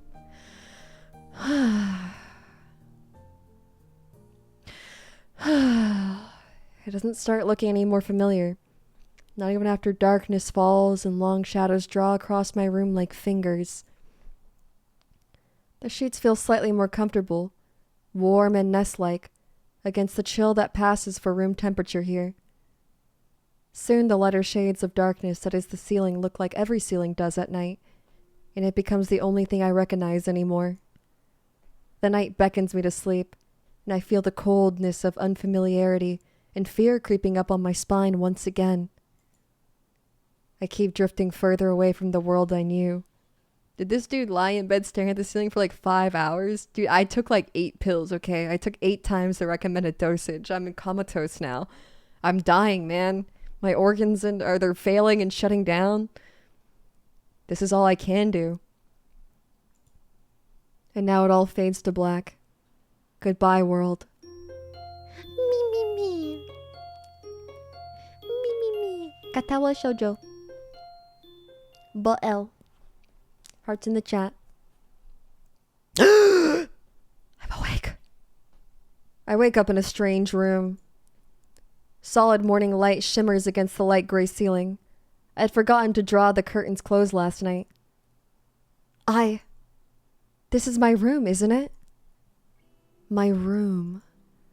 This is the 3rd room this year that I'm supposed to call mine. Various things around here remind me that indeed, it's me who is supposed to be the one living here. Where am I?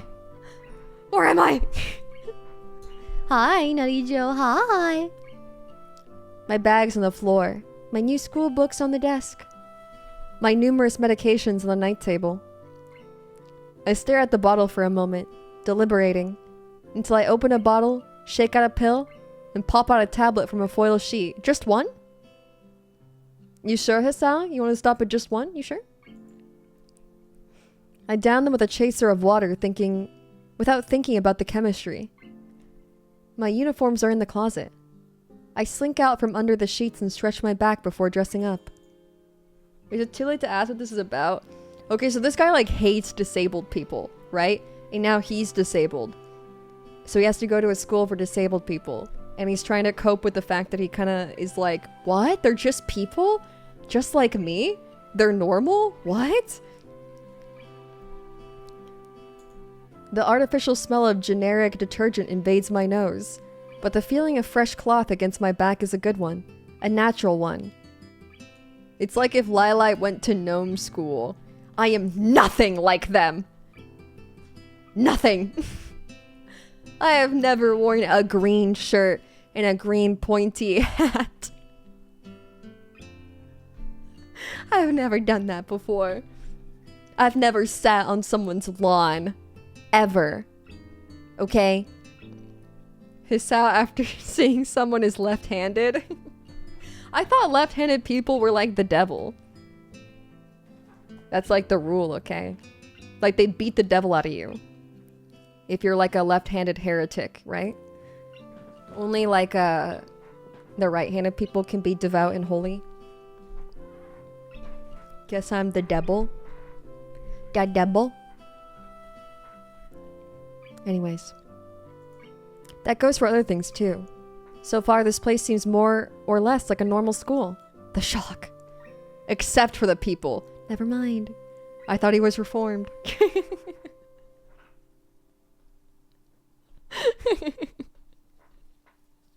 Yeah, everything's great. Except for the people, chat. Oh, don't even get me started. I think back to my talk with Kenji yesterday. Misha's constant laughter, and Shizune's sweeping sign language gestures. Well, I've only met 3 students so far. Maybe they aren't that normal, but I'm sure others are. Oh, that's true, he is calling them people. That's a good sign. Yeah, progress. Or perhaps people like them are what passes for normal around here. Yeah, what does pass for normal around here? What do people do? Okay, he's integrating, he's assimilating, he's learning. I didn't see a lot of kids hanging around after classes yesterday, so maybe there are clubs. If so, I wonder if I should join one. He's getting hobbies? All through class, the question remains on my mind, so I decide to ask Shizune about it when we split into groups. After all, she did say if I had anything I wanted to know, I should ask her.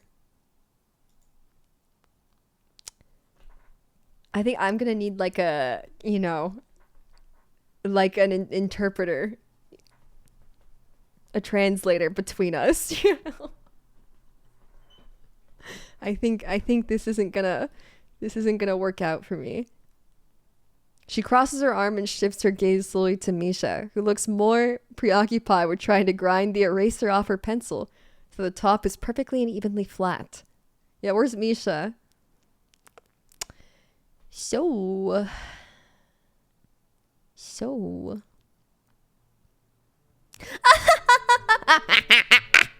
Sorry, Shi-chan. Is there something you wanted from me? The witch. Oh, I see. That's a good question, Hee-chan. My first thought is that Misha doesn't know, which is worrying. Maybe I'm being too negative. Well, anyway, Misha, please don't prove me right. What the? Jimothy.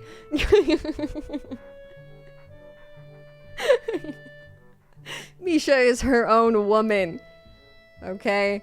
For shame. For shame. I'm dialing it in. Yeah. I'm embracing the Valley girl. Oh, that's right. Everyone is encouraged to join a club. A lot of people do so because there isn't really anything else to do. Like, there are also school events, like the festival coming up in a few days. Almost every student in the school tends to help out with it, doing whatever. So, you actually transferred in a busy time. Maybe you can help out too. Like, oh my god. Sorry.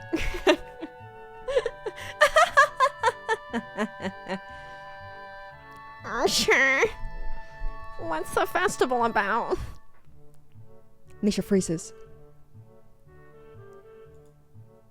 I don't know, Hee-chan. The truth is, it's a local event and I'm not even from this area, so... She starts signing desperately to Shizune, asking her to bail her out. Shizune adjusts her glasses at the end of an oddly grandiose flourish and starts signing hard and heavy.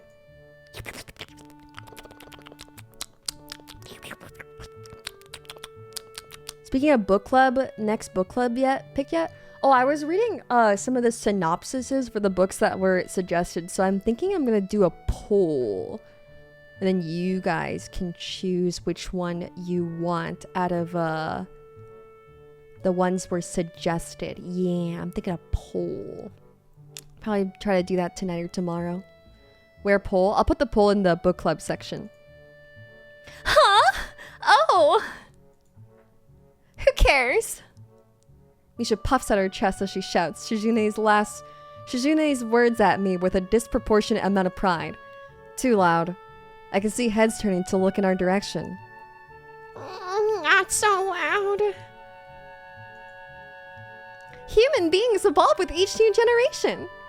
The ideals and beliefs behind a festival will inevitably change with time. Now it's about delicious fried food and amusing little games that you play to win prizes. The teacher clears his throat very loudly, battling his long wooden pointer against his other palm like a baton. He shoots a pointed gaze at us. Whoa, hands up, chat. Hands up. You caught me. Finally noticing where we are, Misha stifles a yelp and quickly quiets down. Shizune doesn't feel embarrassed at all, though, brushing it off without a care. See, this is why he's tired and dead inside. We are in the middle of class. Like, maybe we should start working. That's right, Shi-chan. What? That's right, Shi-chan. Are you asking because you're interested in joining a club? It could have been my eyes playing tricks on me, but I think I saw a suspicious glance exchanged between them. Misha's tone has also changed, although it does that every other word anyway. Yeah, I was thinking about that. Misha and Shizune look at each other again.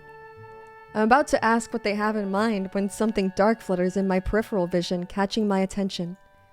Out of the corner of my eye, I see the girl with long, dark hair get up from her desk and slip silently towards the door. It doesn't seem like she was working in any group, and no one seems to notice her but me. Yokai. I glance at the teacher, who's also looking at the dark-haired girl go. Why doesn't he say anything? Hee-chan, is something wrong? Do I look uneasy as I feel? Or was Misha just looking at me, looking after the girl who left? Don't call her a yokai, rude. She's my favorite. No, nothing. Okay, well, like we were asking, you don't have any plans for lunch today, do you? I thought I would go to the library and pick up some books. Not really. Do you want to have lunch together then? Sure. Yay! Okay, Hee-chan, perfect. There's gotta be a cooler click than I think this is as good as we got. No one's gonna want to hang out with the nerd. The rest of class passes uneventfully. Is there anyone here who's Misha is the favorite? You know? Is anyone like, oh my gosh, Misha, best girl? The girl with the long hair never came back. Before I have time to put any more thought into where she could have gone, the teacher informs us that it's time to stop working. Shizune looks more than a little annoyed that we only just barely managed to finish all our work on time. I'm just glad we finished it at all. It's not a contest or anything. She's nice, but meh. I want to meet the creepy girl. Yeah, one creepy girl. Yes, it is, Hee-chan. Impossible. Really? Really? I've noticed this before, but it's kind of funny how Misha is always moving her hands and citing not only everything she says, but what everyone else is saying at any given time. Obviously, it must be so Shizune can understand it. Her eyes dart back and forth between Misha's hands and me. I don't know who I am supposed to be looking at. I'm talking to Misha, but that might be wrong. Maybe I should face Shizune. I'm used to looking in the direction of the person whose voice I'm hearing. But really, Shizune can't hear me, but it would be disrespectful to talk to her only through Misha. Then again, isn't that what she's doing? Dude, he's having this insane inner battle right now. While these two girls just look at me and stare at me. And he's just sitting there. No, she's at least looking at me. This is all very confusing. Will take some time to get used to. Who do I face? I mean, Hisao could just learn sign language, right? Right? I feel like that's gonna be a real breaking point for him, being a new person. It's not a contest. Because contests are actually competitions over a prize. If there's no prize on the line, it's not really a contest, actually. Shizune's eyes flash dangerously with a competitive glare. She stares at me as if surprised that I'm challenging her. I think maybe this is a contest to her. I never noticed before how dark and blue her eyes are. It's truly an alluring gaze. Oh, the romance is happening.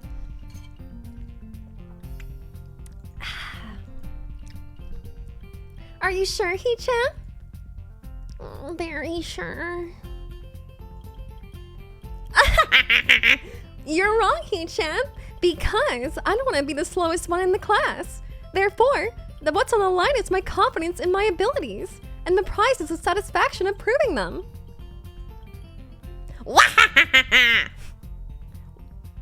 Shizune pushes her glasses up the bridge of her nose in a very matter-of-fact way.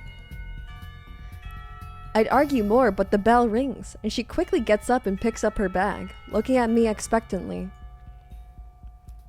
I had almost forgotten that I was supposed to have lunch with them. Where do you want to eat? The cafeteria.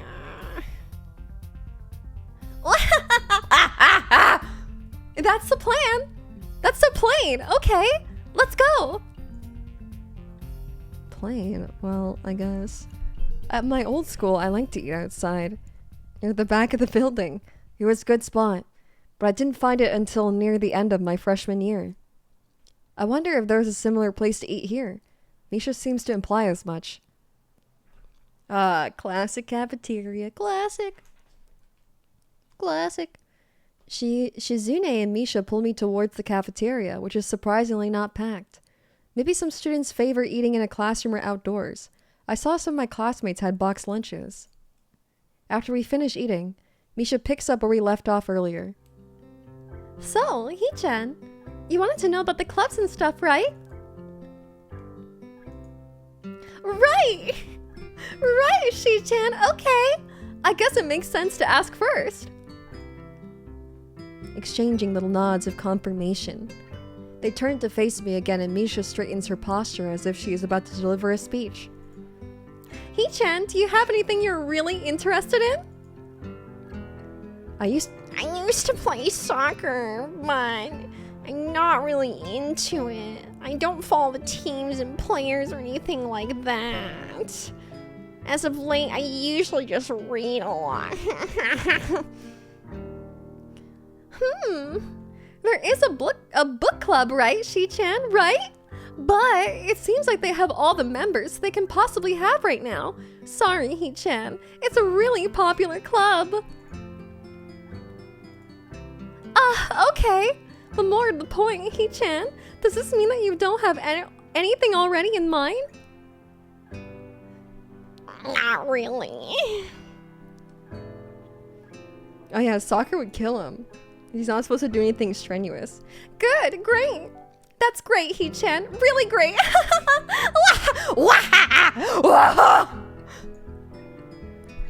Why is it so great? No reason. Well, Hee-chan, other than the clubs and the upcoming festival, there is one other thing. Student council. I see. I didn't know the school had a student council. That was a very melodramatic setup, though. Just to tell me that. I'm pretty sure the two of them know this because Shizune looks a little embarrassed about it, and Misha is laughing. Shizune quickly retakes control of the discussion, in a manner of speaking. After all, it's still Misha who has to voice whatever she says. Right, Hee-chan. Maybe you should join the student council. They could use more people. Yes, definitely. You should definitely join. Why? Well, for one, we could hang out every day, Hee-chan. Mercy. Mercy. Like, every day? Like every day? Like constantly every day? Like all the time? Like every single scene with her? Shi-chan and I are both in the student council. Actually, Shi-chan is the president. I'm starting to get the suspicion that Shizune and Misha might not exactly be the most unbiased people to talk to about this with. As if reading my mind, Shizune quickly adjusts her glasses and signs something to Misha. Yeah, are we sure the book club is already full? They can't squeeze in just one more person, just like one. Of course, we're not trying to get you to join because we would have obviously benefit from you joining the student council and therefore have an incentive to try and get you to... So you're admitting that? No, we admit nothing. I mean, Hee-chan, of course, it'd be nice if you joined and we'd appreciate it. But even without all that, joining the student council shows a healthy interest in working of one's school. Yup, it's true, Hee-chan. Besides, don't you want to spend time with us after school, Hee-chan? Every day, constantly. Chad, this is the ball and chain, okay? The whole ball and every day, every hour. Don't you want to spend time with me? All the time? Every single hour? More than four hours, 4 days a week? Don't you want to spend 24/7? 365? Don't you? Don't you? There is no escape, Hee-chan. There is no escape. Hi. Hey, Lyra and chat. Hi. Hi. I can't tell if she's being genuine or is this just really good acting. Both of them seem to be trying hard to look their cutest, although they are already pretty cute to begin with. Yeah. The game knows I love a wide set eye. They know I kind of like it when a girl looks like a bug. Wow. So, it's settled then. Welcome to the student council, Hee-chan. What? No! No! Aw, see, Hee-chan? Of course it wouldn't go so easily. I got trapped. I got student council trapped. Yup, that's right. Though it would be boring if it went that smoothly. Oh well, Hee-chan owes me candy now. You were betting on it? Hey, my life is not a game here. Shizune seems very intrigued by this when Misha signs it to her. The aggressive glint returns to her eyes. That's interesting, Hee-chan. Let's play a game. That's not what I said. What about rich man, poor man, Hee-chan? If you lose, you have to join the student council. No! Absolutely not. Aw, why not? Well, because you two both have the same incentive and therefore the same goal, which is to get me to join the student council, right? Yup.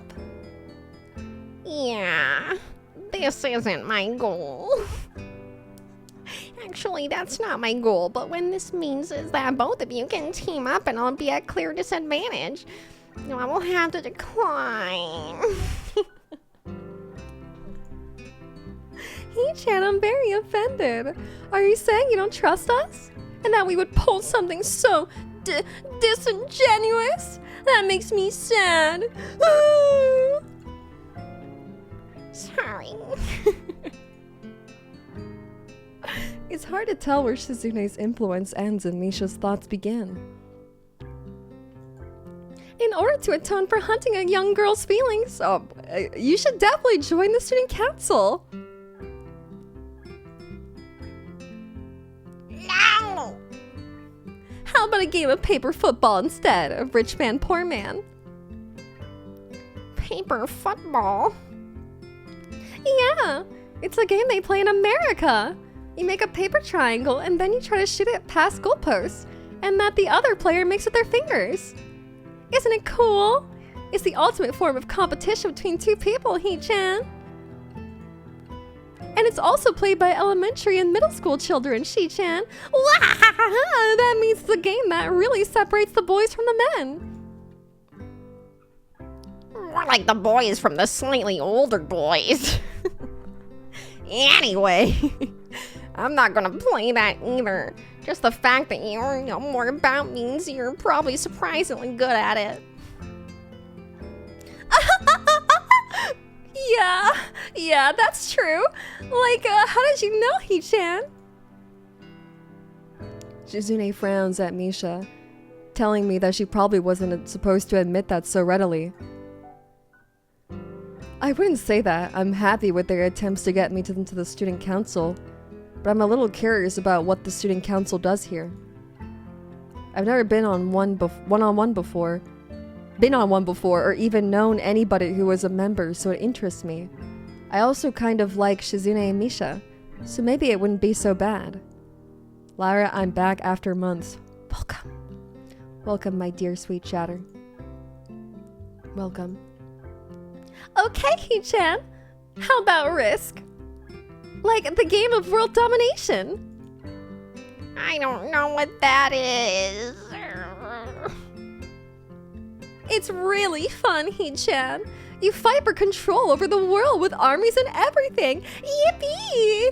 Yay! World domination! Yay! Sounds like Shizune would be really good at it. If you want to play, we can after school. Aw, really, Hee-chan? We could play just for fun, Hee-chan. Hee-chan hasn't played in a long time, so if you want to, there are no strings attached. Well, okay. Okay, perfect. We'll see you after school in the student council room, then, Hee-chan. Wait. Why there? Because I'm trapped in this conversation with no escape. Please, please. Rescue me. It's like trying to get an AI chatbot to move on. Dude, she's programmed. She's a weapon designed to torture me. Because that's where we keep the game.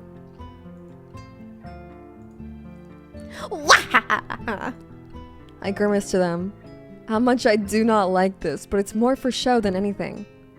So in the end, I agree. But only after getting Shizune to acknowledge that I don't mean anything concrete just by accepting to take a look around and play with her. Lunch ends and we get back to class. Dude, take me to the cute... Spotted. During afternoon classes, a long-haired girl comes back and sits down in her seat without a word. Again, no one seems to notice, or if they do, no one says anything. I want to ask Misha about it, but I don't want to be so nosy. No, it's gone so soon. Chad, did you see it? Did you see her? Oh god, more of these two. After school, Shizune and Misha quickly find me by the first floor lobby and latch onto me, covering each flank in case I might try to escape. I feel a little offended, but I've been considering it. Nevertheless, I'm a bit disturbed that enough people have made a break for it in the past that they're on their guard. What's with the escort? This doesn't make me feel very comfortable. In fact, it makes me feel like a dangerous prisoner being transported to a cell. What's wrong, Hee-chan? That's right, we're just gonna play a game of Risk, remember? I don't know, Misha. This all seems a little sinister to me. I start thinking that when we sit down to play the game, they'll tie me down and torture me until I agree to join the student council. Oh god, they're becoming predators. Yeah, their eyes are not nearly as wide set as before. They're evolving. They know I'm bottom of the food chain and the girl's gotta eat. Well, that's highly unlikely, but still. For some reason, it just seems like it would be so plausible. Getting to the student council room is as simple as turning 2 corners from where we started. What? That's it? This makes you guys being so on top of me seem a little silly. That's not true, Hee-chan. She-chan says that when their life is threatened, people have shown the capability to pull off superhuman bursts of speed. Life is threatened. Your expression unchanging. Misha signs something amusedly to Shizune, who makes a baffling face and puts her hands behind her back, looking pleased with herself.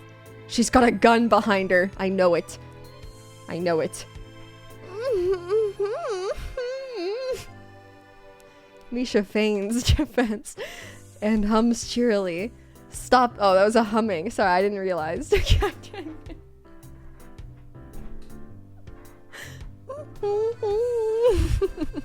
Stop that. I know you heard me. You have no excuse, unlike Shizune.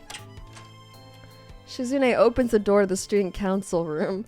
It's a very plain, sparsely decorated room, although it is quite large, maybe a little larger than a classroom.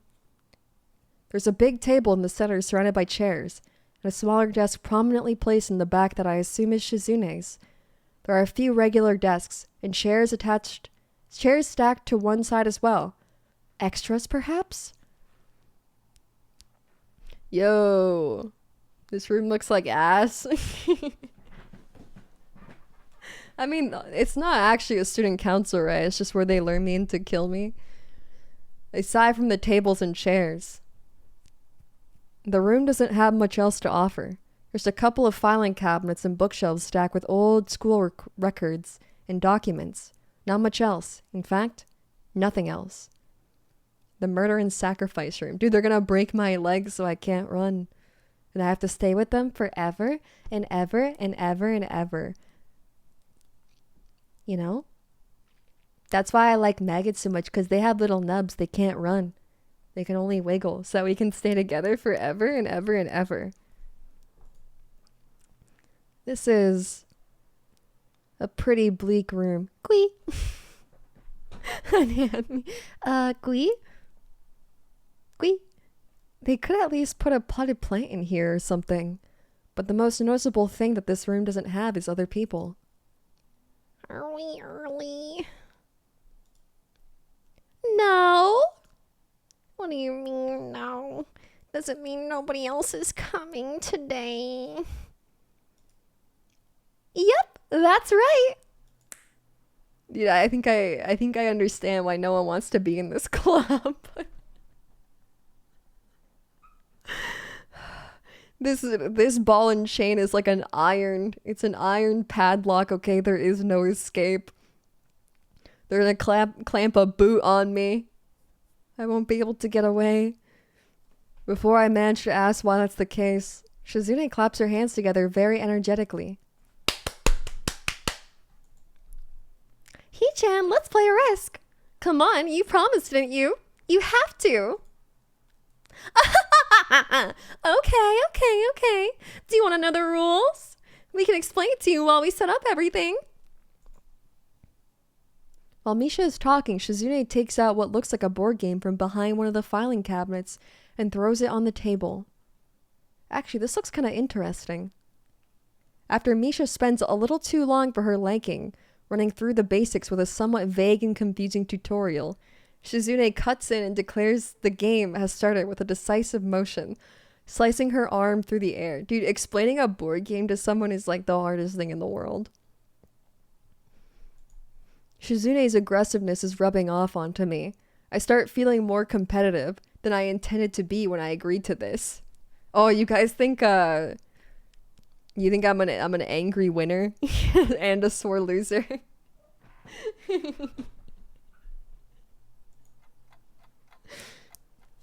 Halfway into the game, while I try to ponder how to defend against Shizune's assault from two fronts, she breaks my concentration by drumming her fingers on the table to get my attention. She-chan wants you to know that you're taking too long to make a move. She-chan also says that she will let you keep Australia if you agree to join the student council. Yeah, you can keep it, okay? I don't want it. Don't want it. Keep it.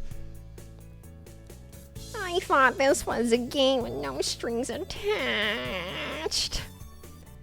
Just the fact that she would dangle that over my head as an offer means that she knows I care about the outcome of this game. And anyway... No! She-chan admires your fighting spirit and would be a benevolent dictator who will spare your people if you agree to join the student council. You're so competitive, Shizune. She seems to take this as a compliment. I would expect the student council president to be a little more magnanimous. Magnanimous? She doesn't seem to know what the word means or how it's signed, so she pulls out a piece of paper and writes it for Suzune, who in return signs it back to Misha. Misha presses her index finger against her temples, as if trying to physically imprint the world into her memory. Suddenly, Shizune bursts into a flurry of gestures. Misha looks daunted by the pace of her heated signing. Oh, she's mad. Wait,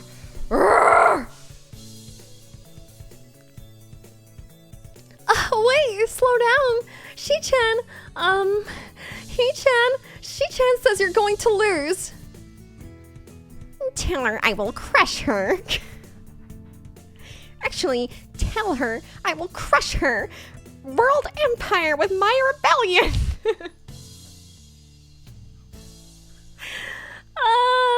Okay. those eyes of hers shine with childlike mischief. She says you have no choice if you keep playing like this. No, you won't. She has a point. Attack aggressively. How dare you beat me? She's either really mocking me or trying to trick me. I have nothing else to lose, though, so I might as well try something different.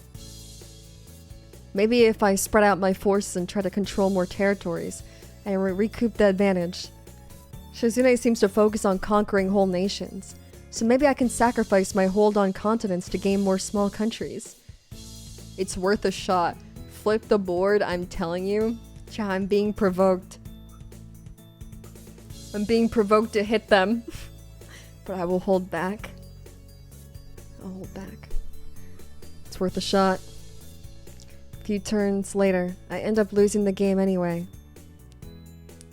Shizune adjusts her glasses victoriously and allows herself to tentatively pump a fist in the air in celebration. You can't do that, they have disabilities. What if I say that I have like random muscle spasm as a side effect to the bunch of meds that I'm taking and I accidentally punch her in the face? Sorry.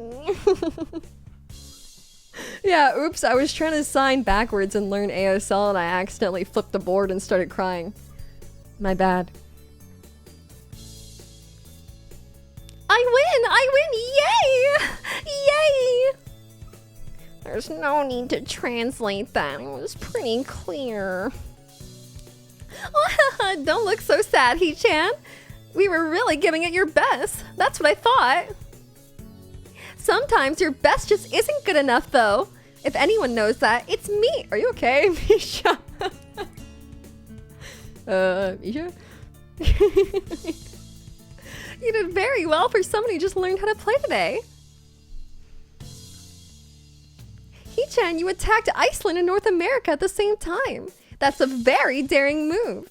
Shi-chan is impressed. The mark of great people is that they are daring and that they can follow through. You're already halfway there. Isn't that great, Hee-chan? Dude, she does talk a lot. She really does. She says like their names a lot, you know. That isn't enough, though. Just potential isn't enough. There is no point to potential if you don't take the first step. And there is no point to that if you don't keep going. I want to see more. You're right, Shi-chan, but that's so demanding. Misha is completely terrible. I like Shizune, I think. Shizune leans forward, suddenly looking a lot more playful and more like the serious person I expected her to be from the start.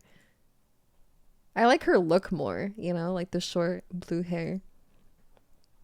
Hee-chan, would you like to join the student council? She really doesn't waste any time, does she? It's only my second day of school, so I'm hesitant about committing to something so early.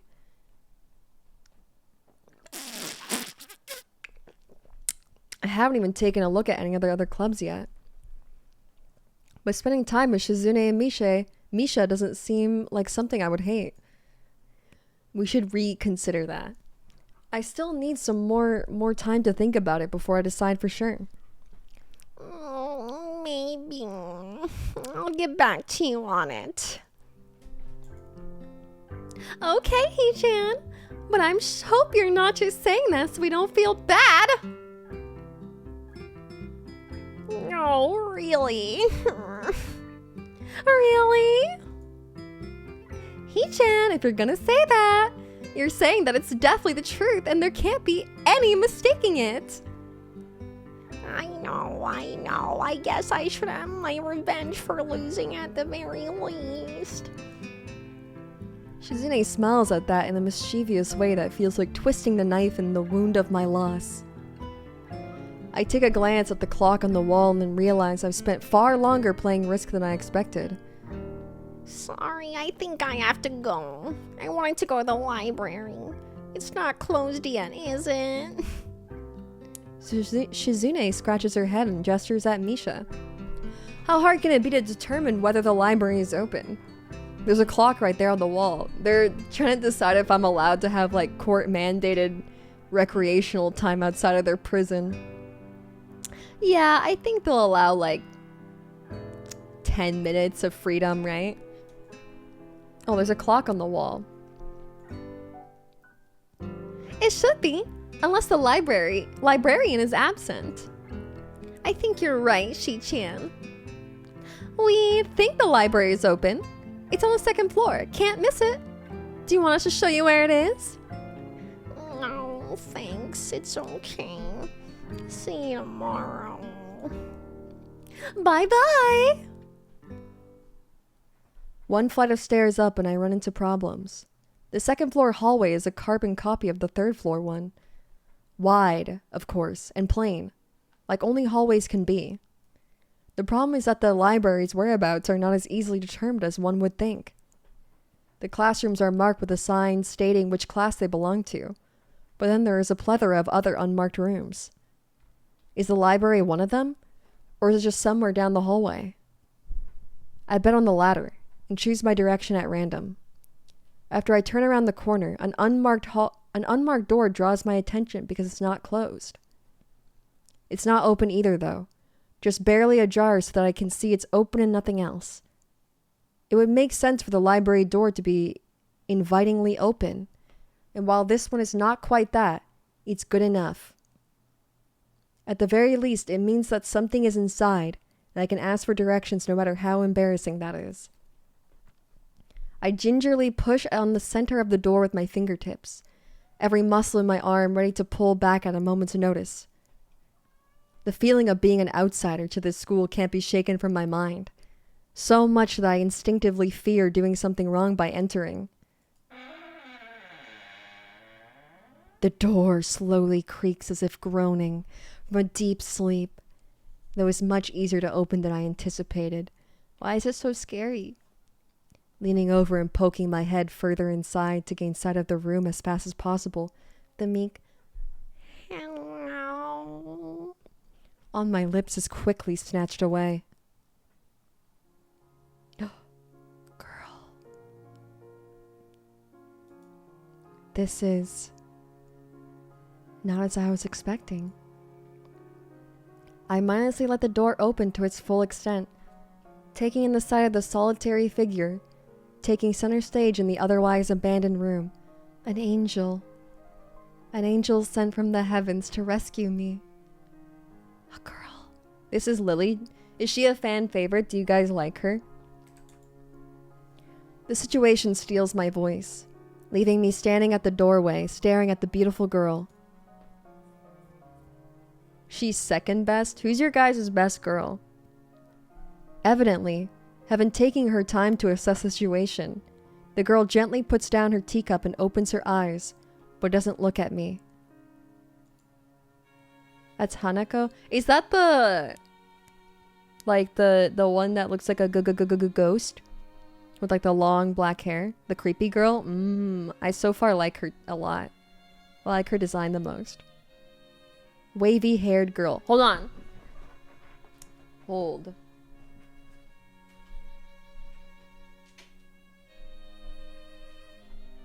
It's too dark. I had to turn the lights on. Okay, what kind of girl is she? I need to find her voice. Maybe something soft and supple, right? Posh? Elegant. Like an angel. Hello there. May I help you? She's very refined, elegant, demure and mindful. Hi, bodega.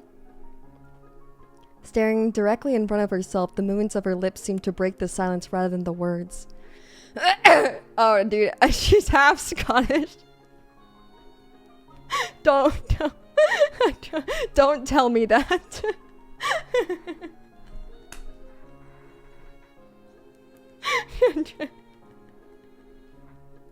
It's over. Yeah, say goodbye to the sweet, supple voice. However, it's the soft, measured voice that reminds me she's being separate from the room itself. Not only is she likely the tallest girl I've ever laid eyes on, but even among the foreigners I've met, she's strikingly distinct. Hi. Sorry for intruding. I was just kind of lost. She takes a moment to formulate a response before speaking. Hello, lassie. If you had a chance to change your fate, would ya?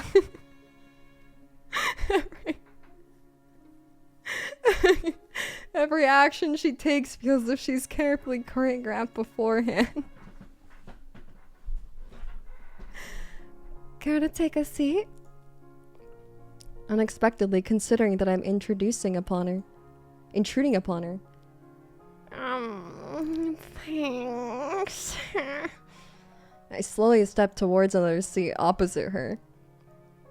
The girl resting the teacup and saucer on the wooden table in between. The way she doesn't track my movements with her head is telling. That, and the slight cloudiness in her eyes means she must be at least partially blind like Kenji. Come to think of it, her voice doesn't have any detectable accent either. I guess she must be half Japanese. Dude, even when I'm on dates with other women, I'm still thinking of Kenji. Your soft voice is killing me. It fits perfectly, right? As I take my seat, her composure takes me slightly off guard. Her air of relaxed Dude, Bodega, you gotta hear the Kenji voice. It's my best work. It's pink cinema. Her air... Yeah, there's many voices. Her air of relaxed confidence makes the silence entirely comfortable. The calming atmosphere is so different from the student council office. I take it you're new here. You're a new student to Yamaku? Yes, I just transferred in yesterday. I get the distinct feeling my speech patterns don't match the formality of hers, accentuated by her restrained bow of greeting. One which I hasten to match before realizing the futility of the action. I'm Lily Satao. Pleased to meet you. Hisao!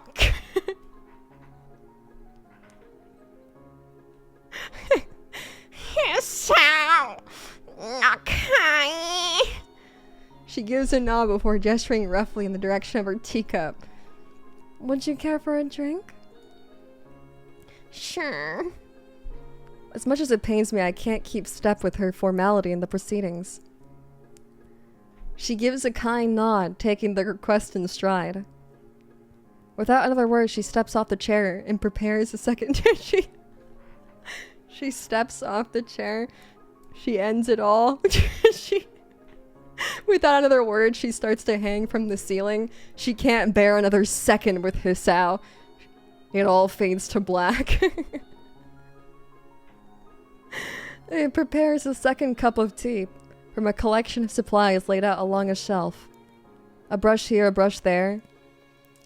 Her left hand often lightly touching the side of whichever container she's pouring into. It seems to be a process she's followed dozens of times before. As I lean sideways to see around her back, she seems to use her long, dainty finger to measure the right amount of water in the cup. I'm drinking her particles. It's one thing to see different disabilities the students in my class have, but it's quite another to see how everyone seems to adapt. Shizune and Misha have no problem working together to communicate with me. And Lily herself seems to have workarounds for problems I never thought of. While I feel slightly guilty about her doing the work, she seems pleased to be following the correct process of the offerer preparing the drink. So, her soft voice brings me out of my silent observance. Sorry. Hey, no wires. No wires. I think Boo Boo wants to sit on my lap. You want to sit on my lap? Okay. Which room were you looking for? It's not often this classroom is visited after school. The school library, Shizune and me. I mean, some classmates told me it was on this floor. She finishes pouring water into the teacup as she nods. A small metallic tapping coming from the teacup indicating it being stirred. Yeah, I think Boo's getting scared. He's jumping away. I'm aware of Miss Hakamichi, as are most students. To be with them means you're in class 3-3, no? That's right, in the science room with Mutao. She gives a small giggle, hee before setting down the teaspoon and slowly walking towards the table, teacup and saucer in hand. He's quite a character. I imagine you'll come to like him. Most do. Oh my god, that's me! Chad, look, that's us! We're on the screen! As she sets down the tea, I gently take it and have a sip. I'm really more of a coffee person, but this seems like a rather bad moment to bring it up. Nonetheless, the smell's quite nice. I hardly think it'd be hard to choke down. Thanks, Sato. It tastes really nice. She smiles and quickly waves her hand in front of her face. Lily, please. There's no need to be too formal. She says this in spite of her exceedingly well-bred speech. Oh well. I need water.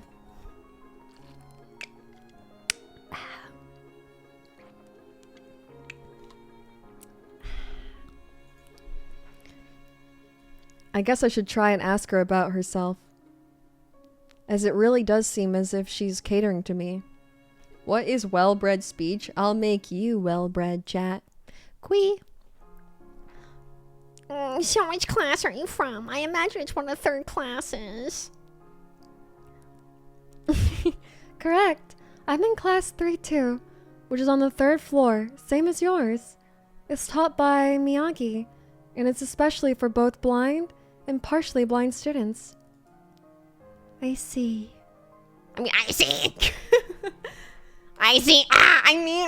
Sorry. I feel like slapping myself for the faux pas, looking at her face, though she doesn't seem in the least bit put off by it. My, there's no need to change your speech on my account. Sure. Sorry, I guess. I'm really showing my newness here. An environment like this would be a big change, so I can't fault you for it. While the same can't be said for everyone.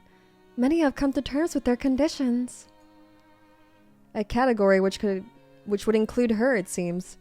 All too ready to jump ship from this particular topic, I segue into another. Yeah, when is the best girl coming?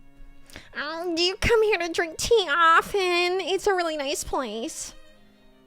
Thinking on it, this might be her version of the place behind my school that I like to have lunch at. I come here fairly often during lunchtimes. My duties as class representative don't leave enough time for an official club. So a friend and I use this room for having tea. Class representative, huh? Compared to Shizune, her mannerisms seem to be almost completely opposite. While Shizune's blunt and fiercely driven, Lily seems relaxed and calm, almost aloof. Come to think of it, she might be useful for a less biased view of the school's clubs. What kind of clubs are there to join? The more popular ones are the track and field club, but she uses the field near the school during lunchtimes. The baseball club, and the book club in a room near the library. Hello, first time Chitta. You seen this game before, but Sally, that was 2016? 2016? Yeah, I think there's like a re-release, right? No sex allowed in this one. This one is pure and holy. There are also numerous small ones too, though, such as the art and music clubs. At a time when I'm just wanting to get on my feet, rushing into a club right away seems slightly unappealing. I wonder if this school shares the same rules as my old one. Is it compulsory to join a club? It isn't, though it is encouraged. Ah, good. That's a relief. I've really let down my guard around this girl to let such a thing slip out. The fact seems to really amuse her. Not wanting my tea to get cold, I finally start drinking it as Lily does the same. Oh my gosh, the entire day spent together.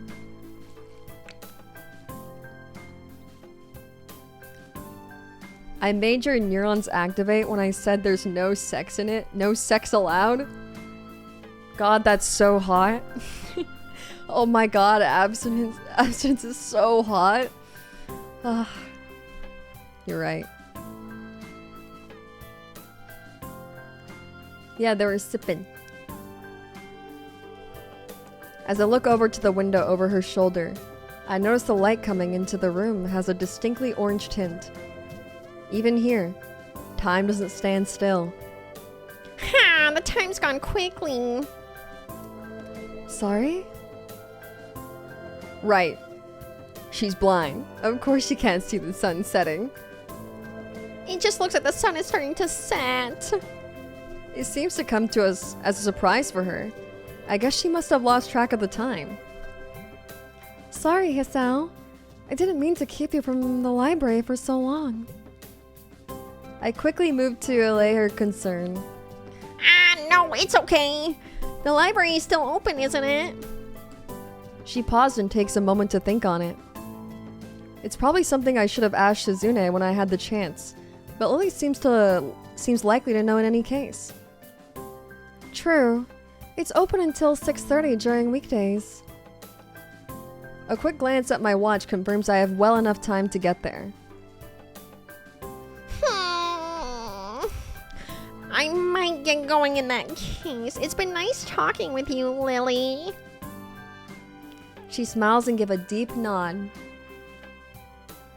Her hands still neatly folded on the table in front of her. Like an angel. It was my pleasure. Oh, come to think of it. Shall I show you to where the library is? I couldn't possibly ask for more help. I should be able to find it all right. Well, unless my navigational skills fail me. Which they seem to have a habit of doing.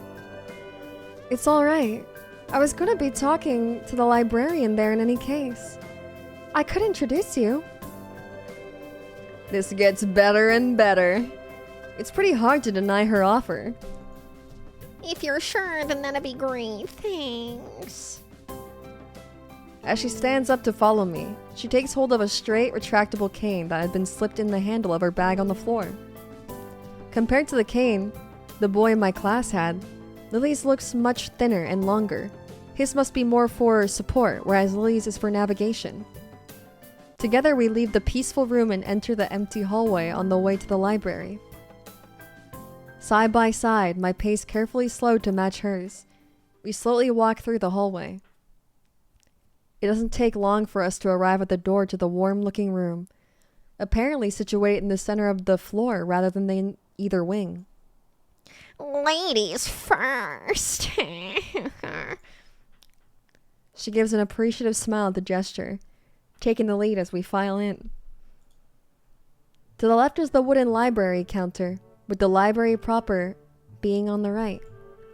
It easily dwarfs my old school's library, with the distinct smell of old books, giving the place an almost old-world air. There don't seem to be a lot of students here. Considering the time, it isn't a big surprise. Everyone's probably either in the school grounds or the dorms. Yuko, are you here? She says it in the thin air since the librarian doesn't seem to be present, and of course, Lily can't see this. What's unexpected is that it draws a reaction. Something from under the counter thuds against it, followed by a quiet wail. Ah.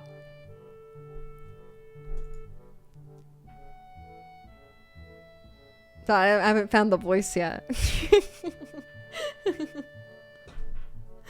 The origin apparently the librarian quickly crawls out and bounces up to extremely rigid attention. Oh, she looks kind of like a nerd too. Shit, we can't have 3 nerds, right? No way we can have 3 nerds. What's one too many nerds. You got it? Hi, Lily. Can I help you?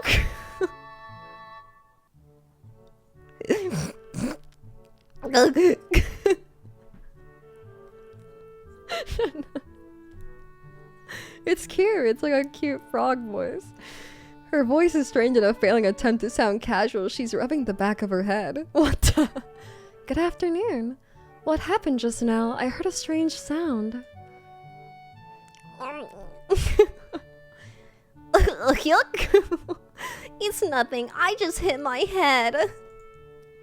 See, I dropped an eraser under my desk while I was looking for it. A pencil dropped, and when I was looking for both of them, you came yuck. And surprised me. Are you alright? I'm sorry. I couldn't know. It's okay. I'm sorry for making you worry. This is nothing. I've heard worse happen to me. She's quick to reverse Lily's apologies, almost frantically trying to push aside the possibility that could be in any way inconvenienced by bashing her head on the counter. Yes, worse things have happened. The girl fidgets with her fingers as Lily doesn't seem to drop her concerned expression, and she shuffles some papers around the counter for no reason. A little shorter than Lily, replete with glasses, freckles, and a very troubled look, she seems to fit a library perfectly. Lily, did you get my message? Message? Oh, the 2 imported books that arrived. Right, they finally came. I can't believe it took so long, but... Amidst her celebration, partially for managing to change the topic, I'm sure, she notices me from the corner of her eye and freezes on the spot when she does. Oh no, I'm sorry for not noticing you before. Did you need to check out a book or return one? Oh, I'm sorry. The way she can so quickly shift between moods is a little unsettling. He's with me. Yuko, this is Hisao, a new student. Hisao, this is Yuko, the school's librarian. Pleased to meet you. Get profiled. Pleased to meet you. He's just like A fellow nerd.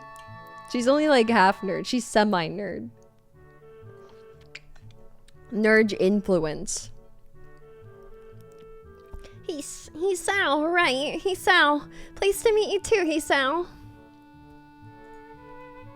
For a second, she visibly attempts to engrave the name on her mind so she won't forget it. Good night, Lucy. Good night. I have a terrible nightmare. Yuko often arranges to import foreign books in Braille for me. Would you like to tell Hisao a little something about the library? Lily's innocent suggestion is met with an expression of abject terror. Please, Lily, I can't. I don't know what he could be interested in. This is too much responsibility. How it's any responsibility at all, I don't get. But her objection is so sincere, I don't doubt for a second that she would rather disembowel herself on the spot than tell me where the light novels are. But... So, there are a lot of books in Braille here. I attempt to save the day by asking the first thing that pops into my head. It seems to work at least partially, as Yuko seems to not exactly relax, but at least looks slightly less tense. Well, I think about a third or fourth of Yamaku's library is either Braille or audio. Makes sense, given all the blind students that'd be here. If it's only that, how come this library is so big in the first place? Well, we get a lot of new books regularly because the library is adequately endowed. That's probably why. They spend more on new books than my salary, and I have to organize and shelve all of them. It's so troublesome and they weigh so much. I could quit this. I wish I could quit. She's freaking out. Her anxiety is rubbing off on me. I'm freaking out. A very awkward silence follows this revelation of too much information. I'll go check out the aisles then if you don't mind. It's probably best for all of us, if she doesn't keep talking to me. Very well. Meanwhile, Yuko, I would have those books if it's alright with you. My first impression was right. The library is surprisingly big. Ambling down the narrow aisles, I study the spines of the books in random order, occasionally sliding one out to read the blurb, taking it with me if it looks good. In a few moments, I have a respectable stack of books in my arms. I guess I'll never be stuck for a choice in here. The normality of the library sinks in. Sure, there are large print and braille books scattered throughout, but it is what it is, a library. It's as if the calm mood from the room I had tea with Lily snuck in with us in here. Unless it was here to begin with. Something about that puts me at ease, just like before. I reach the end of the aisle and find a collection of desks, set up for study or personal reading. Going a little further, though, I discover a nice quiet corner at the back. While the rest of the library has the odd student sitting at a desk either reading or stealthily sleeping, the back is pretty much deserted. As I glance around, I see someone who I recognize sitting on one of the several beanbags. Oh! It's the dark-haired girl from my class. The one who snuck out of the classroom earlier. She's reading a book, keeping it close to her face, which makes her look like she's really into it. From the way she's acting today, I had her pegged as more of a delinquent. Dude, she does not look like a delinquent. Than a bookworm. No, she looks exactly like a bookworm. In fact, her mysterious disappearance from the class raises all sorts of whys in my head. This is another case of Hisao profiling somebody and being wrong. Intrigue floats slowly but surely towards the surface. And before I know it, I'm walking toward the mysterious long-haired girl. I guess there's no harm in introducing myself as I would anyone else. She's a classmate after all. Do not make her a nerd. I feel like she would be really like soft, you know? She'd have like a really soft voice. Because if she speaks too loudly, she'll scare herself. Walking over to another beanbag, I take a seat and lay my books beside it. The girl starts, looking scaredly up at me from underneath her fringe. This is the first time I've seen her this close. Underneath her long, dense bangs, I can see that part of her face, at least a third of it, if not half, is pretty badly scarred. My eyes are immediately drawn to the scars, subconsciously peeking past her hair, until they meet her own eyes. For a second, I am shocked, and divert my eyes to the book in her hand, before I realize that looking away probably only makes it worse. Yeah, Hisao needs to learn to look women in the eye. It takes too many seconds to collect myself and remember what I walked up to her for. I'm sorry, I didn't mean to startle you. We can't scare her off, chat. She's the best one, right? Oh, sorry, I didn't mean to startle you. Okay.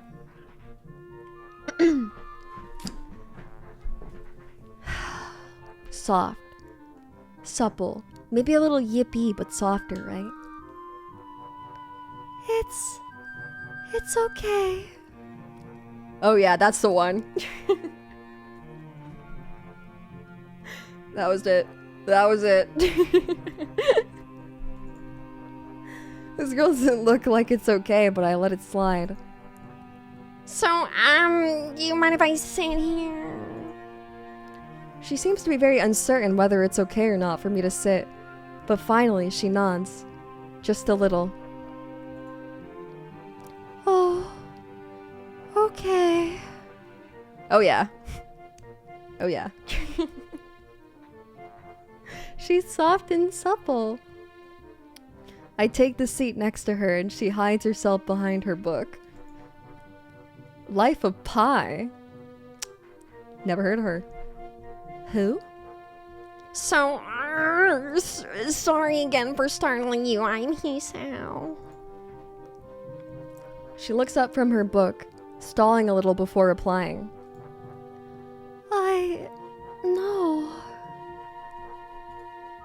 We are in the same class. Same class. Her speech is stilted and so quiet that it's barely audible, even in the still library. Somehow, I think that my delinquent impression of her was wrong.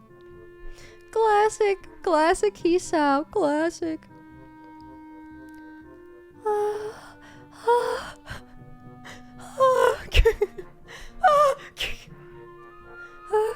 Hanako. I'm Hanako. Okay, chill. That's my noises of panic and fear, chat. Don't be disgusting. Don't be disgusting. Okay? She's scared. There's whimpers of fear. I resist the urge to say, that's a nice name. Just to have something to say, but really, it's the only thing that I can think of. I feel like an idiot!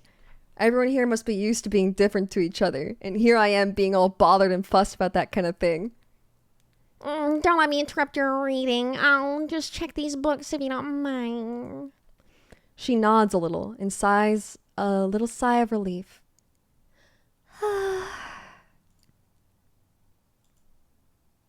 So I try to read the covers and the introductions of the books I picked up as she buries her face in her book. Uncomfortable silence consumes us. My eyes still wander to her direction, and I sneak peeks at her flowing hair and the scars it's hiding. After a while, I realize that she's doing the same and only pretending to be immersed in Life of Pi. Her gaze is not inquisitive at all, though. It darts around like a scared rabbit. Don't be disgusting. Don't be disgusting. When our gazes finally meet, the chain reaction is unstoppable.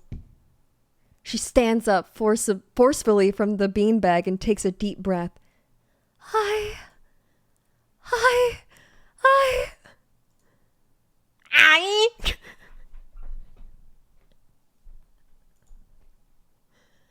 I've got to do something. Without warning, Hanako takes off and runs towards the counter. Her hair, like takeoff, catches me so off guard that I don't manage to go after her until she has a good head start. By the time I reach the counter, she is nowhere to be seen. Lily and Yuko are happily chatting away. Knowing that I won't be able to catch Hanako myself, I approach the girls. Hey, did you see the girl went past here? Maybe. What does she look like? Long dark hair, kind of shy. She had, well, some scars on her face. You wouldn't be talking about Hanako, would you? Yeah, that's her. I saw her reading and tried to talk to her, but I think I scared her off or something. Oh dear. Yuko, would you excuse me? I'd better try and find her. Sure. I'll just hold on to these until you come back. What's going on? I'm sorry, but I'll have to explain it to you some other time. Right, I'll see you later then. Lily hastily grabs her cane and hurries out of the library, leaving me alone with Yuko. I don't think I'll ever get the hang of this place. Did I do something wrong? What did you do? Nothing! I was just looking for some books and when she got this fit and ran off. The most offending thing I could think of was when I might have looked at her general direction a few times. Well, she's a very timid girl. The most offending thing I wish I found. You have to be careful around her. She can be very jumpy, I think, and she's not accustomed to talking with other people. Isn't that a bit strange? I wonder. It's just how she is, I think. Yuko doesn't sound all that convincing, Ben. Then again, maybe this is just the norm around here. She's losing it. We're losing her. Everyone has their own problems, or else they wouldn't be here. But how should I deal with these people? Forcing myself to act overly casual makes me feel phony. Like I was supposed to be ignoring the elephant in the room. Yuko fidgets, looking like she wants to say something to that, but resists it. I think it's an elephant, only if— oh shit. I think it's— I'm losing it. I think it's an elephant, only if you feel that way. I guess she doesn't have a good sense of self-restraint. It makes me smile as she blushes heavily. Lock in! What? Did that sound stupid? No, that sounded really wise. I guess you're right. It's more about me than anyone else. Neither of us had anything to add, so Yuko fills the silence by shuffling some papers around. People who have had papers on their desk really like doing that. Did you find any books? I should be closing soon. I mean, the library should be closing, but I have to do it. I hope that's not too inconvenient for you. Oh yeah, I just want some books, but I left them over there because I'll just go get them. I'm getting to sleep over sillies. I fetch my stack of books from beside the beanbags where Hanako and I were sitting and return to the counter. Wow, you read a lot, don't you? I surprise myself with that too, honestly. At least when I really think about it. I had a lot of free time this year, so I just kind of started reading books to fill that time. I couldn't do much else. I see. But she doesn't say anything else and just checks out my books for me. I guess that is what they call tact. Holding the library books with one arm, I trawl in my pocket for that key to the door. Sometimes I frighten myself with my own intellect. A sudden sound from behind startles me, making me nearly drop the books I'm carrying or the key that I almost managed to get into the lock. Who is it? I turn around to see who is talking to me. It's Kenji. He seems to be in a friendly mood, although the light glinting off his glasses in the dark gives him a sinister look. It's just me. This makes him pause and lick his lips nervously. Kiss him? Oi! Oi! It is me! I don't know anyone called me! Are you some guy again? His voice is suddenly strained and quick. Yes, but we've met before yesterday. I don't think so!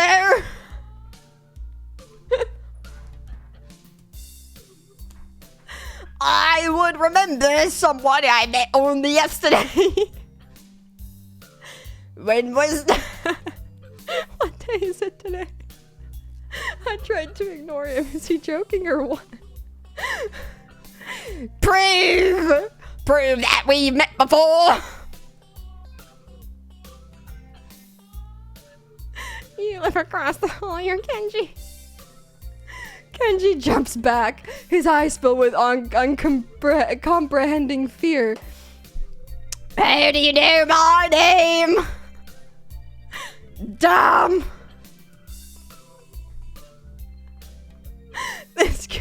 This can only mean one of the two things.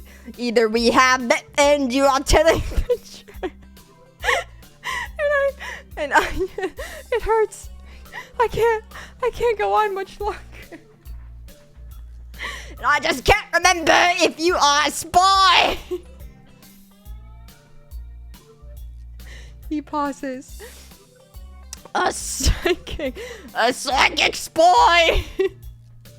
His eyes dart around me, trying to peek into my room, although it's hard to believe he can see anything through those thick glasses.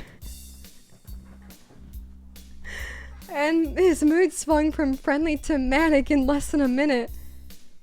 I'm not psychic. How do you know that? I'm not a mind reader. Kenji points a finger in my face damningly. Unlike you! Stop that, man. We met yesterday. What's wrong with you? I live in this room. Lies! Lies! If you think you can pass as Hisao because I'm legally blind, you are sorely mistaken. You don't even look like him. I mean, the resemblance is real slim. Baby, at a distance, who do you think you're kidding? Kenji's an Australian nerd.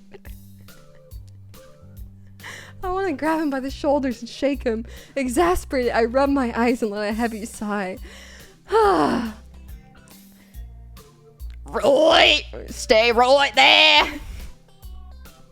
Kenji comes closer, one careful step at a time. I stay still, lest he assault me physically, although I doubt he could do much damage even if he did. Oh! What? I see it now, damn it!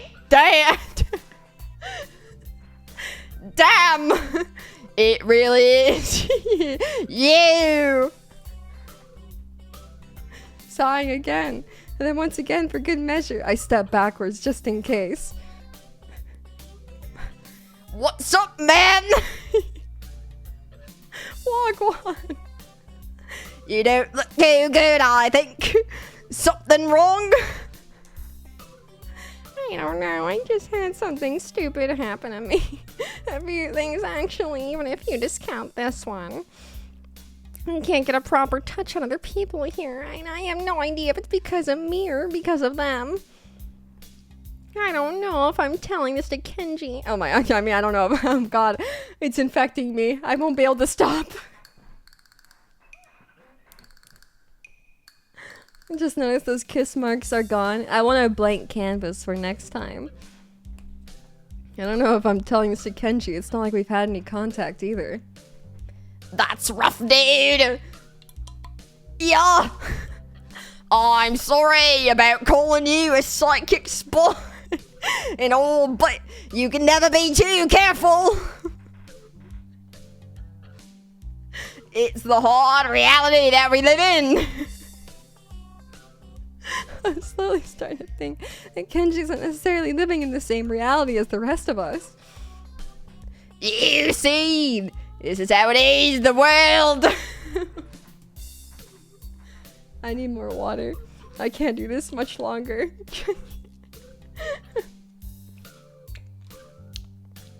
There is no justice. You see, even when I lose, I win. Because I don't lose the lesson.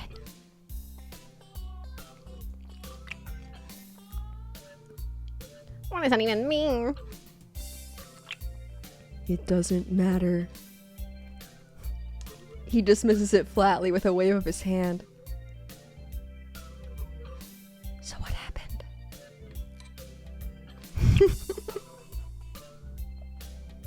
Kenji's going dark, guys. He's reached his insane break. His psychotic break. What happened? Why the long face? Do you have a long face? It's nothing. I just scared some girl off accidentally. Literally, too. She actually ran away from me. Good night, chat. Good night, Burr. Have a nightmare about me. It was my fault, really. I think I'm not really used to all this yet. A girl? A cute one? Cute. No, cute? That's a hard question. She had a nice body and really beautiful hair, but the face. I guess it could go either way. She was cute. Yeah, cute, yeah. Oh, I knew it! Kenji's feeling better now.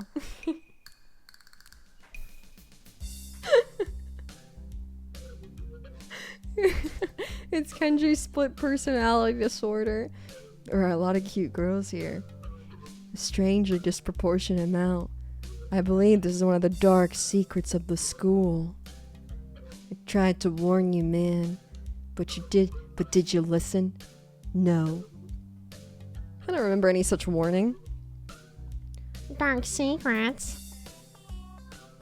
Yeah. Dark secrets. Extremely dark. Like a black hole.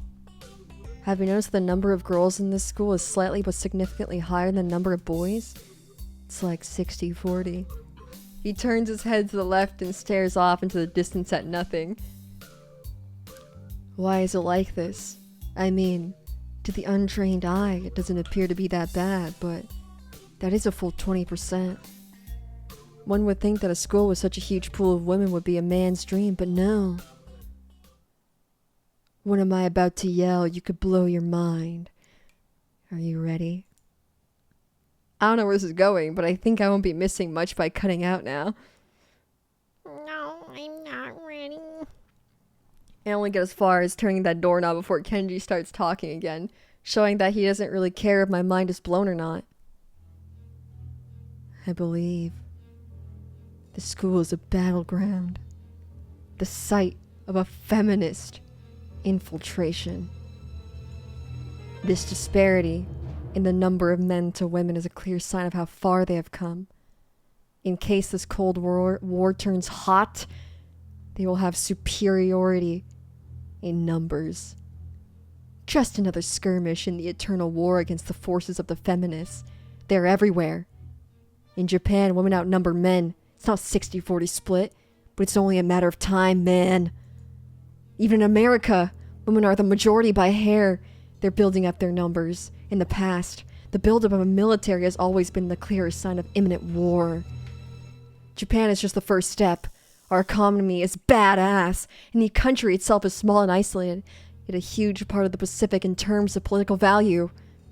The perfect target. They are so cunning, as expected of women. Soon, the day will come when... Kenji's voice trails off ominously. That is why you can't trust them. They'll string you along and then kill you, just as they killed me. You'll end up just like me. Oh, hell no! I can't stop myself from blurting it out. Oi! What the hell does that mean? You said it, not me. It's the best I can think of. So, you're not supposed to say something like that. Damn. So rude. Where was I? Oh yeah, the vast feminist conspiracy. Stop it, stop! I lost you way back there somewhere around feminist infiltration. Too hard to follow? It's cool. I have some graphs and stuff in my room. And puppets. You like puppets? No puppets. You don't like puppets. Okay, graphs are still cool though, right? He speaks energetically, responding almost before I'm done talking, moving his hands in an animated way as he continues to rant on. This is too strange. I had him pegged as a relatively normal, but it's clear that I was wrong. Oi! Something on your mind, dude? Just thinking about what it's like to be the last man in an insane world. Kenji frowns, looking deeply upset. You mean that's you? That can't be, because I'm the last sane man in an insane world. That is my dream! You can't just steal a man's dream? What the hell?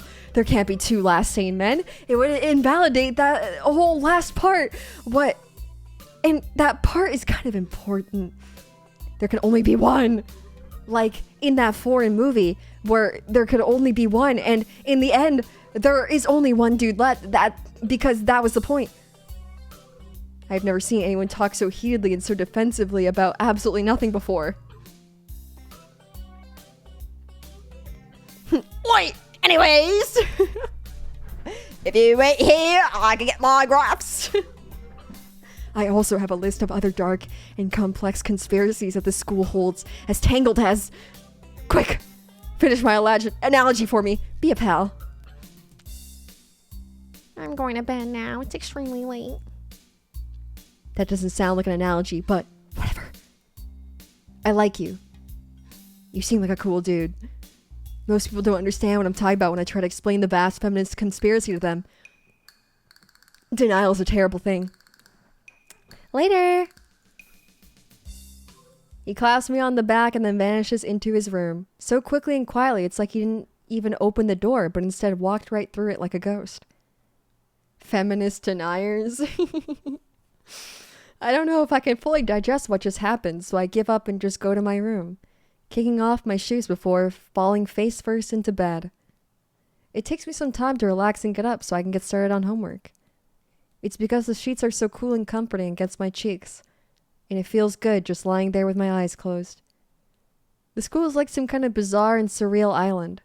It's isolated on top of a mountain, and each person is stranger than the last. I just can't seem to fit in. What irony. One would think that fitting in a place that's made for people who are unfit... Okay. Unfit for the real world. What irony. One would think that fitting in a place that's made for people who are unfit for anywhere else would be easy. Yeah, don't you dare show your face in the real world. Don't you dare. Maybe I'm trying too hard. At least although I say that, it doesn't help take the edge off. And the words are left echoing off empty walls. Guess it's not as bad as I expected, though. This place really is more of a school, and less of a hospital pretending it's a school than I thought it would be. If nothing else, the scenery is beautiful. I open one eye, seeing the school books and bottles of pills arranged side by side on my desktop. Hey, this place is too much like a normal school after all. Katawa Shoujo. Yippee, pills. Oh, I'm tuckered. I'm tuckered. Oh, wait. Shape. Yeah. I'm tuckered.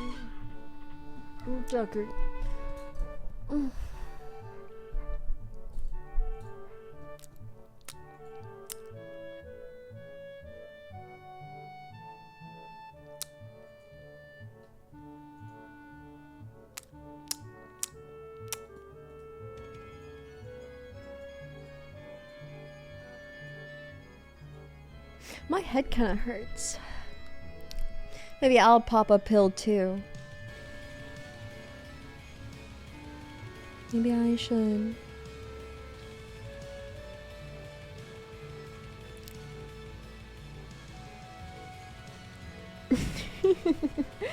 It's all that Kenji. It was too much for me. We will continue probably tomorrow.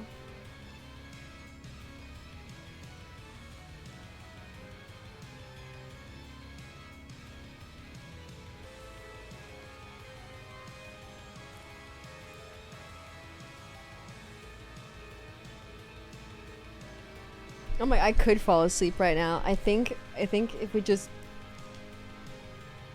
we go non-verbal for like 5 minutes, that's all I need.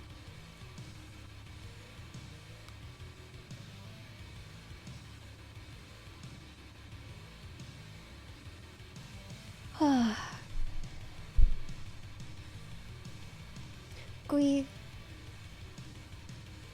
Gui.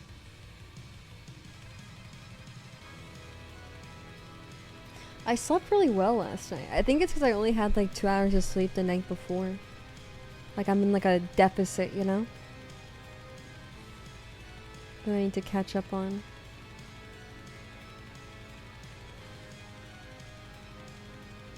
I'm tired. I'm tired, John. I'm tired. I'm tired. I'm sleepy now. It's hitting me. Yeah. Yeah, all the oxygen that was supposed to go to my brain went to Kenji instead. Okay.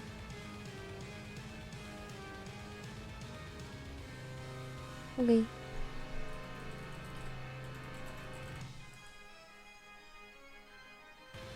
Okay.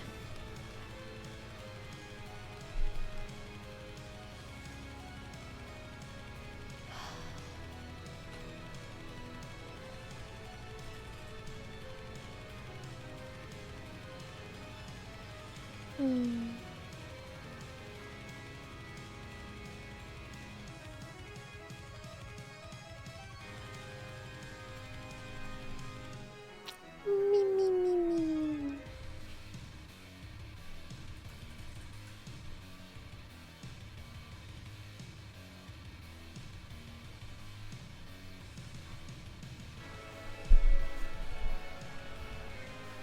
Me, me, me, me. Me, me, me, me, me. Me, me, me, me, me.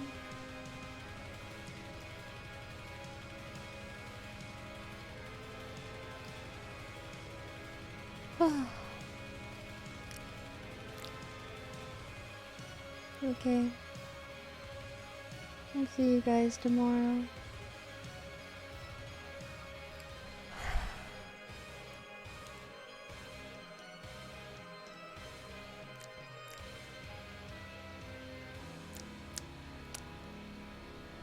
The raid's going off. Okay, bye.